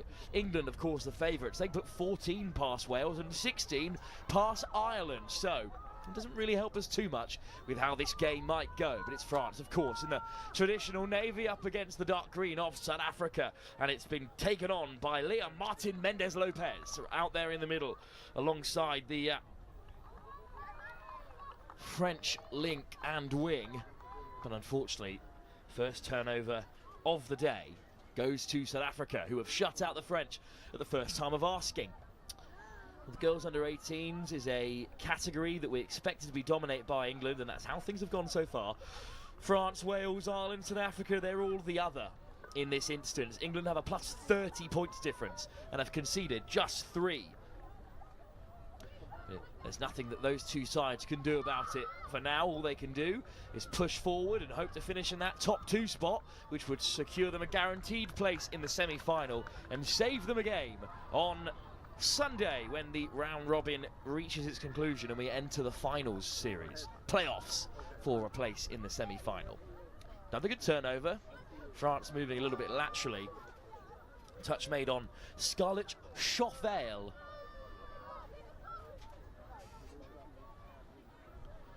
Again, good line press. Touch on Alice Ferreton. Here's Ferreton again. Quick pick up by Athena. Bertholon almost through. Forced to lay it back for the South Africans. And they're driving up over the 10 metre for the first time. Good to see a bit of South African action inside the French half. Taken on by Megan Abrahams, who leaves the field. And the ball is loose there. I think it's going to be another turnover. Unfortunately, Amy Carr forced to cough it up to the French. Well, if you're a fan of France or South Africa, don't go anywhere because they play each other in our final game of the day. Tap off at 6:10 in the women's under 20 competition. But for now, it's France in the 18s, rolling round the corner through Talia Duneman. And then some good acceleration from Scarlett Chauffel. Duneman, whose sister is also playing in the under 15s competition, the mixed, or sorry, she may well be in the under 18s mixed, is Talia Duneman's sister of the same name. Regardless, a loose pass, hands possession back to South Africa, and it's rolled back by Abrahams, or by Munsami that time. And here is Munsami heading towards the box. Plenty of changes in the offense for South Africa. Got to get on quickly because they're a little bit short-handed here. Here comes South Africa again. Yet to really threaten France inside their own half, and loose ball may well cost them that opportunity. Instead, it's back on the inside from Tatum Alix Peters. But the referees do come to the decision that it's a turnover on halfway. Played away by Chauffel, again operating in the middle, this time with Violet Porro. Here's Duneman. Talia Duneman shows and goes over the 10, lays it back. Carried on by Lena Boutaleb. Boutaleb again off the deck. Here's Nina Goodman.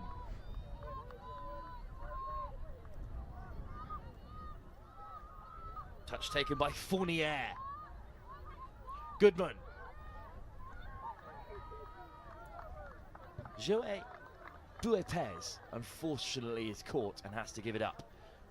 And South Africa play off the deck through Peters. That's a good drive, a better drive that's got the French back pedalling. Another good carry from Peters. And I think they've won a penalty there as well, South Africa. So a set of 6. Hard touch is the call, well worn by Peters. So 6 touches from the 10 metre should hand them a chance to strike.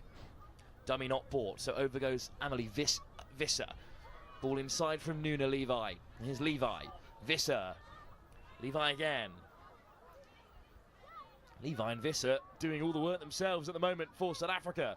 First time they've charged into the French half. Nice ball into the path of Abrahams. And here's Levi. Big miss pass. Oh, lovely show and go, and they're over. What a score for South Africa. Finished off in the end by Talia Zenabe Steele. This is a fantastic score. All the work done by Levi and Visser through the middle. And that's a fantastic shape pass. And then the step off the right boot. Bang, away from Clarisse Fournier for the opener. And France's early pressure has been buffeted. Now Ferraton must carry on instead. France look to respond through Berthelon. Ferraton. Berthelon. Steps off the right boot and reaches out. Oh, a conversation to be had with the officials. The try given. What a finish by Athena Berthelon.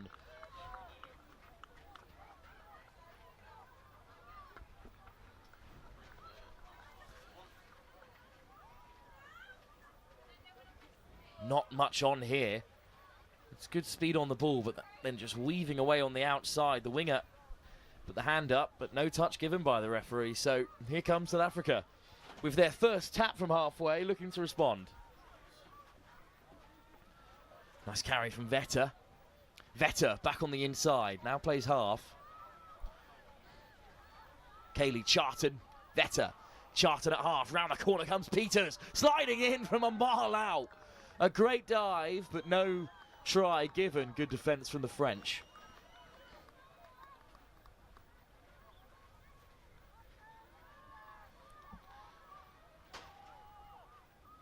France needing a bit of momentum to be injected into their transition. Off goes Talia Juman. Or in fact, that time it was Lina Bouteleb. Oh, what a carry by Chauffel. Little show and go from Joey Buepez. Goodman. Big step off the right boot from Martin Mendes Lopez. Lofted over the top. What a grab! Over go France. Will it be a forward pass or will it be a try scored? Forward pass is the call. And Manon Lethy is denied. A fantastic score. Well, Lethy with a great grab, diving over. It remains 1-1 after that. Try was disallowed for a forward pass, and now South Africa can transition. Here they come, racing round the corner, taken on by the try scorer Steele. Ball back on the inside from Visser. Into her centre partner, Nuna Levi. Levi, great delay on the pass to find Abrahams. All the way to the edge for Anya Abrahams that time. Almost away.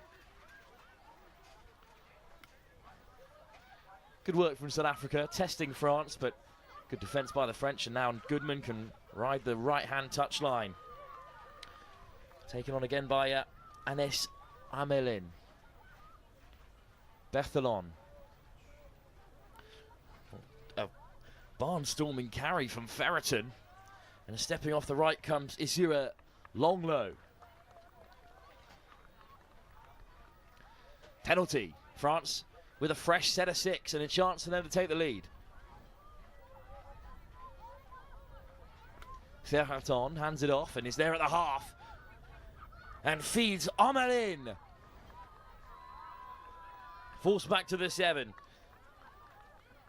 Anne Hamelin. Ferraton.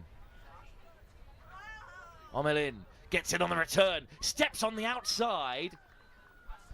But Anya Abrahams that time got in the way. With Megan Abrahams assisting at the link. Still France have touches in the chamber. Berthelon weaving towards the left-hand side. Well read by South Africa, who are forced to retreat. Forward pass out of the palm of Isura Longlow. South Africa survive on the stroke of the 10-minute mark. And now have a chance to counter instead. One more game to come after this. It's a repeat of this fixture in the women's under-20s competition. France again play South Africa. And South Africa up over halfway in the 18s. Round 3, but both sides have played just once. A draw for France against Wales, a loss for South Africa. Bit of a late touch there. The French player too busy saying sorry to get back and defend. Good winding run from Carr. In the end, the penalty is given, so the apology was worth it. Carr with a tap. Good drive. Straight through the centre from Rebecca Breed. And now on the outside goes Araujo. Finds the pass. Great finish. Sophia Costa. Through to score on the right wing. Lovely run from Gabriela Araujo. The link always forced to retreat back onside. Nicely weighted pass. Manon Lafitte had to bite in. And it allowed South Africa to score their second try. And the touch box go ahead. Oh, no touch. And still no touch. Excellent footwork. What a run that is. That's first touch for Scarlett Schofield in a fantastic position. Doonman. Schofield. Doonman again. Slides in herself. Had the winger free, but the touch was made. Good work from Tatum Peters.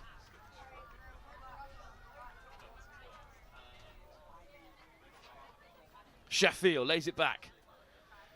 Big moment in the game. France need to stay in touching distance with South Africa, and they dump short of the 7, short of space, but over still goes Scarlett Schofield and scores the second. France level again. What a game in our penultimate of the day here. It's been a long day of touch. First tap off at 9 a.m. And here we are at 20 past 5 with high quality touch rugby on show here at the second Atlantic Youth Touch Cup. Level again. South Africa, though, will have tap on halfway in 6 touches to make ground with Levi in the centre alongside Visser. Nice footwork from Steele. Levi. Good pick up from Visser. Levi scoops through the hole and dives over. Well, across came Leah Martin Mendez Lopez to make the touch. And a crucial one as well. She was the only hope for France there. Levi, good delay on the pass. Abrams, looks for the ball back on the inside. It comes off Nina Goodman. So I think it will be a fresh set of 6 for France. In fact, it's just laid back, so short of time here, the South Africans. Visser, good pick up from Levi, but just short of options. Nuno Levi. So Visser again takes touch. This time Abrahams is sweeping around the outside. And look at the little hitch kick to go. Oh, the show and go. And again, it's a try saver from Martin Mendez Lopez.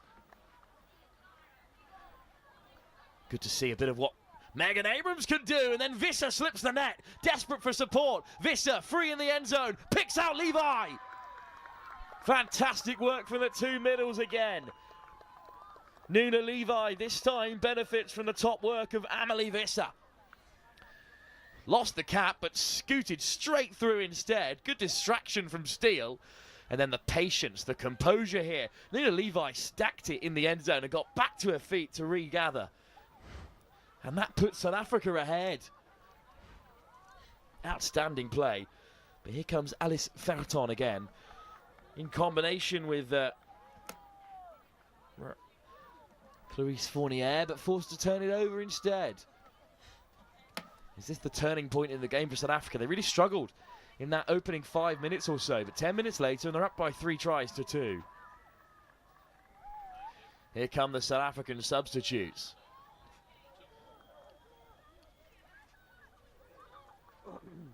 Great work on the transition. That's a fantastic scoop, but unfortunately Demi Vetter not allowed to penalise the French for their lackadaisical defending. Penalty given. And taken wide instead by Lena Boutaleb, who lifts it off the deck again for Juman. Boutaleb. Shafil. Shafil around the outside. Finds Boutaleb. Knew it was last touch. Had to throw the Hail Mary past. It was never going to threaten the South Africans. But better from France. And now they've got South Africa contained a long way from their box as well. So it's going to be good hands from South Africa to get out of here. First touch made. Quick ball. Chucked off the deck by Vetter. And Vetter again looking for support round the corner. Gave it away. And now France could threaten South Africa here while the changes are being made. But the referee slows it down. And that's a bit of a lifeline for South Africa, who are now well set. France looking to level things up again. Sent back by the referee a second time. Olymp Pauli on the field for the first time. Picks out Porro. Racing towards the 7. Pauli directing traffic. Here's Juman. Draws the touch. Quick ball away from Juman. Now Shotfield back on the inside. Juman goes over. Peters says, I made the touch, and the referee agrees. So Juman has to lay it back. Scarlett Shotfield all the way wide. Shotfield again, stepping through 2 defenders and going over. Touch made by Demi Vetter. And in the end, oh my, well I think the try has actually been given. Goodness me, what a finish by Scarlett Shotfield, stepping through 2 defenders. I thought she'd been caught, but in the end, Vetter couldn't get there. And South Africa have been pegged back level again. Here they are again though, Levi and Visser in the midfield. Visser, wide pass for Abrams, who shows and goes, and Bentaleb catches her on the line. It's Anya Abrams all the way left as well, with the Abrams of the Megan variety at link. But it's still Levi, and here's Steele at link on the other side. This is that most dangerous South African pod. Fantastic line speed from who else but Leah Martin Mendes Lopez. An absolute brick wall for France. Now, South Africa's best attacking pod meets the France's best defensive one, but they've coughed it up in transition before they could get the bright sparks on to attack. So Steele will have another strike. It's a missed opportunity there.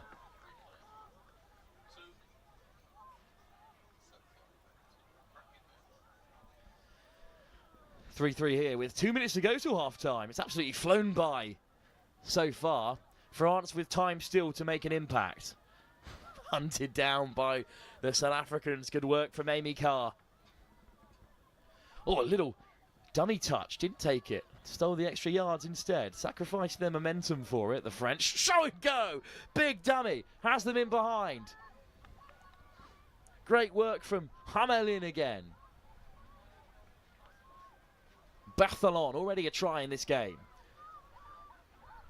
And now winding their way through. Have they gone the full length? Touch made. France denied.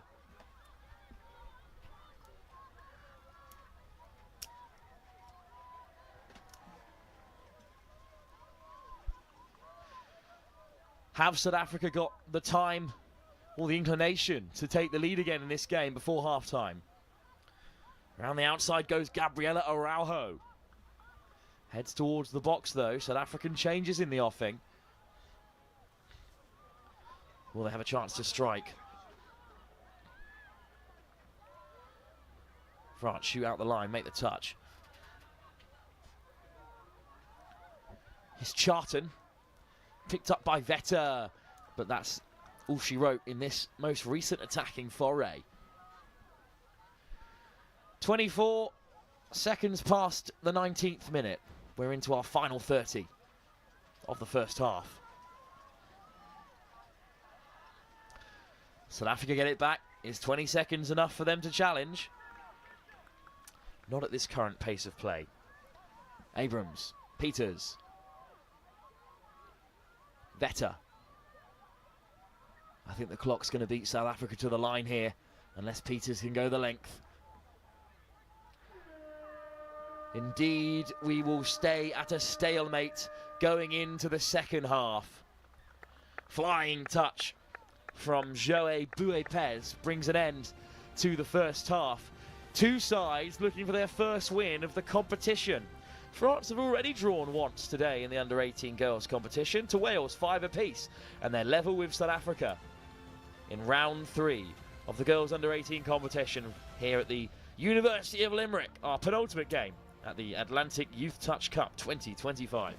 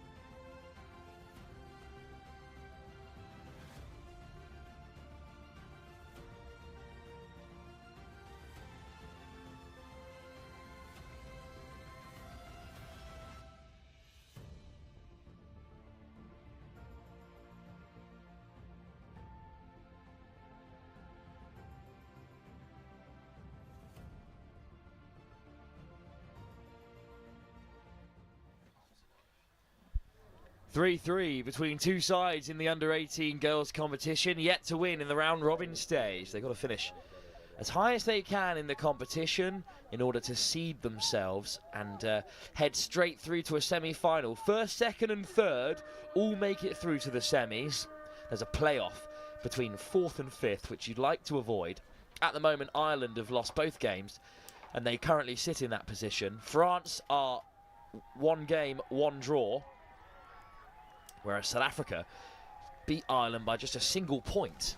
So they're looking for their second win here. And a great ball out wide, almost leads to a try.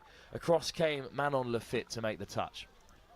So apologies, slightly mistaken about what's at stake here. South Africa did in fact beat Ireland by a point after Ireland suffered a tough loss to England in their opening game. And Wales drew with France, who also suffered a tough loss to England in their second game of the round. England, of course, the favourites, currently on plus 30 points after their 2 fixtures. But a win here for France would turn it around, and they'd actually head into their game with England undefeated, knowing that a half-decent result on points difference would secure their spot in the latter stages, with a game against Ireland still to come. A game which way they will fancy themselves in if they can beat South Africa here. Cagey start to the second half for both sides, a sharing of possession in our opening minute here. Good scoop through the centre, off goes Amy Carr. Turnover again, this time close to the halfway. Maybe a chance for France. Martin Mendez-Lopez. And now Goodman. Goodman scooping through. Bouepez. Boutaleb. Finds Omelin. Omelin still going. Boutaleb on the edge. Caught by the winger. Anya Abrahams. Laid back for Omelin. Ferreton. Omelin dives from a long way out. South Africa keep them out. South Africa to go 2 from 2 with a win here. It will be France's second draw if things stay the way they are.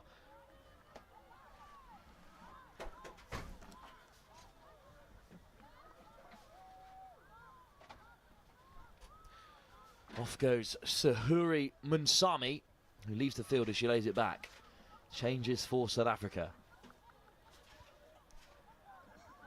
Might be able to get on the outside of the French press with another pass.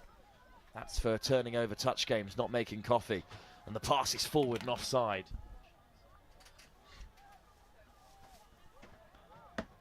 So France do have it back.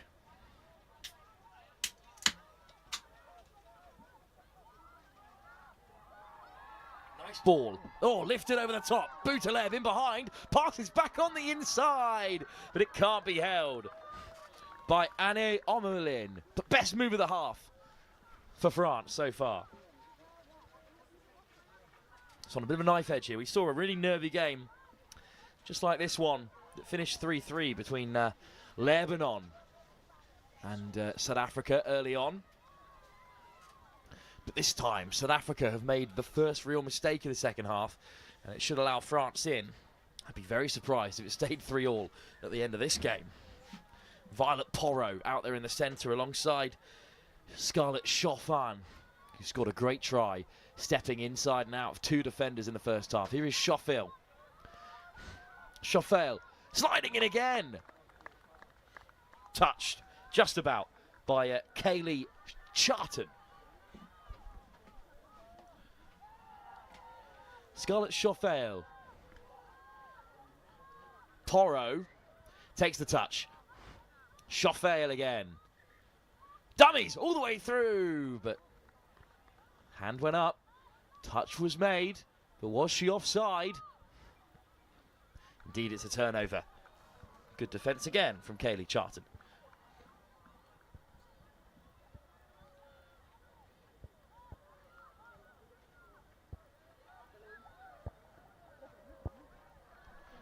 South Africa with a fantastic transition in the meantime, putting the work in and making the yards.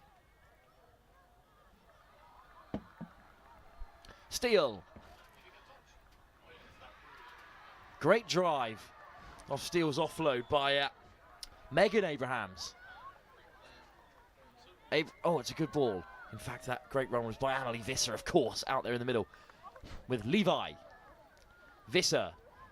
Abrahams puts her hand up on the right-hand side, but instead, Levi brings Visser around the corner. Levi goes for the quick one. Great line from Abraham, but a good read by France's Lena Boutaleb. 5 minutes in and a stalemate it remains.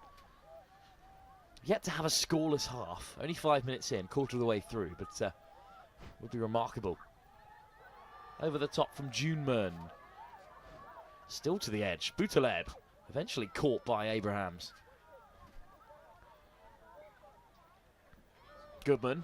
Good pickup by Martin Mendez Lopez, who's there again to scoop. Leah Martin Mendez Lopez steps on the outside, and then her hair's just been caught and given us the 6th touch. That's unfortunate. Leah Martin Mendez Lopez caught by the ponytail there. Well, if it was any tighter a touch, then could have been some serious repercussions. Instead, Steele can transition for South Africa. Oh dear, bad place to give it away. Leah Martin Mendez Lopez now driving on. Flicked off the deck from Fournier. Goodman. Fournier coming to this short side, but now sent the other way by Leah Martin Mendez Lopez. Goodman. Turnover. Penalty for South Africa. That's a shame. Could have been a first real chance of the second half. Instead, Carr will bring it away. Good line speed by France. Nice footwork. But Gabriela Araujo is sent back.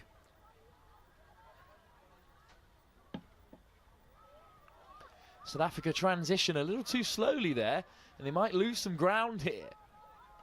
Good touch from Fournier. And again, great line speed from Leah Martin Mendez Lopez, and she wins it back for France inside the African half. Fournier. Acceleration from Joël Bouépez. Off the deck from Boutaleb. Lovely ball back inside. Boutaleb draws in the winger. Up to the 7, France. Oh, it's another penalty. I think another forward pass. They're hot on that in this game.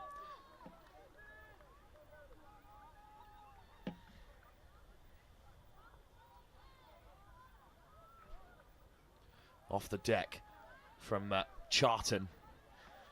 Good run from Tatum Peters. Lays it back for Sophia Costa, and there's Steele around the first defender. Great pickup. Levi, Steele, good hands, skips around the first. Lovely footwork from Talia Zanib Steele. But in the end, they ran out of touches. Brighter stuff from South Africa. Maybe we will find a winner in this game.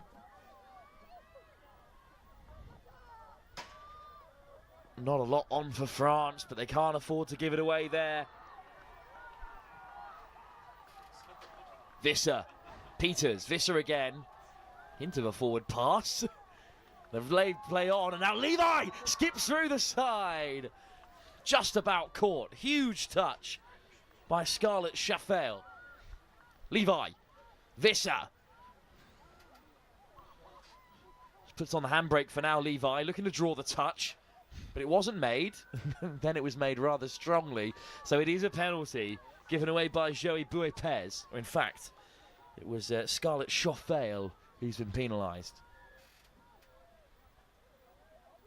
They've got to encroach on Nuna Levi. And now she'll look to strike. Touch made by Chaffel. Levi looking the most dangerous here. Abrahams and Abrahams to her right. At Lincoln wing. But she'll go herself. Nua Levi again dives in. But wins another penalty. A second within the 7 for Nua Levi. She taps and goes. And picks out Visser. Oh, the roll ball. It's poor. And it's a Huge opportunity wasted by South Africa. Steele, good line speed, but France head towards the box. Strong carry again from Talia Juneman. Up comes Anya Abrahams to make the touch. Another good carry, this time from Joe Buipez.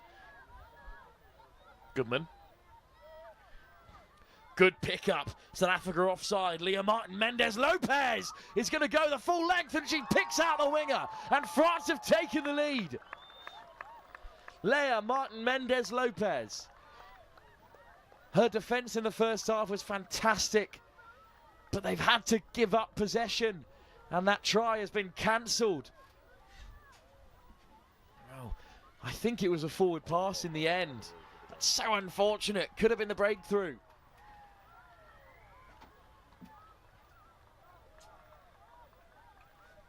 Would have been a great try as well for Manon Lafitte, her second of the game.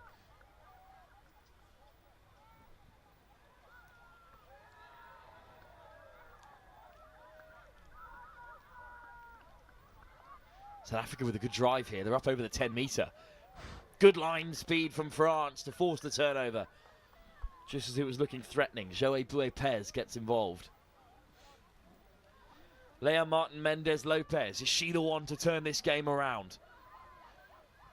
France would hate to draw 2 against the likes of Wales and South Africa, with tough games against England on the horizon. South Africa would love to stay undefeated, but even better with 2 wins from 2. But off goes Boutaleb, up to the 7.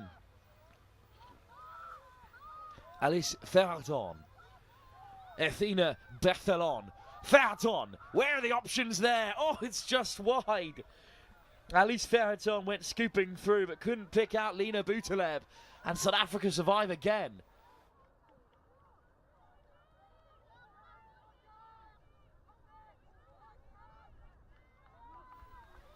So, of course, the half can't score, so they have to fish around in the try area until someone is available.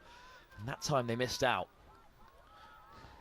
Taken on by Sahira Munsami, who leaves the field. And then off the deck from Sophia Costa.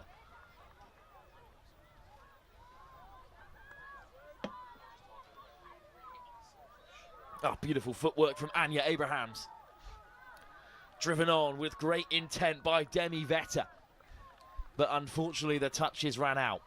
7.5 minutes to go. We're still level at 3 apiece. I was sort of joking when I thought that we might have a scoreless half, but we're well over halfway and there's yet to be a score.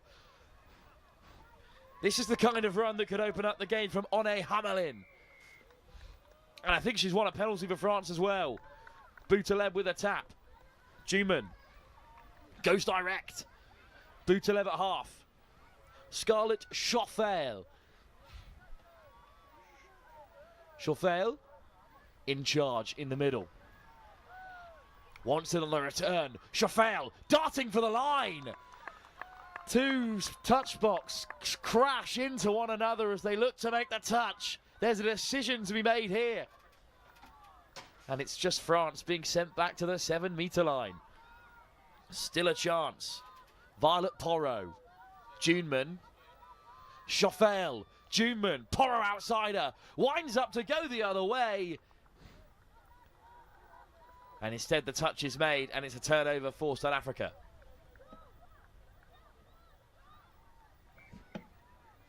Going half for the intercept, half for the touch. But Amelie Visser's caught. And we remain locked up at 3 tries apiece. Good run from Peters. Steele. No touch. Steele away. Steps off the right boot. This is the moment. Steele's going to go the length. Second try of the game for Talia Zaneb Steele. What a finish. The first try of the second half comes almost 15 minutes into the game. Beautiful work. There was an offside call given against the French defenders. So suddenly there was just one winger to beat. And Steele had the acceleration. And the touch box take the lead with just 5 minutes to go. Here come France. Can they respond straight away after labouring to a scoreless 15 minutes? Goodman. Great pickup. Leah Martin-Mendez-Lopez. Caught by Mansami, but there she goes again. Leah Martin Mendez Lopez dives over. But South Africa have saved themselves again. Well, there'll still be time for France to respond here, but that's an incredible shutout in the context of this game from the touch box. Looking for their second win from 2 games and to announce themselves as the best of the rest outside of England in this under-18s category. Is there any reason a team would restart from halfway unless there was a try? Ball over the top, and it's off target. Unless it's a penalty in a certain area. Unless it was a penalty in a certain area. But like close to the halfway. But close to the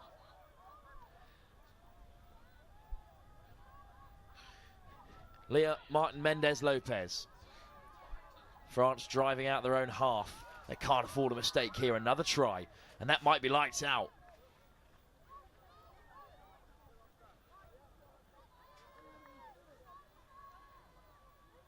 Round the corner comes Athena Bethalon.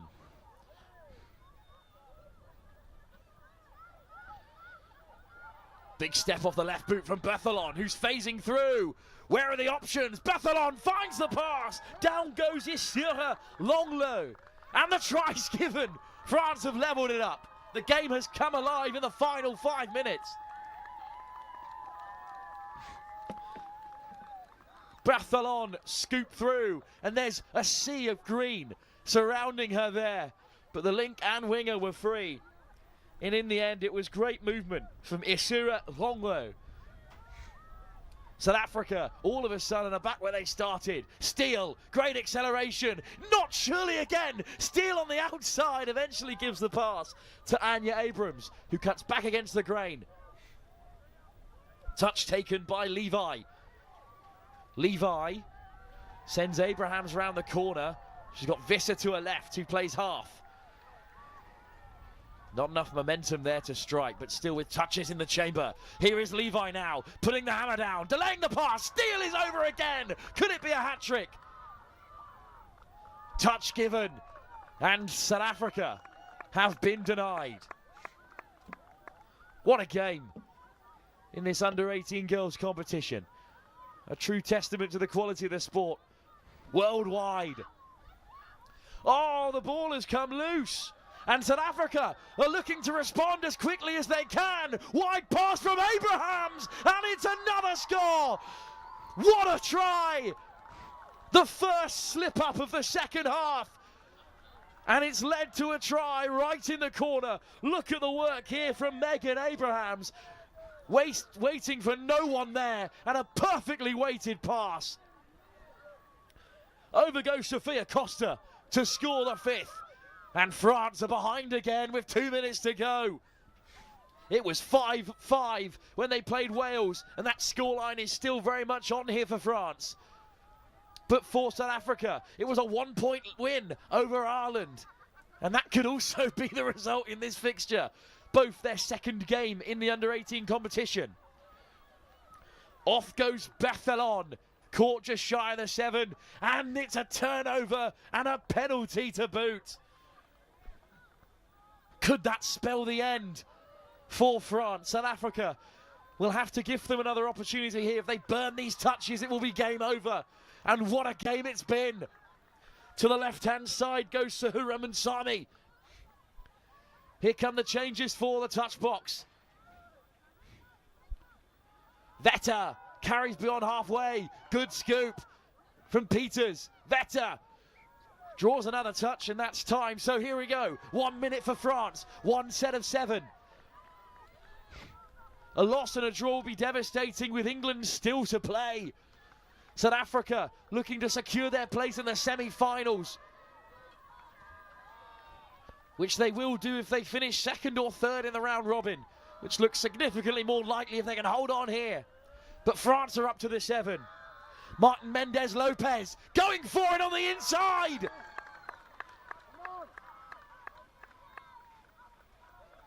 Try given. Leah Martin Mendez Lopez has levelled it up again. Goodness me, the tension on field one when she went over. It's the quietest it's been all day. Look at the French fans behind the try line, but they don't really know if it's scored. 5 seconds to go. This is last chance for saloon for South Africa. Here goes Steele, Abrahams, Levi. Nothing but a winning score here. No touch can be made from this point onwards. The buzzer will go. What a grab by Levi to keep the game alive. Visser. Levi to the open side. Chucks the long ball. Steele puts it down. There may well have been cover there for the French, but regardless, that's the game. A huge moment in the pool because France have survived a second time. A 5-5 draw with Wales, followed up by a 5-5 draw with a touch box. Both teams stay undefeated, but in the end of the day, it's not the result that either side wanted, with heavy hitters England on the horizon. But it's the game of the day here on field one. What a contest! Nothing to split the sides. South Africa 5, France 5, with both sides still able to qualify in second, third or first in the pool and head to the semi-finals.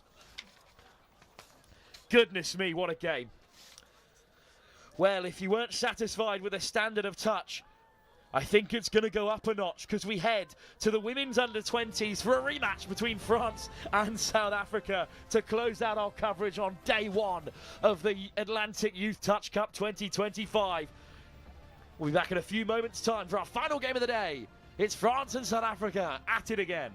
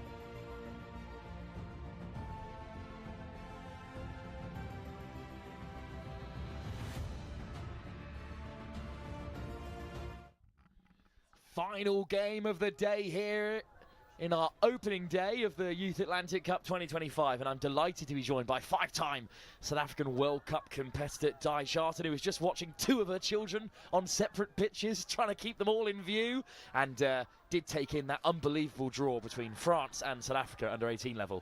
Super exciting, and it's really great to see these youngsters out there, and I think this has actually been a nice solid start here from the South African ladies, as they're just looking to get some forward momentum, driving through their good touch. Almost slipping all the way through, dotted down by Erin Venter, but France will have it back.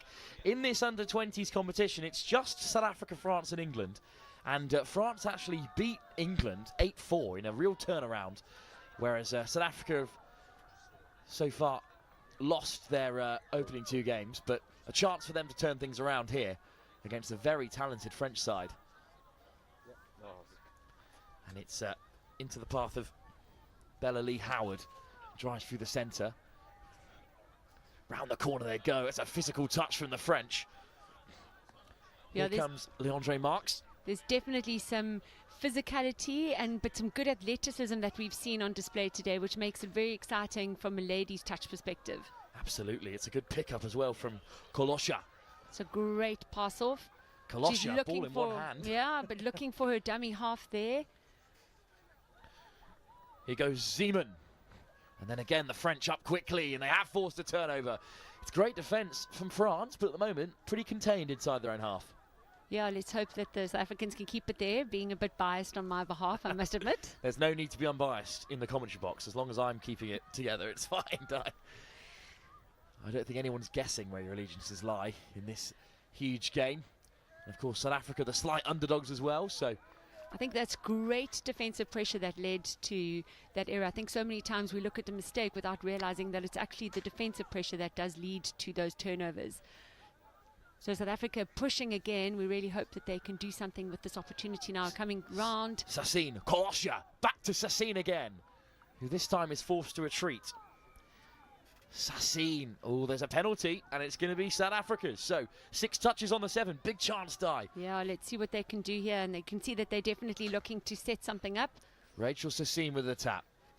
It's got Yusra Sayet to the right. Here is Sayet.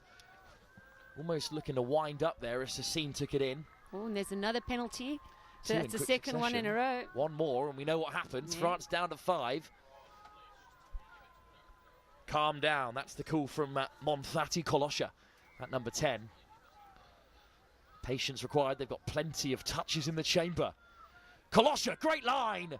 Was there a touch there? I think flying in to make it was Marie Lafitte, whose sister has just been scoring for France under 18s in the game before. I'm sure their parents haven't moved. Here's Kolosha again sliding in.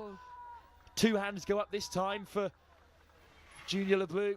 They're certainly peppering that line. They're making that French defence work really hard.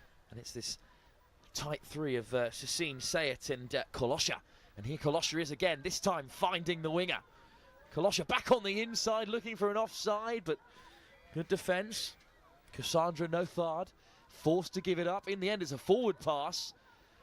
And South Africa have missed out there, Di. Big opportunity for them. Yeah, big opportunity missed. It would have been good to see them really capitalise on all of that pressure that they put France under, now really giving them a good chance to get out. And it's the first time France have ventured into the South African half through Charlotte Tonso. Off goes Bathelin. That's a great pickup. Ladibert winding away. Ladibert all the way through. Desperate for support. And has it been spilt by Prune Fulton just about? Goodness me, how close were France there to opening the score? Wow, that was a really good pickup from dummy half there, and really good turn of pace. Some good athleticism shown there. Now South Africa will be looking to drive it up and get some subs on. I think these girls must be tired now. 4.5 minutes for no box.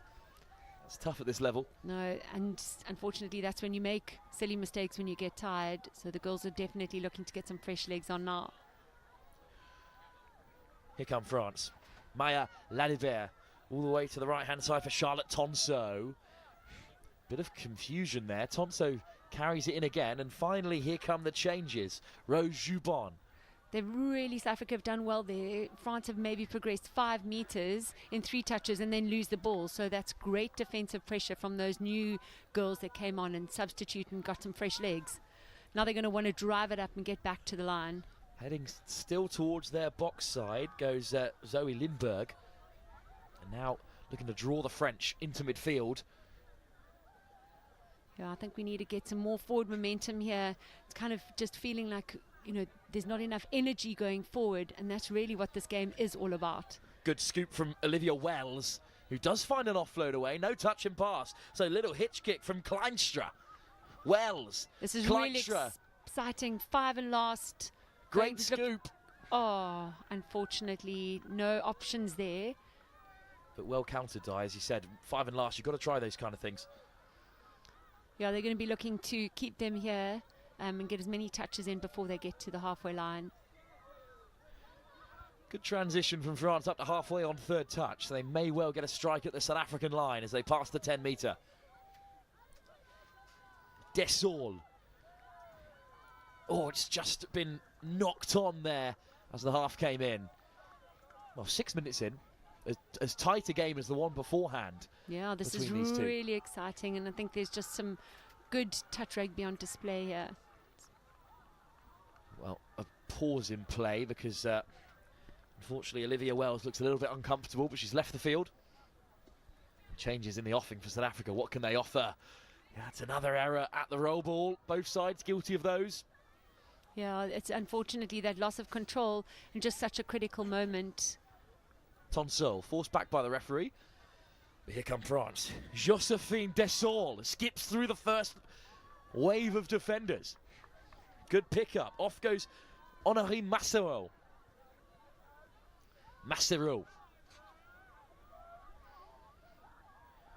Klaus again has it. Sliding in herself from great range. It was a really good dive that unfortunately just managed to get on the outside of the South African player there. And that's a try that I'm sure France are going to be very happy with. Elsa Klaus gets the opening score for France. Well, in the end, despite a great defensive effort from South Africa, France did make that look quite easy with a really fine dive from a long way out.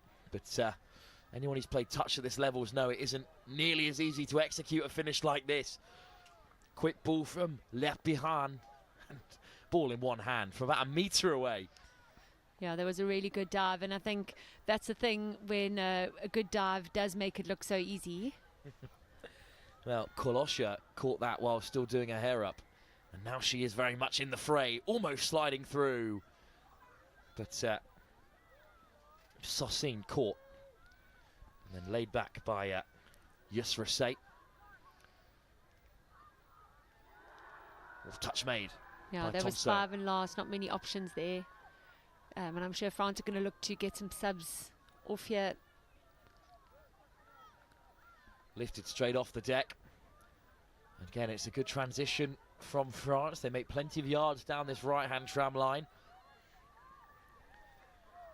Taken in again by Marie Lafitte. And a bit of space opens up for the first time for Guttard. Winding run from Ladibert over the top. This could be another try for Prune Fulton. Excellent score from France. And they switch it on out of nowhere, and all of a sudden, South Africa are 2 behind. Yeah, unfortunately, the South African defence didn't cover that short side properly. I think the girls just not dropping straight back from a mid perspective, then giving themselves the opportunity, unfortunately, to be beaten on the outside. Well, France have got to keep up this defensive effort because they can't allow South Africa to stay within touching distance, because everyone knows South Africa are the kings and queens of last-ditch scores and final touch finishes. Nice interplay between the two middles. And eventually it's with Wells. Inside for Kleinstra. Olivia Wells again. Lola Kleinstra. And then a good carry through the centre. Wells on the right-hand side. But good defence by France. You've got to be a little bit more creative, I feel, Di, to challenge this French defence. Yeah, definitely. I'd like to see us putting them under more pressure with some more forward momentum play and really moving the defenders. I feel like the French middles are not being moved enough at this stage of the game. But it's not often that they'll gift you opportunities like this, and Howard keeps it alive. Kleinstra goes to the open side. Is there space out there for South Africa? What a finish! What great a great pace. try. Getting on the outside of the middle, and they are on the board. And South Africa remain in touching distance.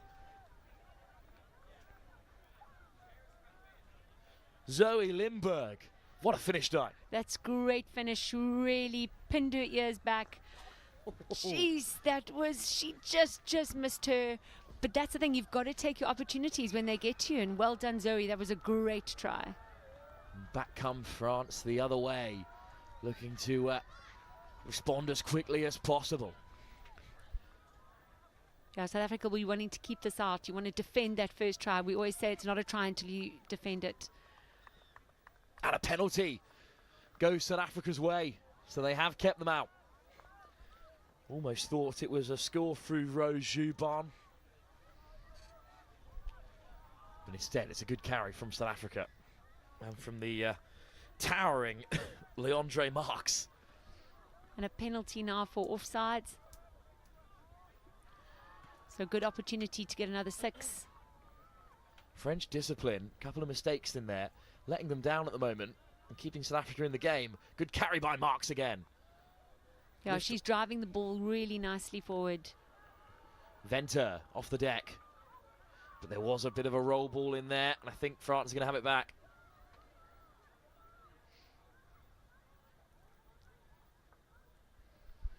Here come France again. 12 minutes into this first half.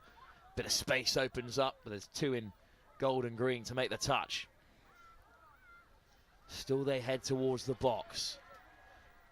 Quick ball. France still driving here.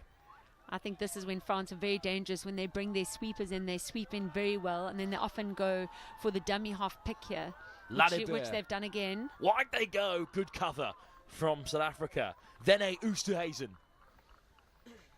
makes an important intervention. Yeah, I think that was a very critical touch. But again, you can see that the slider coming in and then looking for the dummy half running through. South Africa looking to transition, but a little bit slow to move here. Third touch burns, and they've yet to reach the 10-metre. That's a much better pickup, but unfortunately the ball is spilt. It's a good pickup by Tash, and she's actually forced the penalty there. So Zeeman wins 6 more for South Africa. Back comes Olivia Wells to take the tap on halfway. Wells straight off the deck. Good run from Kleinstra. That's much better play from South Africa, and that's a great run. Oh, and that's a good defensive move from the wing from France. Sarah Guittard made a huge touch because that was a big opportunity. Still on though for Lola Kleinstra. Flicked off the deck by Howard. Howard scoops through, needs support. Howard looking to race away, but caught as the half.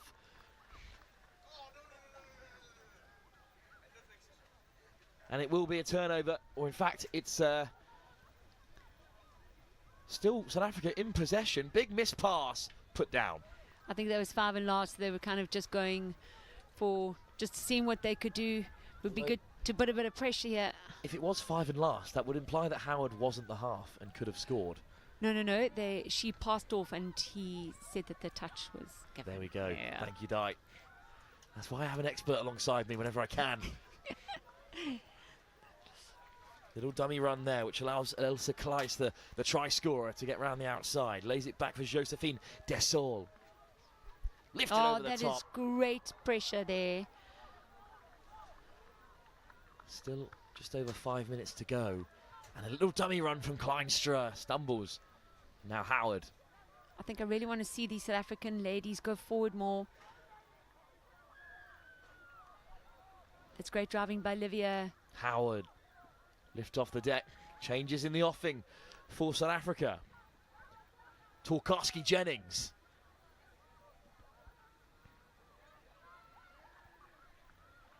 Almost through down the right-hand side. Laid back, though, for South Africa. Here's Venter. Touch made. Venter at the half. Good pickup. Long ball over the top, and it's just been put down on the toes of Cassandra Nothard. That is such a good pass, and Erin is really quite a dangerous player because she has that ability to dive it in and have that long skip pass. So it was great to see her throw that, and unfortunately just not being able to hold on to that. Touch made by Alexis Torkarski-Jennings, but France still progress down the right. They really do hug the touchline on their transition. And now it allows Marie Lafitte to open up the play. Great acceleration from Levesque. Jubon. Levesque. Two more outside her. Little show and go. Not bought by the South Africans. Fulton Court on the 7. Not quite sure what's happening here. I feel like there's an offside. That's the ref scored, yeah. I think indeed a penalty has been given. It's a big chance for France to re-establish a 2-try lead before half-time. Levesque stepping back inside. That is a great touch. Erin Venter with a big intervention. And Levesque sent back. Or in fact, it was Rose Jubon who almost went over. Here's Bluen Levesque. Jubon. Levesque to the open side. Jubon slips away. Well, the hand goes straight up. She got that touch, and ref saying that she could see that she did get on the shirt because the French girl was just asking, was the touch made? What a and touch ref was by right there. Torkarski-Jennings. Huge moment for South Africa if they can keep out France here. Jubon, Levesque. Oh, rolling over. Another great touch. Yep, she got her just beforehand. Sure, this is exciting stuff. Marie Lafitte denied this time. Levesque. Jubon, and this time it's put down. What a defensive set by South Africa. That was excellent line defense for them, and I think they can feel very proud. Now it would be great if we could just, that's great drive. That's first touch. And look at this. This is the momentum play that we want to see them. Driving forward with purpose. Here goes Alexis Torkarski-Jennings. Three touches on past the halfway line. That's 4. This is really exciting. Now with the 5th and last, we're going to look to set up a strike play. Good direct drive, clean pickup, scooting through. Over the top, but I think the touch was already made. Pass. Good work from Monthathi Kolosha, having just come on. Almost Tasha Zeman away down the right. But they've got France contained on the wrong side of the field to their box. But it's quick hands to move it left to right. And South Africa backpedaling as they head towards the touchline. Off goes Levesque. Good carry by Tonso. Yeah, I think we see the scooping play, and I think we're going to see the scoop happening here. Yeah. Ladibert flicks it over the top, but it's beyond the winger. Sarah Guittard couldn't get a hold. Well, 2 minutes to go till the first half. What a half it's been. So tight between these two sides.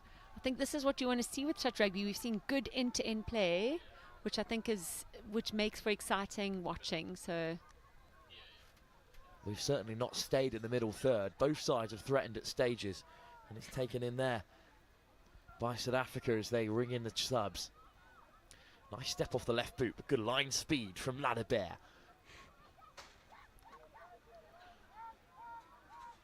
Just keeping the ball alive here. Laid back. With 6 up. So with a minute to go, this might be France's last chance to extend their lead going into the break. Tonso takes it in. Here come the changes for France, but a mistake here, and it will open the door to South Africa perhaps to equalise. Good carry by Le Bihan. Away by Desaul. It's been put down. And Howard has it back.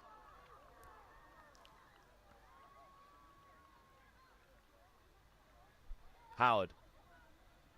Good drive up to the 10.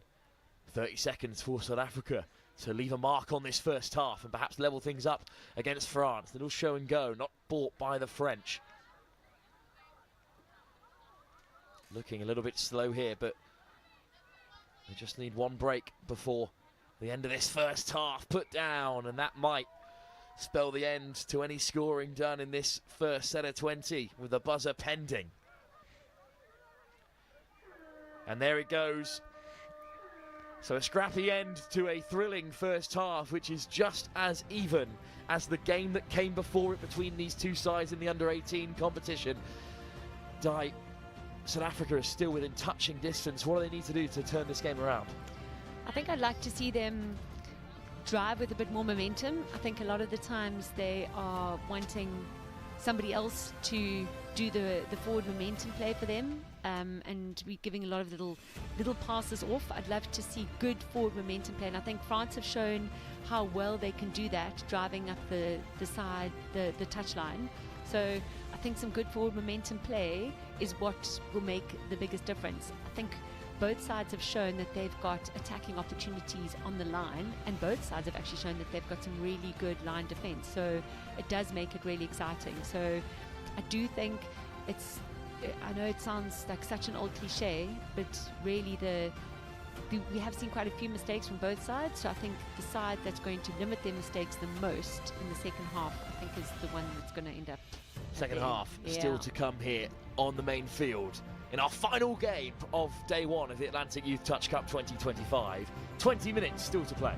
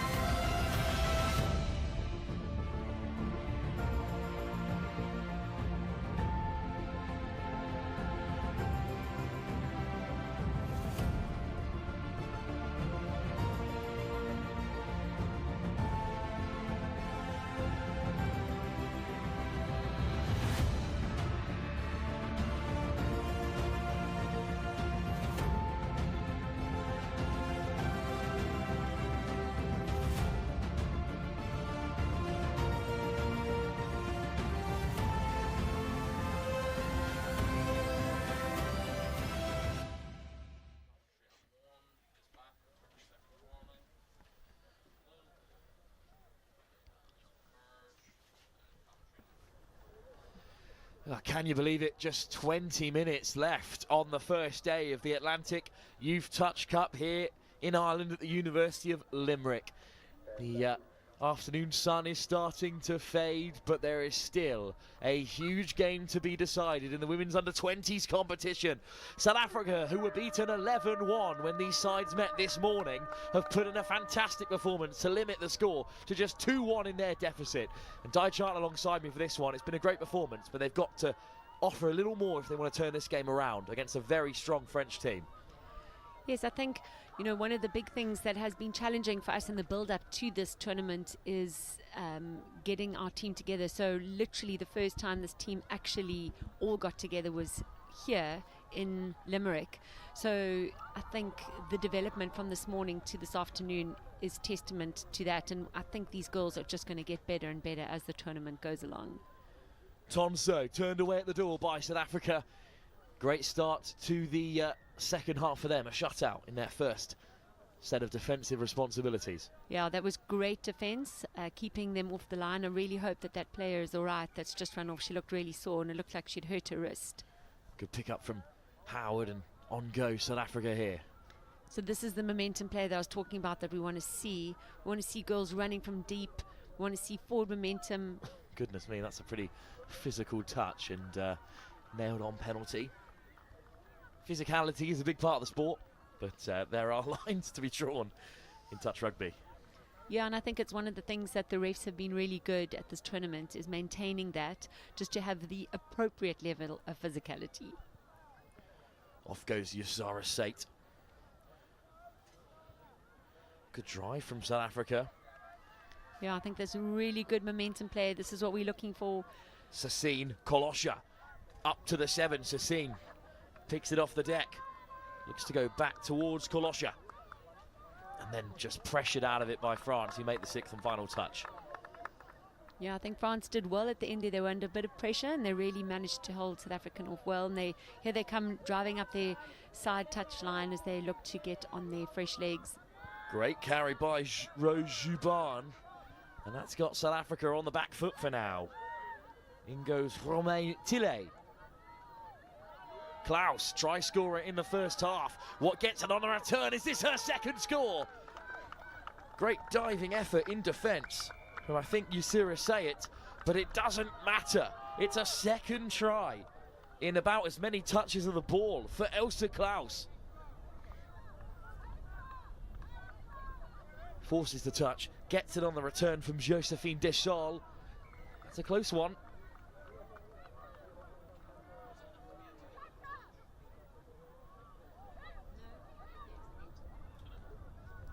Well, it's very rare for a player to claim a touch and it not to be given, so she must have been offside.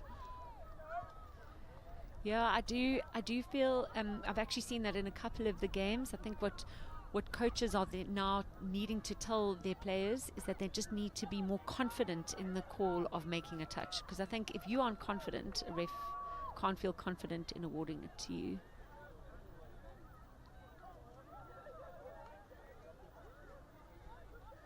Here goes South Africa, though, in a great position. Venter! Touch made by Tonso. She really is an exciting player and just showing that she's got that dive, she's got that long pass, so she's definitely not somebody that can be given too much space in the middle. Oh, nice step from Tokarski Jennings, but the pass was off target, so France survive that most recent attack, and it's now 3-1.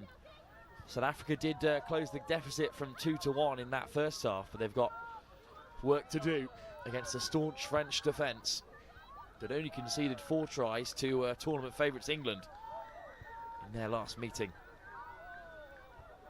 Good pick-up, scoop down the left from Jubin, almost all the way through. Wide pass, what a ball, and what a finish as well. Crashing over goes Sarah Guittard.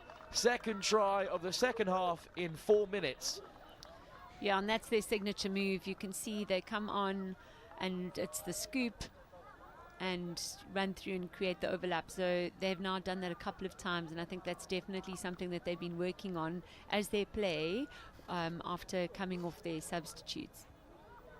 One of the things you mentioned is the players not having too much time together, and the winger just didn't trust that the link was going to get there and bit in, which allowed the space for Guittard to score down the right.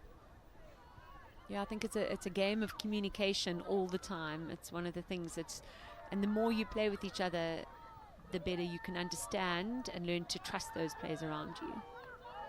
Here come France, again driving forward. Twi'lek.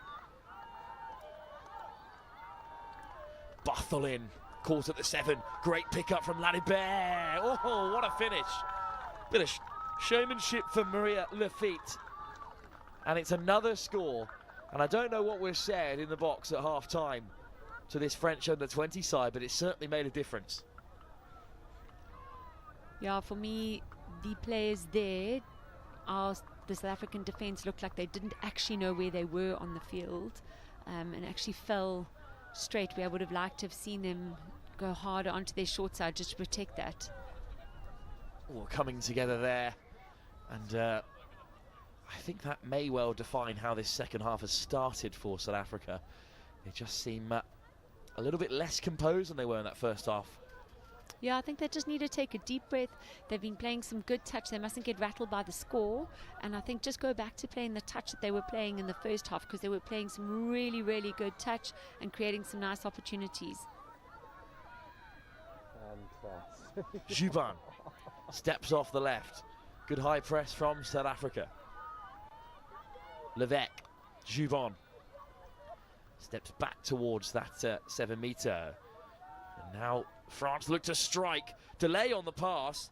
And you could see that Tonso was trying to find one more to fix the winger. But it was a great shot by the wing. She came in at exactly the right time and forced them to lose the ball.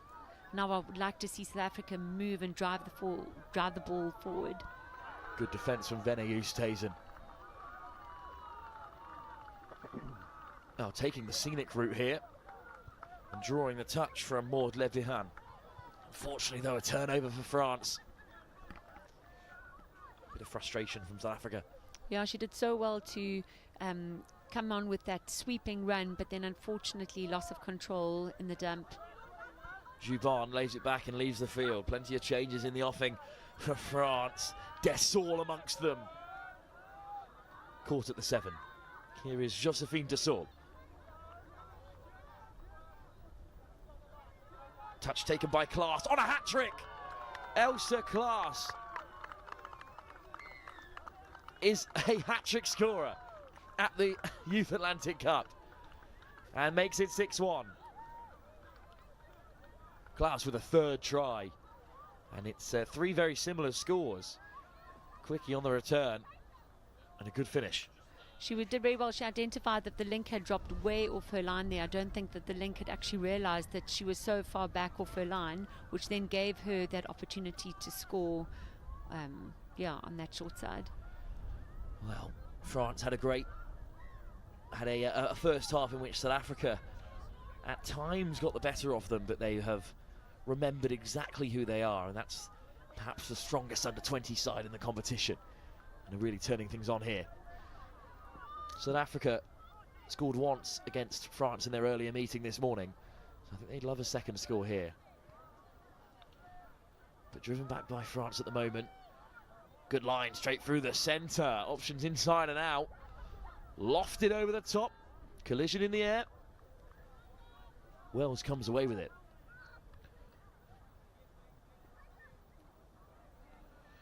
Oh, it's just gone a little bit loose.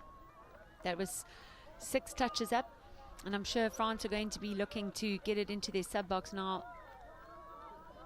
I'd like to see a bit more work from South Africa just to close them up, because they do the same thing every time. It would be quite nice just to see them shift and recognize the style of play that France are doing. Because here we go, here comes the sweep again. Ladibert, 2-on-1 perhaps. It's given late by Lafitte, but France touchdown. And if it's not a forward pass, it'll be a score. But forward pass it is. Perhaps Lafitte could have given it a few moments earlier. No, they've given a penalty for offsides. So France gets 6 on the line. So some big defence needed from South Africa. Maya Ladibert gets it on the return. Delivers it late again for Lafitte. But this time the ball down means South Africa will have it back. There was great defence by Olivier. And now South Africa head to the box to make some changes.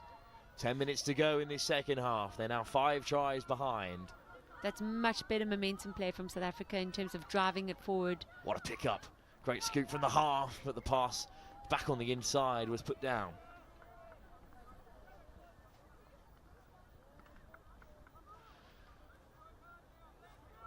Well, I've been in and around the South Africa setup for, hesitant to say a while, but a good amount of time. And what do you make of the transition in the sort of modern generation of touch between competitions like this, the Youth Atlantic Cup, South Africa under-18s, under-20s, under-15s, up towards the Women's Open, Men's Open, Mixed Open programme? I just think this is so exciting from a touch perspective. You know, certainly seeing the level of support that we've got at this Youth Atlantic Touch Cup, and I've been really impressed to see so many good touch players coming through on a global stage. I think this is really how we get our sport on the map. And as you know, there's been talk about it, you know, there's a goal we really want to try and get touch as an Olympic sport. And it's through the development of our youth players that we're really hopefully going to start to see that benefit coming through. Brisbane 2032, that's the target, I believe, that the Federation of International Touch have in their minds. And so many of the players, as South Africa's got through for a second score, touchdown by Monthati Kolosha. Great score. That was a great try, and I think also really doing so well to play. She knew she was offside, even though the girl touched, she kept on going, and then good handoff from dummy. That was an excellent try. Well done, girls. Smart play from Rachel Susine, and Kolosha dots down in the end. But I've spoken to so many players in this tournament, and a lot of them, when you ask about what their future holds in touch, what goals they want to achieve, a lot of them say, I'd like to be an Olympian. I'd like to be playing touch at the Olympics. Yeah, and I think for a lot of these youngsters, I think that first goal that they would be aiming for is to play at a World Cup level, because that makes things super exciting. Well, a couple of questions here. Not quite sure if the try is going to be given or not. Roman Tilley crashed over a dummy, let her in, and in the end the try has been given. It looked like she caught it, not perhaps expecting it, but it caught out the Lincoln wing for South Africa. And the 5-try parity is restored. 7-2 they lead. I like the fact that a question was asked of the South African linker if she made the touch, and good to see honesty, because that's actually what we want in the sport. And so she admitted that she didn't get the touch, and the try to France has been awarded. South Africa still, though, with possession. The game might be beyond them with about 7 minutes still to go. But another score here would keep things interesting. Nice dart back against the grain. Yeah, I think they want to be getting back into the style of play that they that they managed to get the momentum going in the first half. And certainly it would be nice to see them putting France under a bit more pressure. And Kleinstra's won a penalty for South Africa. Lola Kleinstra takes the tap. When is the moment to strike? Kleinstra calls it now. Driving towards the line, wants it back on the inside. Right on the toes. Tough to take in the face of a blue wall. Yeah, unfortunately, I don't think that was the right option. Seeing the ball go to ground, and now under a bit of pressure from a defensive perspective. What a carry by Charlotte Tonso. Good to see her back on the field after walking off with a hint of an injury earlier. Here comes Inez Bartolin. Marie Lafitte finds Ladebert. Ladebert on the pickup. Is there anyone over for France on the far hand side? Instead it goes down. Elsa Klaus denied another score. And South Africa have it back with just over 5 minutes left to go. Yeah, I think the winger did really well coming in there and putting pressure on that player, which then resulted in that. Unfortunately, that's over the mark.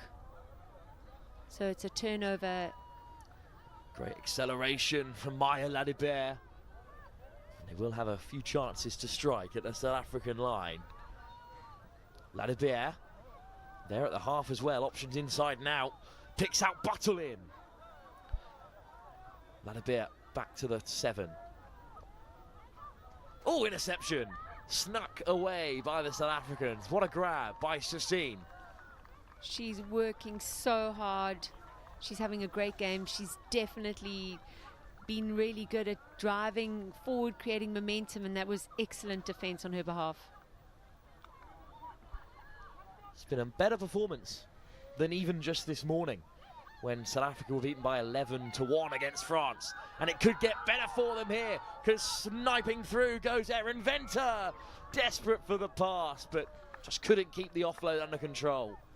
Yeah, unfortunately, it would have been so much better if she had somebody coming up on her left-hand side with the way she was running, but just unfortunately nobody could keep up with her. But that was a great run from Erin. She did really well there. Someone with a very bright future in the South African system. Yes, most definitely. France on the transition. 4 minutes to go. It looks like France are going to go undefeated. 3 games from 3. Beating South Africa twice and England as well, which is a bit of a turnaround. Well, it's not unprecedented.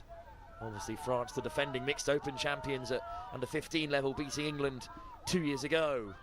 Big touch made right on the sideline to deny France another. She did very well because she trusted her link inside her and just chased outside, and I think that was an excellent touch and great line defence there. And South Africa are going to have it back as well. Great defence from the touch box. Still time for them to get another on the board. It's a hard touch, but a good drive will allow South Africa to play on.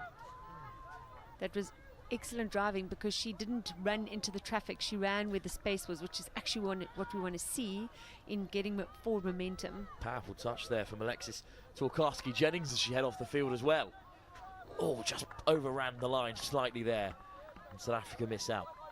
Well, with 3 minutes to go, this game is certainly decided, David. A chance to touch on South Africa's performances here as a whole. You're sort of vaguely interested in every team that's playing here in the competition. How have you found the tournament so far, and which specific South African sides are you looking forward to watching more of as the weekend continues?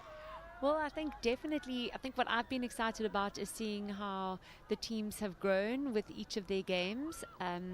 I know I'm very biased because I have a daughter in the ladies under 18 side, and obviously I'm very excited about watching them, and in the mixed under 20 side. So also they had a good win just before this game. They beat Scotland, so they were very chuffed with that. So yeah, just obviously excited about watching all of the South African teams, but definitely I'm slightly biased with my own daughters. That's fair enough. Elsa Klaas almost in for another score. Josephine Dessal picks out Lafitte, who darts in herself. Up goes the hand from Zoe Lindberg. But I think it might be a second penalty. Yeah, they need to be very careful here. We don't want to give away another one. Certainly not in this late stage of the game. It's a very respectable scoreline at the moment against the top French side. Josephine Dessal there at the half. Tonso round the outside, but Dessal goes to the crowded near side. And South Africa win it back. Great defence. What a way to end this game for them that they've worked so hard in. I must say I've been very happy with our line defence this game. I think our line defence has been really, really good, and that's a great run at the sideline. Venna Oosthuizen making good yards in our final minute here. Have South Africa got anything else up their sleeve? Presumably not given the vest they're wearing, but you catch my meaning. Great pick-up. And a good pass from the try scorer, Monthati Kolosha. And a great run straight through the centre. Offside is the call, so Kolosha could go the full length. Caught right at the very last by France's own try scorer, Marie Lafitte. But it's a penalty, and with 30 seconds to go, South Africa could get another. It's going to be Rachel Sassine who taps us off. Sassine. Kolosha. Sassine again. Looks inside for Kolosha. Delightfully weighted ball. Bit of a coming together there. Unfortunately, no more scores on the board for South Africa, but I think that overall they can be pleased with this result. They've played, I think, really well, and a massive step up from the game this morning against France. And it's really good to see the girls rising up to the pressure, getting used to the pace, and I think they're just going to go from strength to strength here. Well, 2-1 at half-time, considering it was an 11-1 defeat this morning. That's a fine result for South Africa. A short period at the beginning of the second half where they let the game get away from them, but then they shored things up in that final 10 minutes and even scored a second through their number 10, Monthati Kolosha.